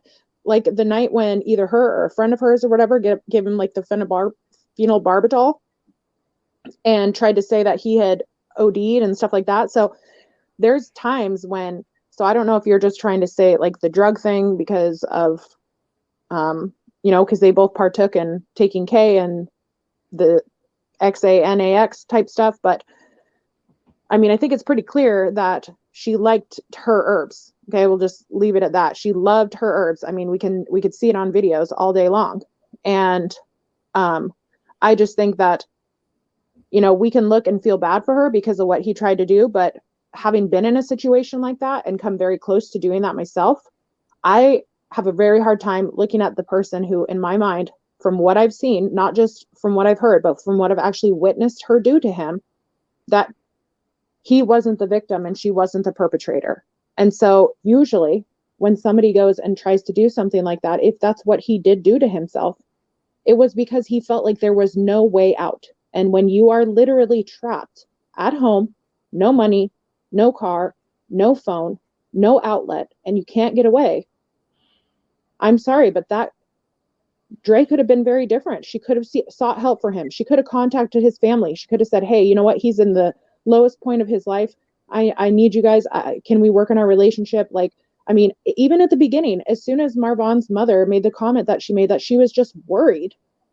And then they were, you know, next thing you know, the family was isolated from them. That's one thing that you don't do. If you're really trying to have a good relationship with your husband and you hear something like that from your in-laws or whatever, you go to them and you talk to them and you just say, hey, I understand your concerns here. I want to show you what I'm really like. But instead it was like, nope, stop. We're not having anything to do with them. And so, you know, it's just. Here's the thing also, what I want you guys to keep in mind is, I see what you're saying, Karen, that you see both sides.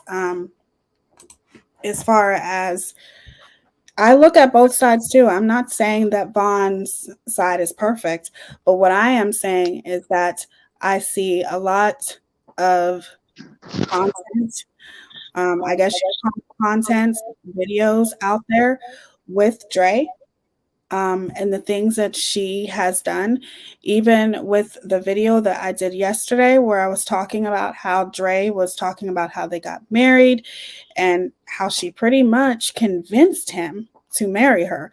And like I've always said, I've been in a relationship with my boyfriend for 7 years, but I would never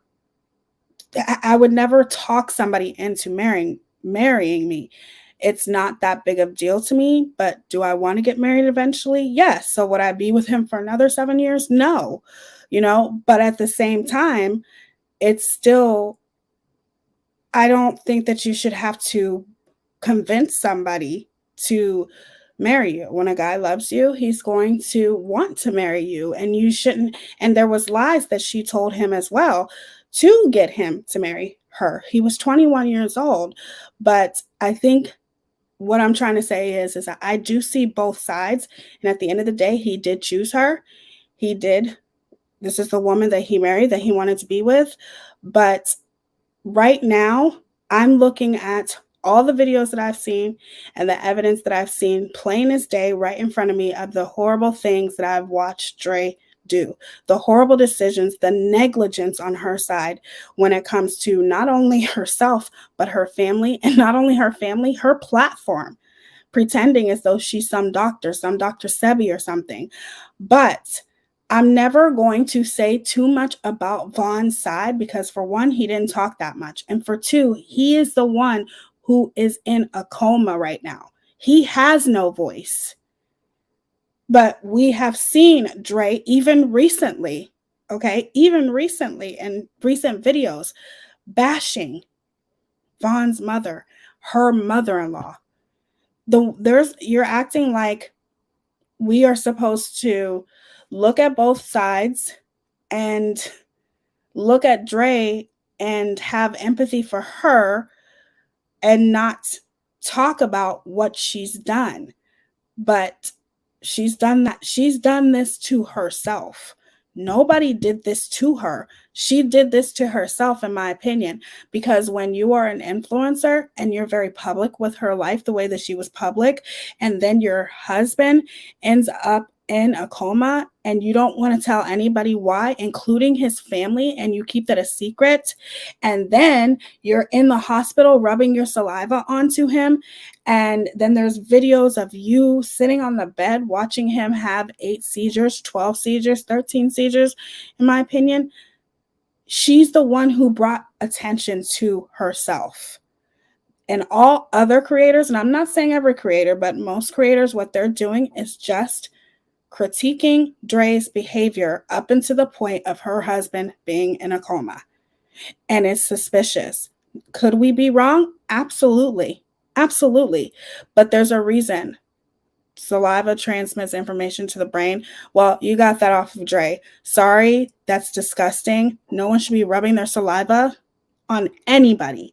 Your mouth is a cesspool of germs, especially in the vulnerable position her husband is in, laying in the hospital bed, and her rubbing her saliva on him. That's disgusting. Sorry. I don't agree with that. And you're only saying that because that's what Dre said. Yeah.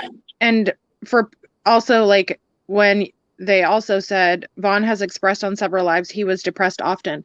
Yeah, that's part of the point here, is the fact that a normal, like, spouse, if their husband or their wife had tried to do what he allegedly tried to do 2 months prior, you don't just sit at home and ignore it. You don't ask your fans or your supporters for help. You seek, like, professional help for something like that. Because when somebody tries to do something like that, you're freaking lucky that you get another chance, because there's a lot of people that don't get another chance. My youngest cousin didn't get a second chance in November of 2019, or 2020, excuse me. He jumped off the Newport Bridge and he didn't get a second chance. And we had no idea he was as depressed as he was. And so Dre had a second chance. She had a second chance to try to get some other people involved. And sometimes you have to humble yourself. Sometimes we could be our own worst enemy because we can think that we have all the answers in the world.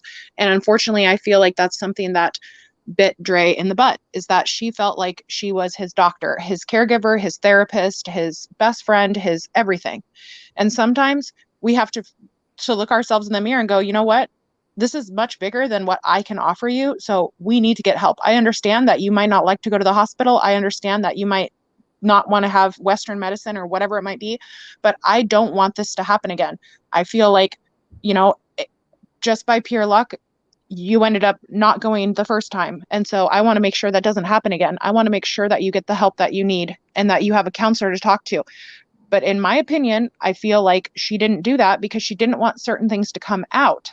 And it's like part of, I think, I don't know if it was the physical therapist or if it was a chiropractor or whatever, but there was messages from them that said that part of the reason why Dre was so upset, aside from, like, I don't know if it's the same person that we talked about in the last live, but part of the reason why there was issues there too was because Vaughn was having a voice. And so he was going home and telling her how he felt, and she didn't like that.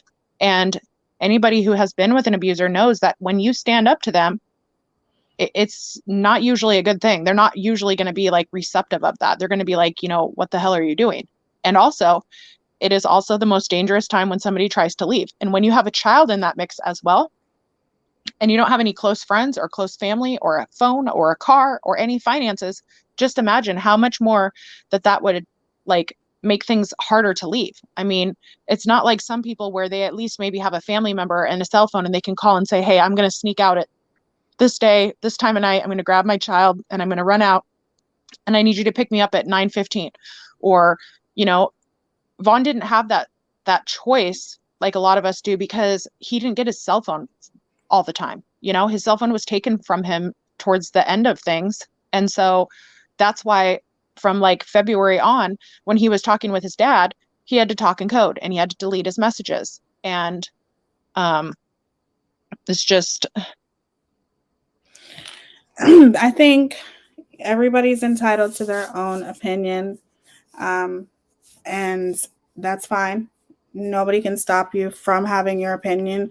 My suggestion is you probably need to do more research, because I would say that to anybody who expects for me or anyone else to have this empathy for Dre. I'm sorry. I'm not saying I don't have any empathy for her, but I don't have empathy for her the way that I do Vaughn and his family. Because at the end of the day, so many things, this could have been 100% preventable, especially for someone like Dre who claims to be his caregiver. She could have done so much more for him, in my opinion. And just like Goose said, I understand that he didn't like to see the doctor or whatever the situation is, but there's been many a times on video, because there's so much video. There's so much out there. It's actually overwhelming about Dre, where she's literally convincing him to leave the hospital because they kicked her out.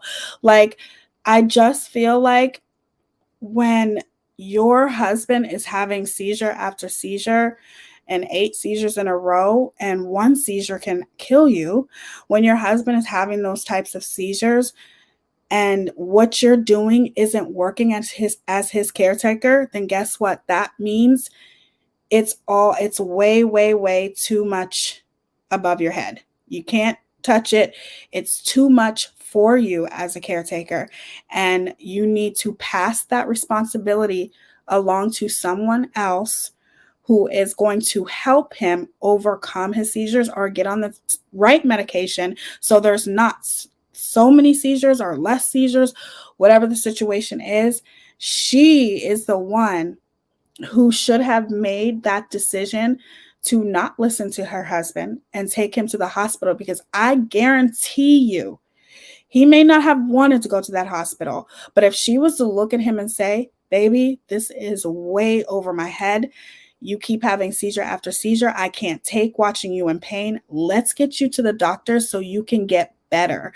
Let's get you to the doctor so you won't have to deal with this. Because having a seizure, you guys, that has to be the worst thing in the world. That's losing complete control of your body. Right. That's probably one of the reasons why he was depressed. So I think, hold on, I think that her taking him to, looking at him, her husband, and saying, look, this is way over my head. Let's get you to the hospital. I can't do this. I'm not a certified professional. All I can do is, as your caretaker, suggest to you for us to get professional help from a medical standpoint. And that's what Dre should have done. And I think, like I said, a lot of his depression came from his seizures. He talked about depression a lot, and this was around the time that he was having seizures. So I personally think that if she would have been a better caretaker, instead of taking everything on and acting like she's some doctor when she's not, and if she would have done right and looked at him and said, I don't care what you say, I'm taking you to the hospital, we're going to get you better, and this is way over my head, things would have turned out much differently, in my opinion. I agree with you. I agree with you, because here's the thing. At the end of the day, when he was laying there and we all watched the video and you could hear him, I mean, you can hear how he's gasping at times. I mean, he is not coherent enough to even know what's going on. And those are the moments when you go, okay, you know what? I'm not going to record this and have, all of my supporters watch this. I'm going to get off the phone and I'm going to call 911 and I'll deal with it later.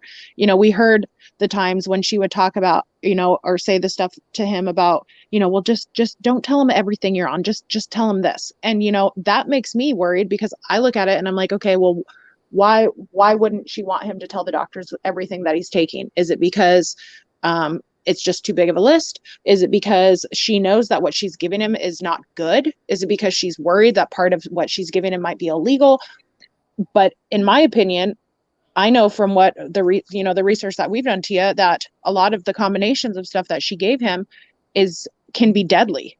And so I wonder if the reason why she didn't want to have him tell the doctor is because, in my opinion, she could have been kind of like sedating him at times.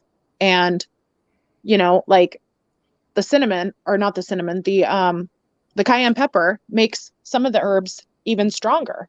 And some of the herbs aren't supposed to be with Xanax, or they're not supposed to be with the K. And so you're literally asking for a deadly combination, whether it's the depression alone or even the herbs and the medications together. And her telling him to not tell the doctors this and that says a lot about her as a caretaker, because herbs can also interact with Western medication. You have to tell the doctor when you go to the hospital or whatever the situation is, you have to tell them everything that you're on, including herbal supplements, because it can interact with the medication they give him. So that shows you right there what type of caretaker she is, because if she was a good caretaker, she would know that. You don't take on something as big as being a caretaker if you don't know the ins and outs of the responsibility it takes to be one. It's a big responsibility to take on being a caretaker, especially to someone who's having multiple seizures in a day. That is a huge responsibility. And I guarantee if she would have took him to the hospital, yes, she wants to sit there and say, which she has said very blatantly, that she always wanted to respect her husband's wishes. Should be the one time where she didn't, because his life is way more important than his decisions, because his decisions aren't rational. They're not rational. And when he's having that many seizures, I don't know how you can sit there and watch that. Like I said, I can't even think about it. When I seen that video, it literally made me mad to my core, because nobody should ever be okay with watching something like that. Nobody. Period. I'm sorry. That's the first thing that she should have done, is said, this is over my head. We've tried every herbal supplement. It's not working anymore.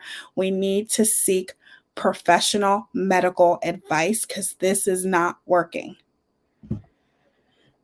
Agreed. The fact is that he isn't in a coma from seizures. He's in the hospital because he tried to unalive himself. But how do you know that, Navarre? Were you there? That's why it's being investigated, because at the end of the day, that's her words. We don't know Vaughn's story. We don't.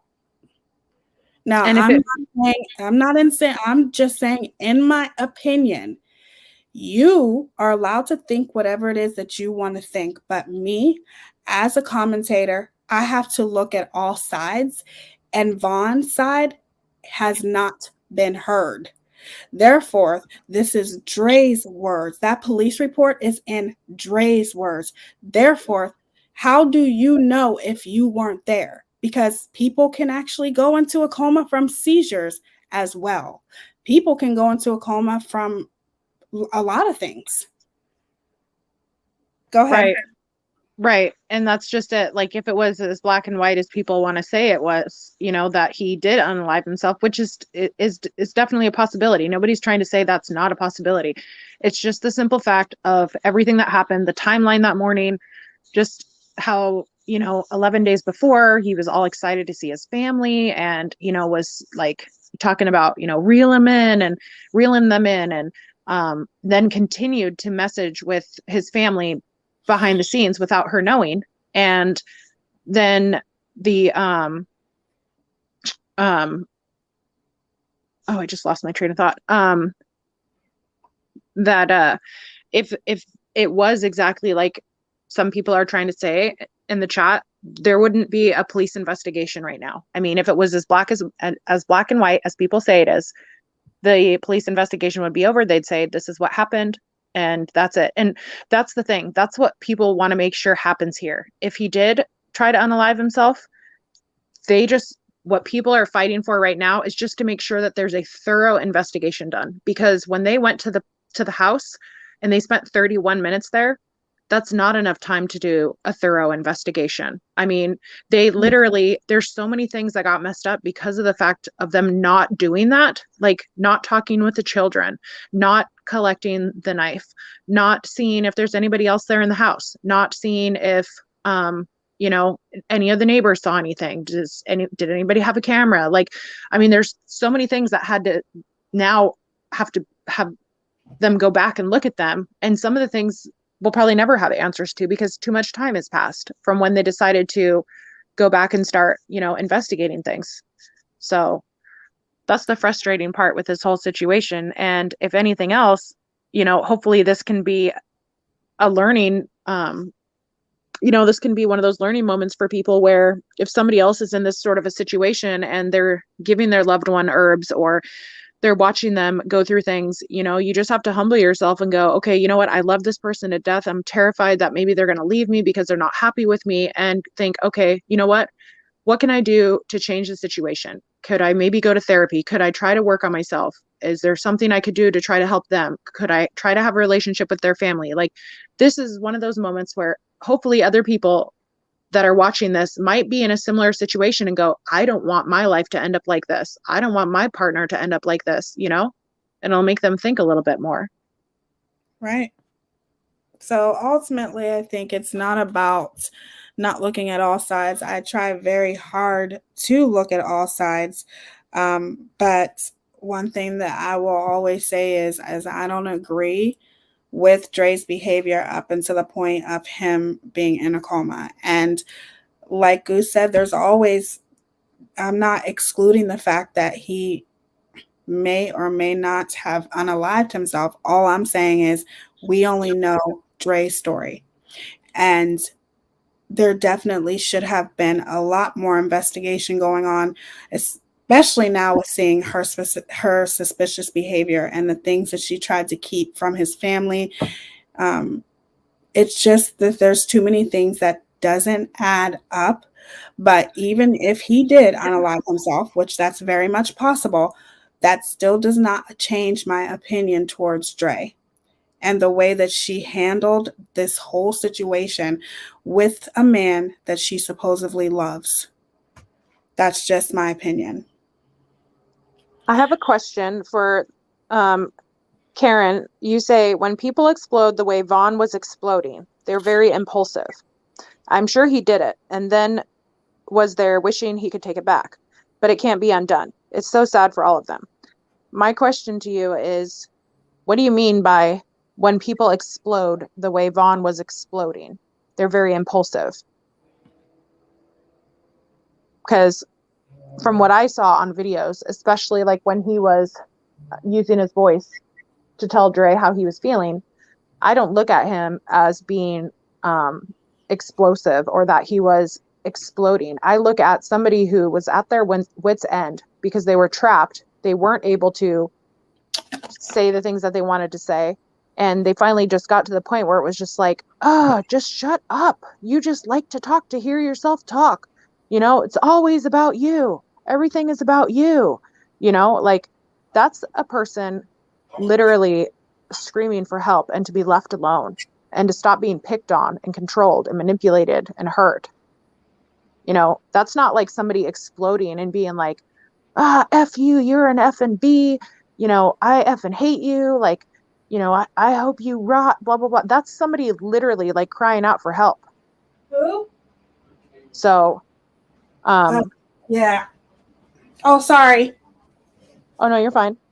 Another thing that I also wanted to say too, is that do you not hear the video where he's even trying to seek help? That he talks about that he wants to get help, but he's not even able to get money from his own account that he shared with his wife.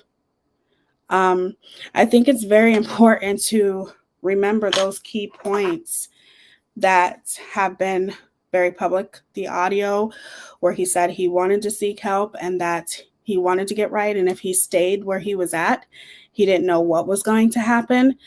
There has been no times that he really has exploded except for him just expressing his opinion. That's not exploding. That's raising his voice, expressing his opinion. And just because she wasn't raising her voice doesn't mean shit. She was recording him. Of course, she's going to be on her best behavior. Exactly. That was like a Johnny Depp Amber Heard moment where she's recording it being like, oh, Johnny, why are you being like that? You know, it's like, it was very clear that, you know, she was trying to be a certain way. And which can make somebody even more mad. Oh, yeah. If all of a sudden you're just acting like a completely different person and you've pushed and pushed and pushed and poked and prodded and everything. And then now all of a sudden it's like, but wait, why? I mean, it can make you almost go insane because you're so used to somebody being a certain way to you. I mean, think about it. Even there was a video where one of the kids, one of the kids was asked, like, what do you like about mommy? And they were like, I like how mommy hits daddy. Like, seriously? I mean, that's screwed up right there. No child should ever say that about their parent. Exactly. And he may have yelled, but yelling to me, and the way he was yelling, which was pretty much him defending himself, you know, or talking and getting mad because he felt like he wasn't being heard, that his voice wasn't being heard. And I can't tell you how hard it is to have a conversation with someone who doesn't give a shit about what you have to say, but only literally listens to you so they can respond. They're not actually, they're hearing you, but they're not actually listening. They're just waiting for you to be quiet so they can start talking. And that's what he meant by you're only talking to hear yourself talk, you know? There's just a lot of things that were red flags to me, especially when she sat there while he had 8 seizures. I think that's probably one of the most saddest things I've ever seen on the internet. I really do. Oh yeah, absolutely. Especially because you're going, why are you sharing this with your followers? Like, after, I mean, okay, maybe 2 is okay, but after hearing, like, you know, 5, 6, 7, 8, 9 of them, it's like, come on, are you being serious? Like, it's just crazy. And, you know, so I want your opinion on this, Teaya. So they say when people hit things and yell at their spouses the way Vaughn was in the video with Dre, that's exploding. What? No. When he was yelling in that audio, you mean? Yeah.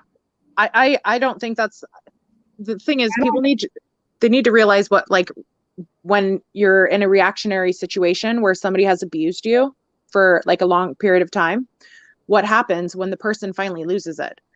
And the you know, maybe he exploded. Like, I guess maybe if you're trying to say, like, he verbally and physically exploded because he got to his wit's end because he was sick and tired of being controlled and not able to go anywhere and not able to have his own phone, his own finances. He couldn't drive because of his seizures. And yeah, anybody who is having seizures as often as he was and as severe as he is, they're going to be depressed. None of my friends that have seizures aren't like, I mean, none of them aren't depressed. They are definitely depressed when they go through phases of having seizures more regularly.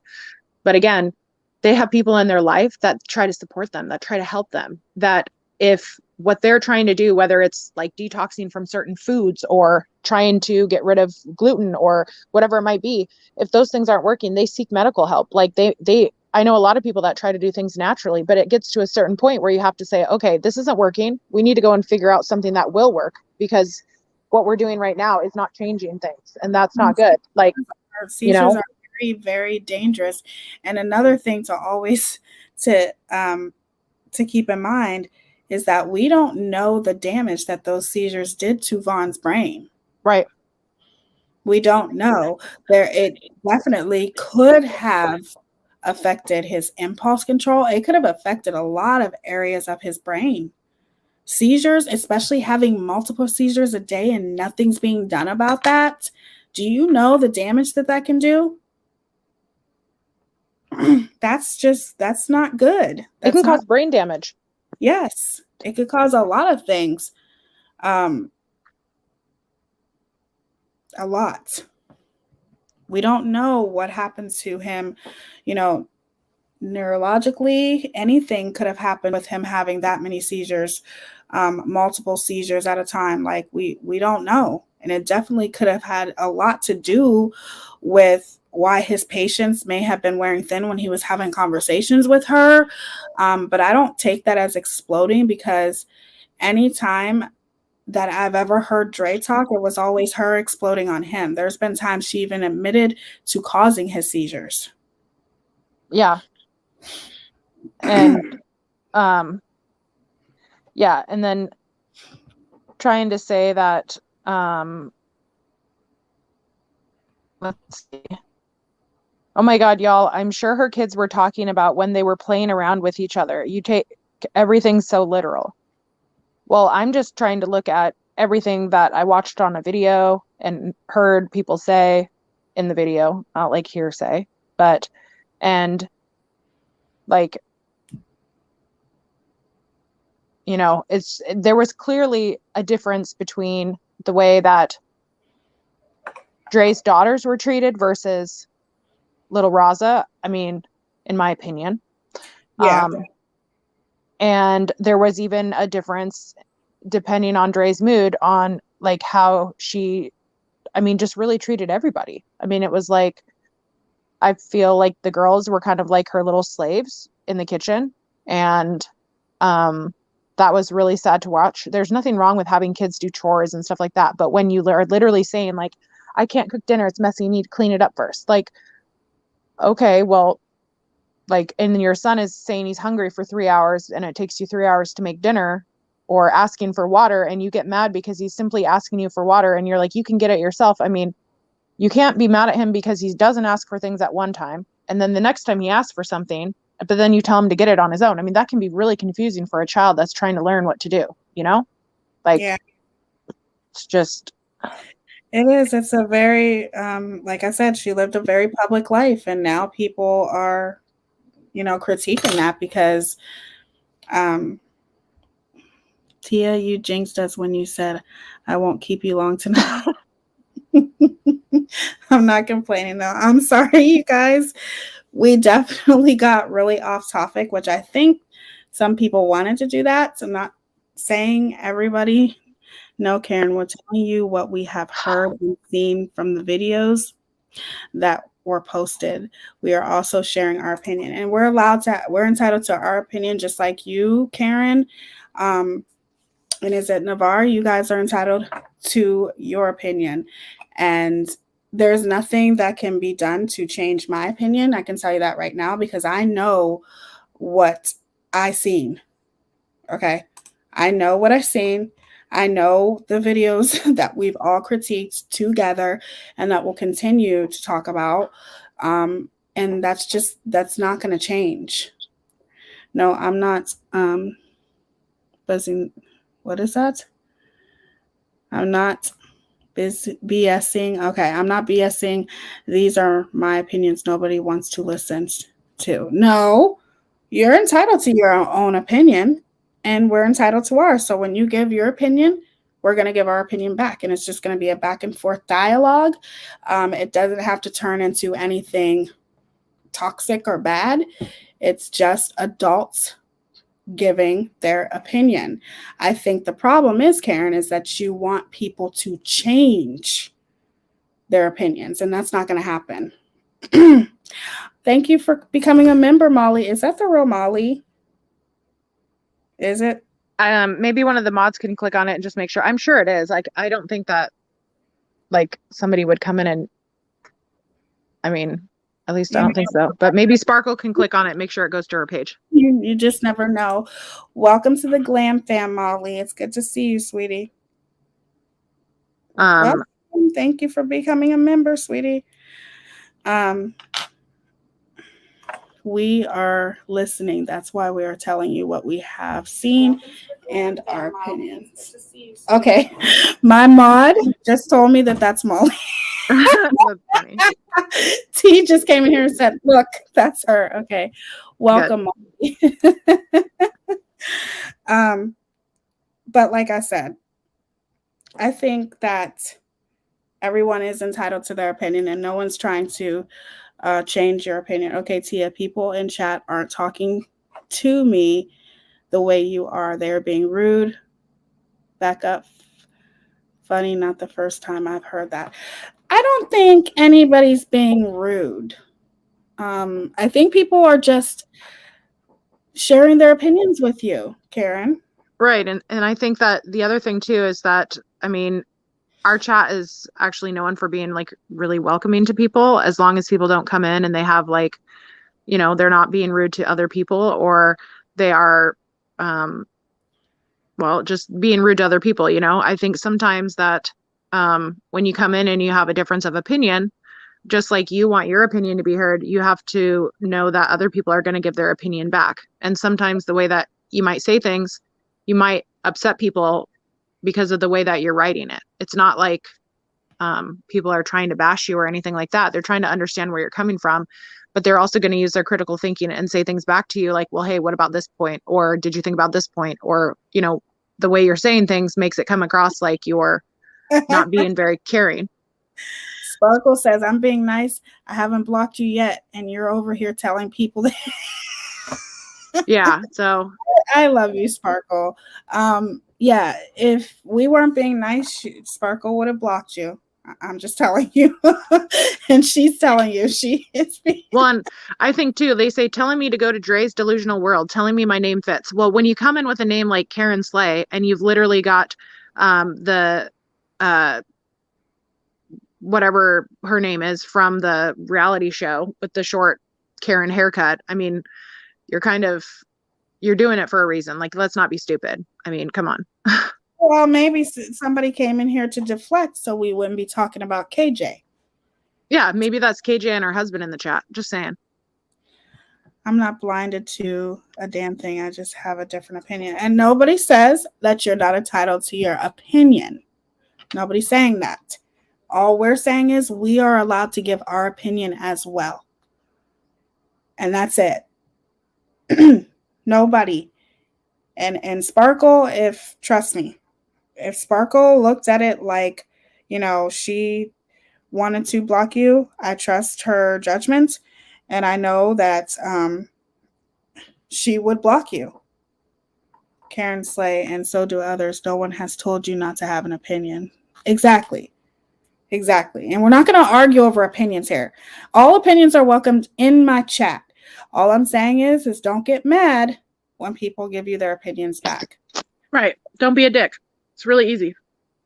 You know, we're not going to just bite our tongues because you feel some type of way. That's not how it works in here. I am fully aware that you are obviously a Dre supporter. Maybe you are, maybe you're not. I have no idea. If you are, that's fine. But I'm telling you that everybody's entitled to their opinion.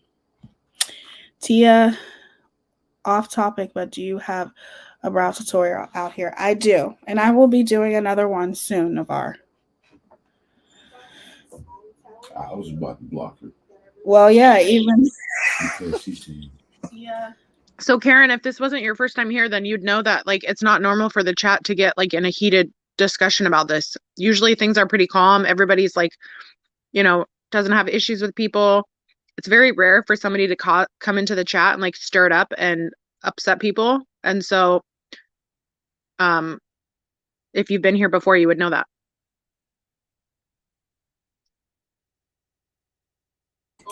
Even T said he was gonna block. So my boyfriend is also a mod, you guys. So he watches too. He just doesn't. He's creeping in the background. Yeah. He's the secret mod. He's the secret. He's the bodyguard in the background. Their opinion that don't matter. People in this channel. I hope you never experience anything like this. Karma's a bitch. Oh, you now see you. And I removed it. Okay, but I wouldn't say that you're being very nice, Karen. Mm-hmm. I wouldn't say that because you are telling everybody that they suck. And you really? I didn't see that. Okay. So someone goes around and says that other people suck, and then goes and says that this isn't the first time I've been here, and makes it sound like our chat is mean. Well, maybe it's time you do get blocked. Sorry. Blockity block block.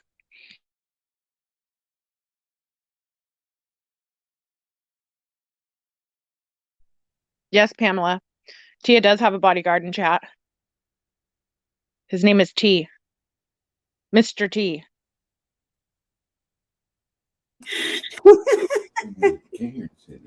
Okay. Yeah, we're not gonna deal with that. You guys are very respectful. I'm not gonna have people being mean to people in my chat. My supporters mean a lot to me, and I'm not gonna have people coming in here. You're entitled to your opinion. I do not care, but please be respectful, please, all of us. We're all adults, or at least we should be. My chat is always respectful. That's what I love about you guys. You are always very respectful, and you're very respectful of me as the creator. And I appreciate that. You're respectful to my mods. I appreciate that. You guys are awesome and amazing. I hope you guys know that. But Karen, please be respectful, because the next time I will block you. Okay? I don't want you telling people that they suck just because their opinion is different. Okay, any last words to add about KJ? I just honestly think that she needs to look in the mirror and she needs to do some serious self-reflect. It's getting late. She needs to do some serious self-reflecting and look at what she's doing, because she has, like, she is literally doing the same thing over and over again. And I think that it's kind of ironic that Uni Rock is talking about how people didn't used to like the way that KJ did commentary on things, like as if it's changed. I mean, it hasn't changed. It's literally stayed the same for years. And she's going real life on people. She's going to either get somebody hurt, or potentially they're going to step off that cliff. You all know what I'm saying. Or she's going to end up upsetting somebody online who potentially has, like, a family member or something like that that has been bullied before. Like, those are the psycho people that go real life on people. It's not the YouTubers that go psycho and that go after people like she insinuates. It's the people that are lurking and you don't know who they are, that all of a sudden show up at your door, or they try to be, like the guys that go after the people who hurt little kids and stuff. It's those types of people that usually end up hurting people. And it's very funny that she wants to talk about people doxing people when she is literally the queen of doxing on YouTube. Absolutely. Yep, she is. She is the queen of doxing. She doesn't care about anybody. She doesn't care about anybody's life, what they could be going through. She's very dangerous, in my opinion. And people like that, who are as dangerous as her, people need to continue to bring awareness about her, because I really do believe that people are listening. A lot of people are definitely starting to see her true colors, and I think that it's definitely happened with this case. Yeah. I mean, and I would respectfully, I would disagree that KJ has cojones.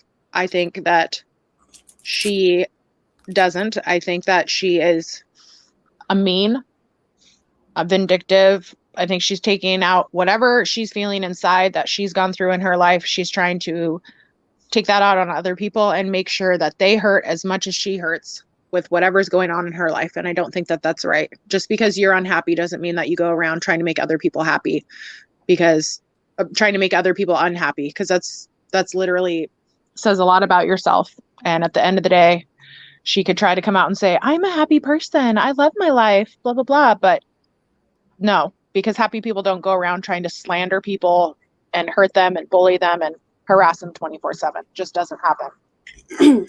She's a very miserable person. And she's not somebody that I could ever have respect for, because,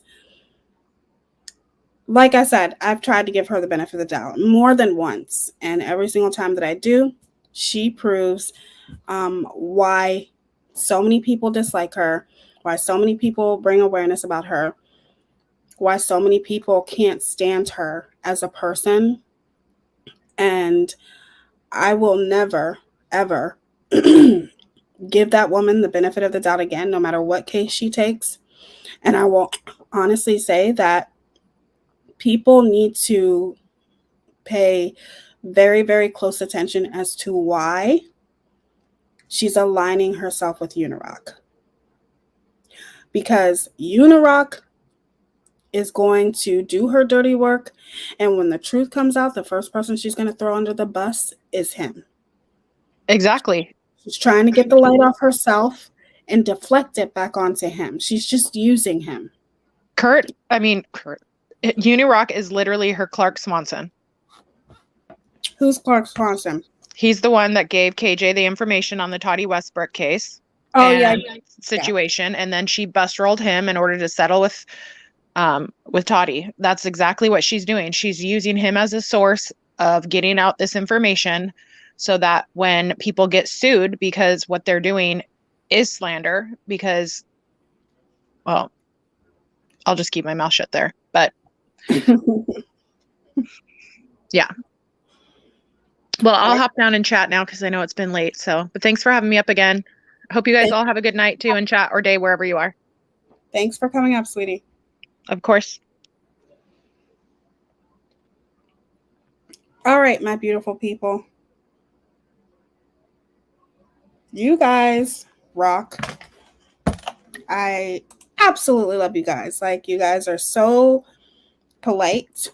Thank you to all of my new members. I love you guys. You guys are amazing. Thank you for becoming a member. Thank you to my amazing mods, Sparkle, T, Goose, Llama Girl. Hold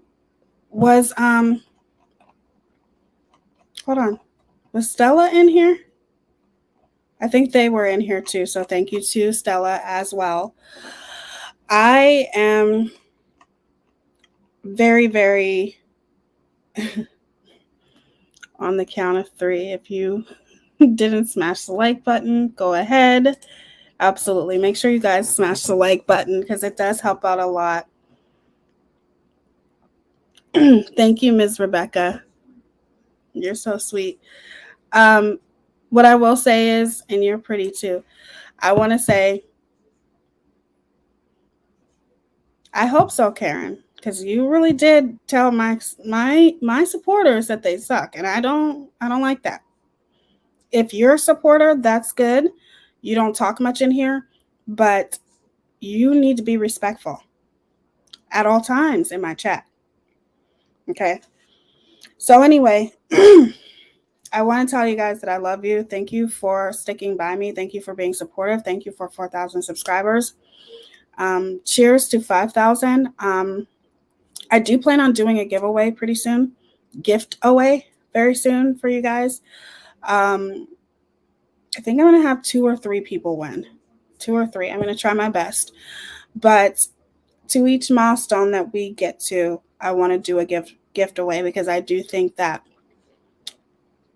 I couldn't do this without you guys. So it's my way of trying my best to show you guys how much I appreciate you. So I do appreciate you. You guys mean a lot to me. Thank you for being respectful. Thank you for interacting with me. Thank you for caring about what I have to say. Because it means a lot. It really, really does. It means a lot to me. I'll see you guys tomorrow. If there's anything that you have on KJ and you want to send it to me, don't ever hesitate. Send it to me. All of my social medias are in the About section, and my email is in the description. And it's also in the description of every single video, too. Karen Slay. Just think about how things might come out. This chat is very protective of Teaya and her channel. All opinions are welcome as long as they are done respectfully. Thank you, Goose. And I love my mods. Sparkle, Goose, all of you guys. And thank you. You guys are amazing. So I'll see you guys tomorrow. Have a great rest of your night. And keep in mind that KJ is a horrible person. I don't need you guys to keep that in mind, but keep in mind that don't ever be like her. We always want to think with, we always want to use our critical thinking. We all know why she's doing what she's doing. So keep speaking up for Miss Letitia. Keep praying for Miss Letitia and her family, especially Vaughn, who's fighting for his life in a coma right now. Keep praying for Vaughn. I will continue to pray for Vaughn. Pray that the outcome of this becomes so much better than what's going on now. And like I said, keep speaking up for Ms. Letitia, because I really do feel like she deserves it. She's going through a lot right now. And part of that is because of what KJ is doing. So please keep her in your prayers, and please continue to speak up for her in a respectable way. I love you guys. I will see you guys tomorrow. Get good sleep, and we're going to do the outro. Deuces. Love y'all. See you soon. Thank you to everyone. Thank you for all the super chats too. I love you guys. All right, let's go. Let's do the outro. I'm going to make up a new one though, really soon.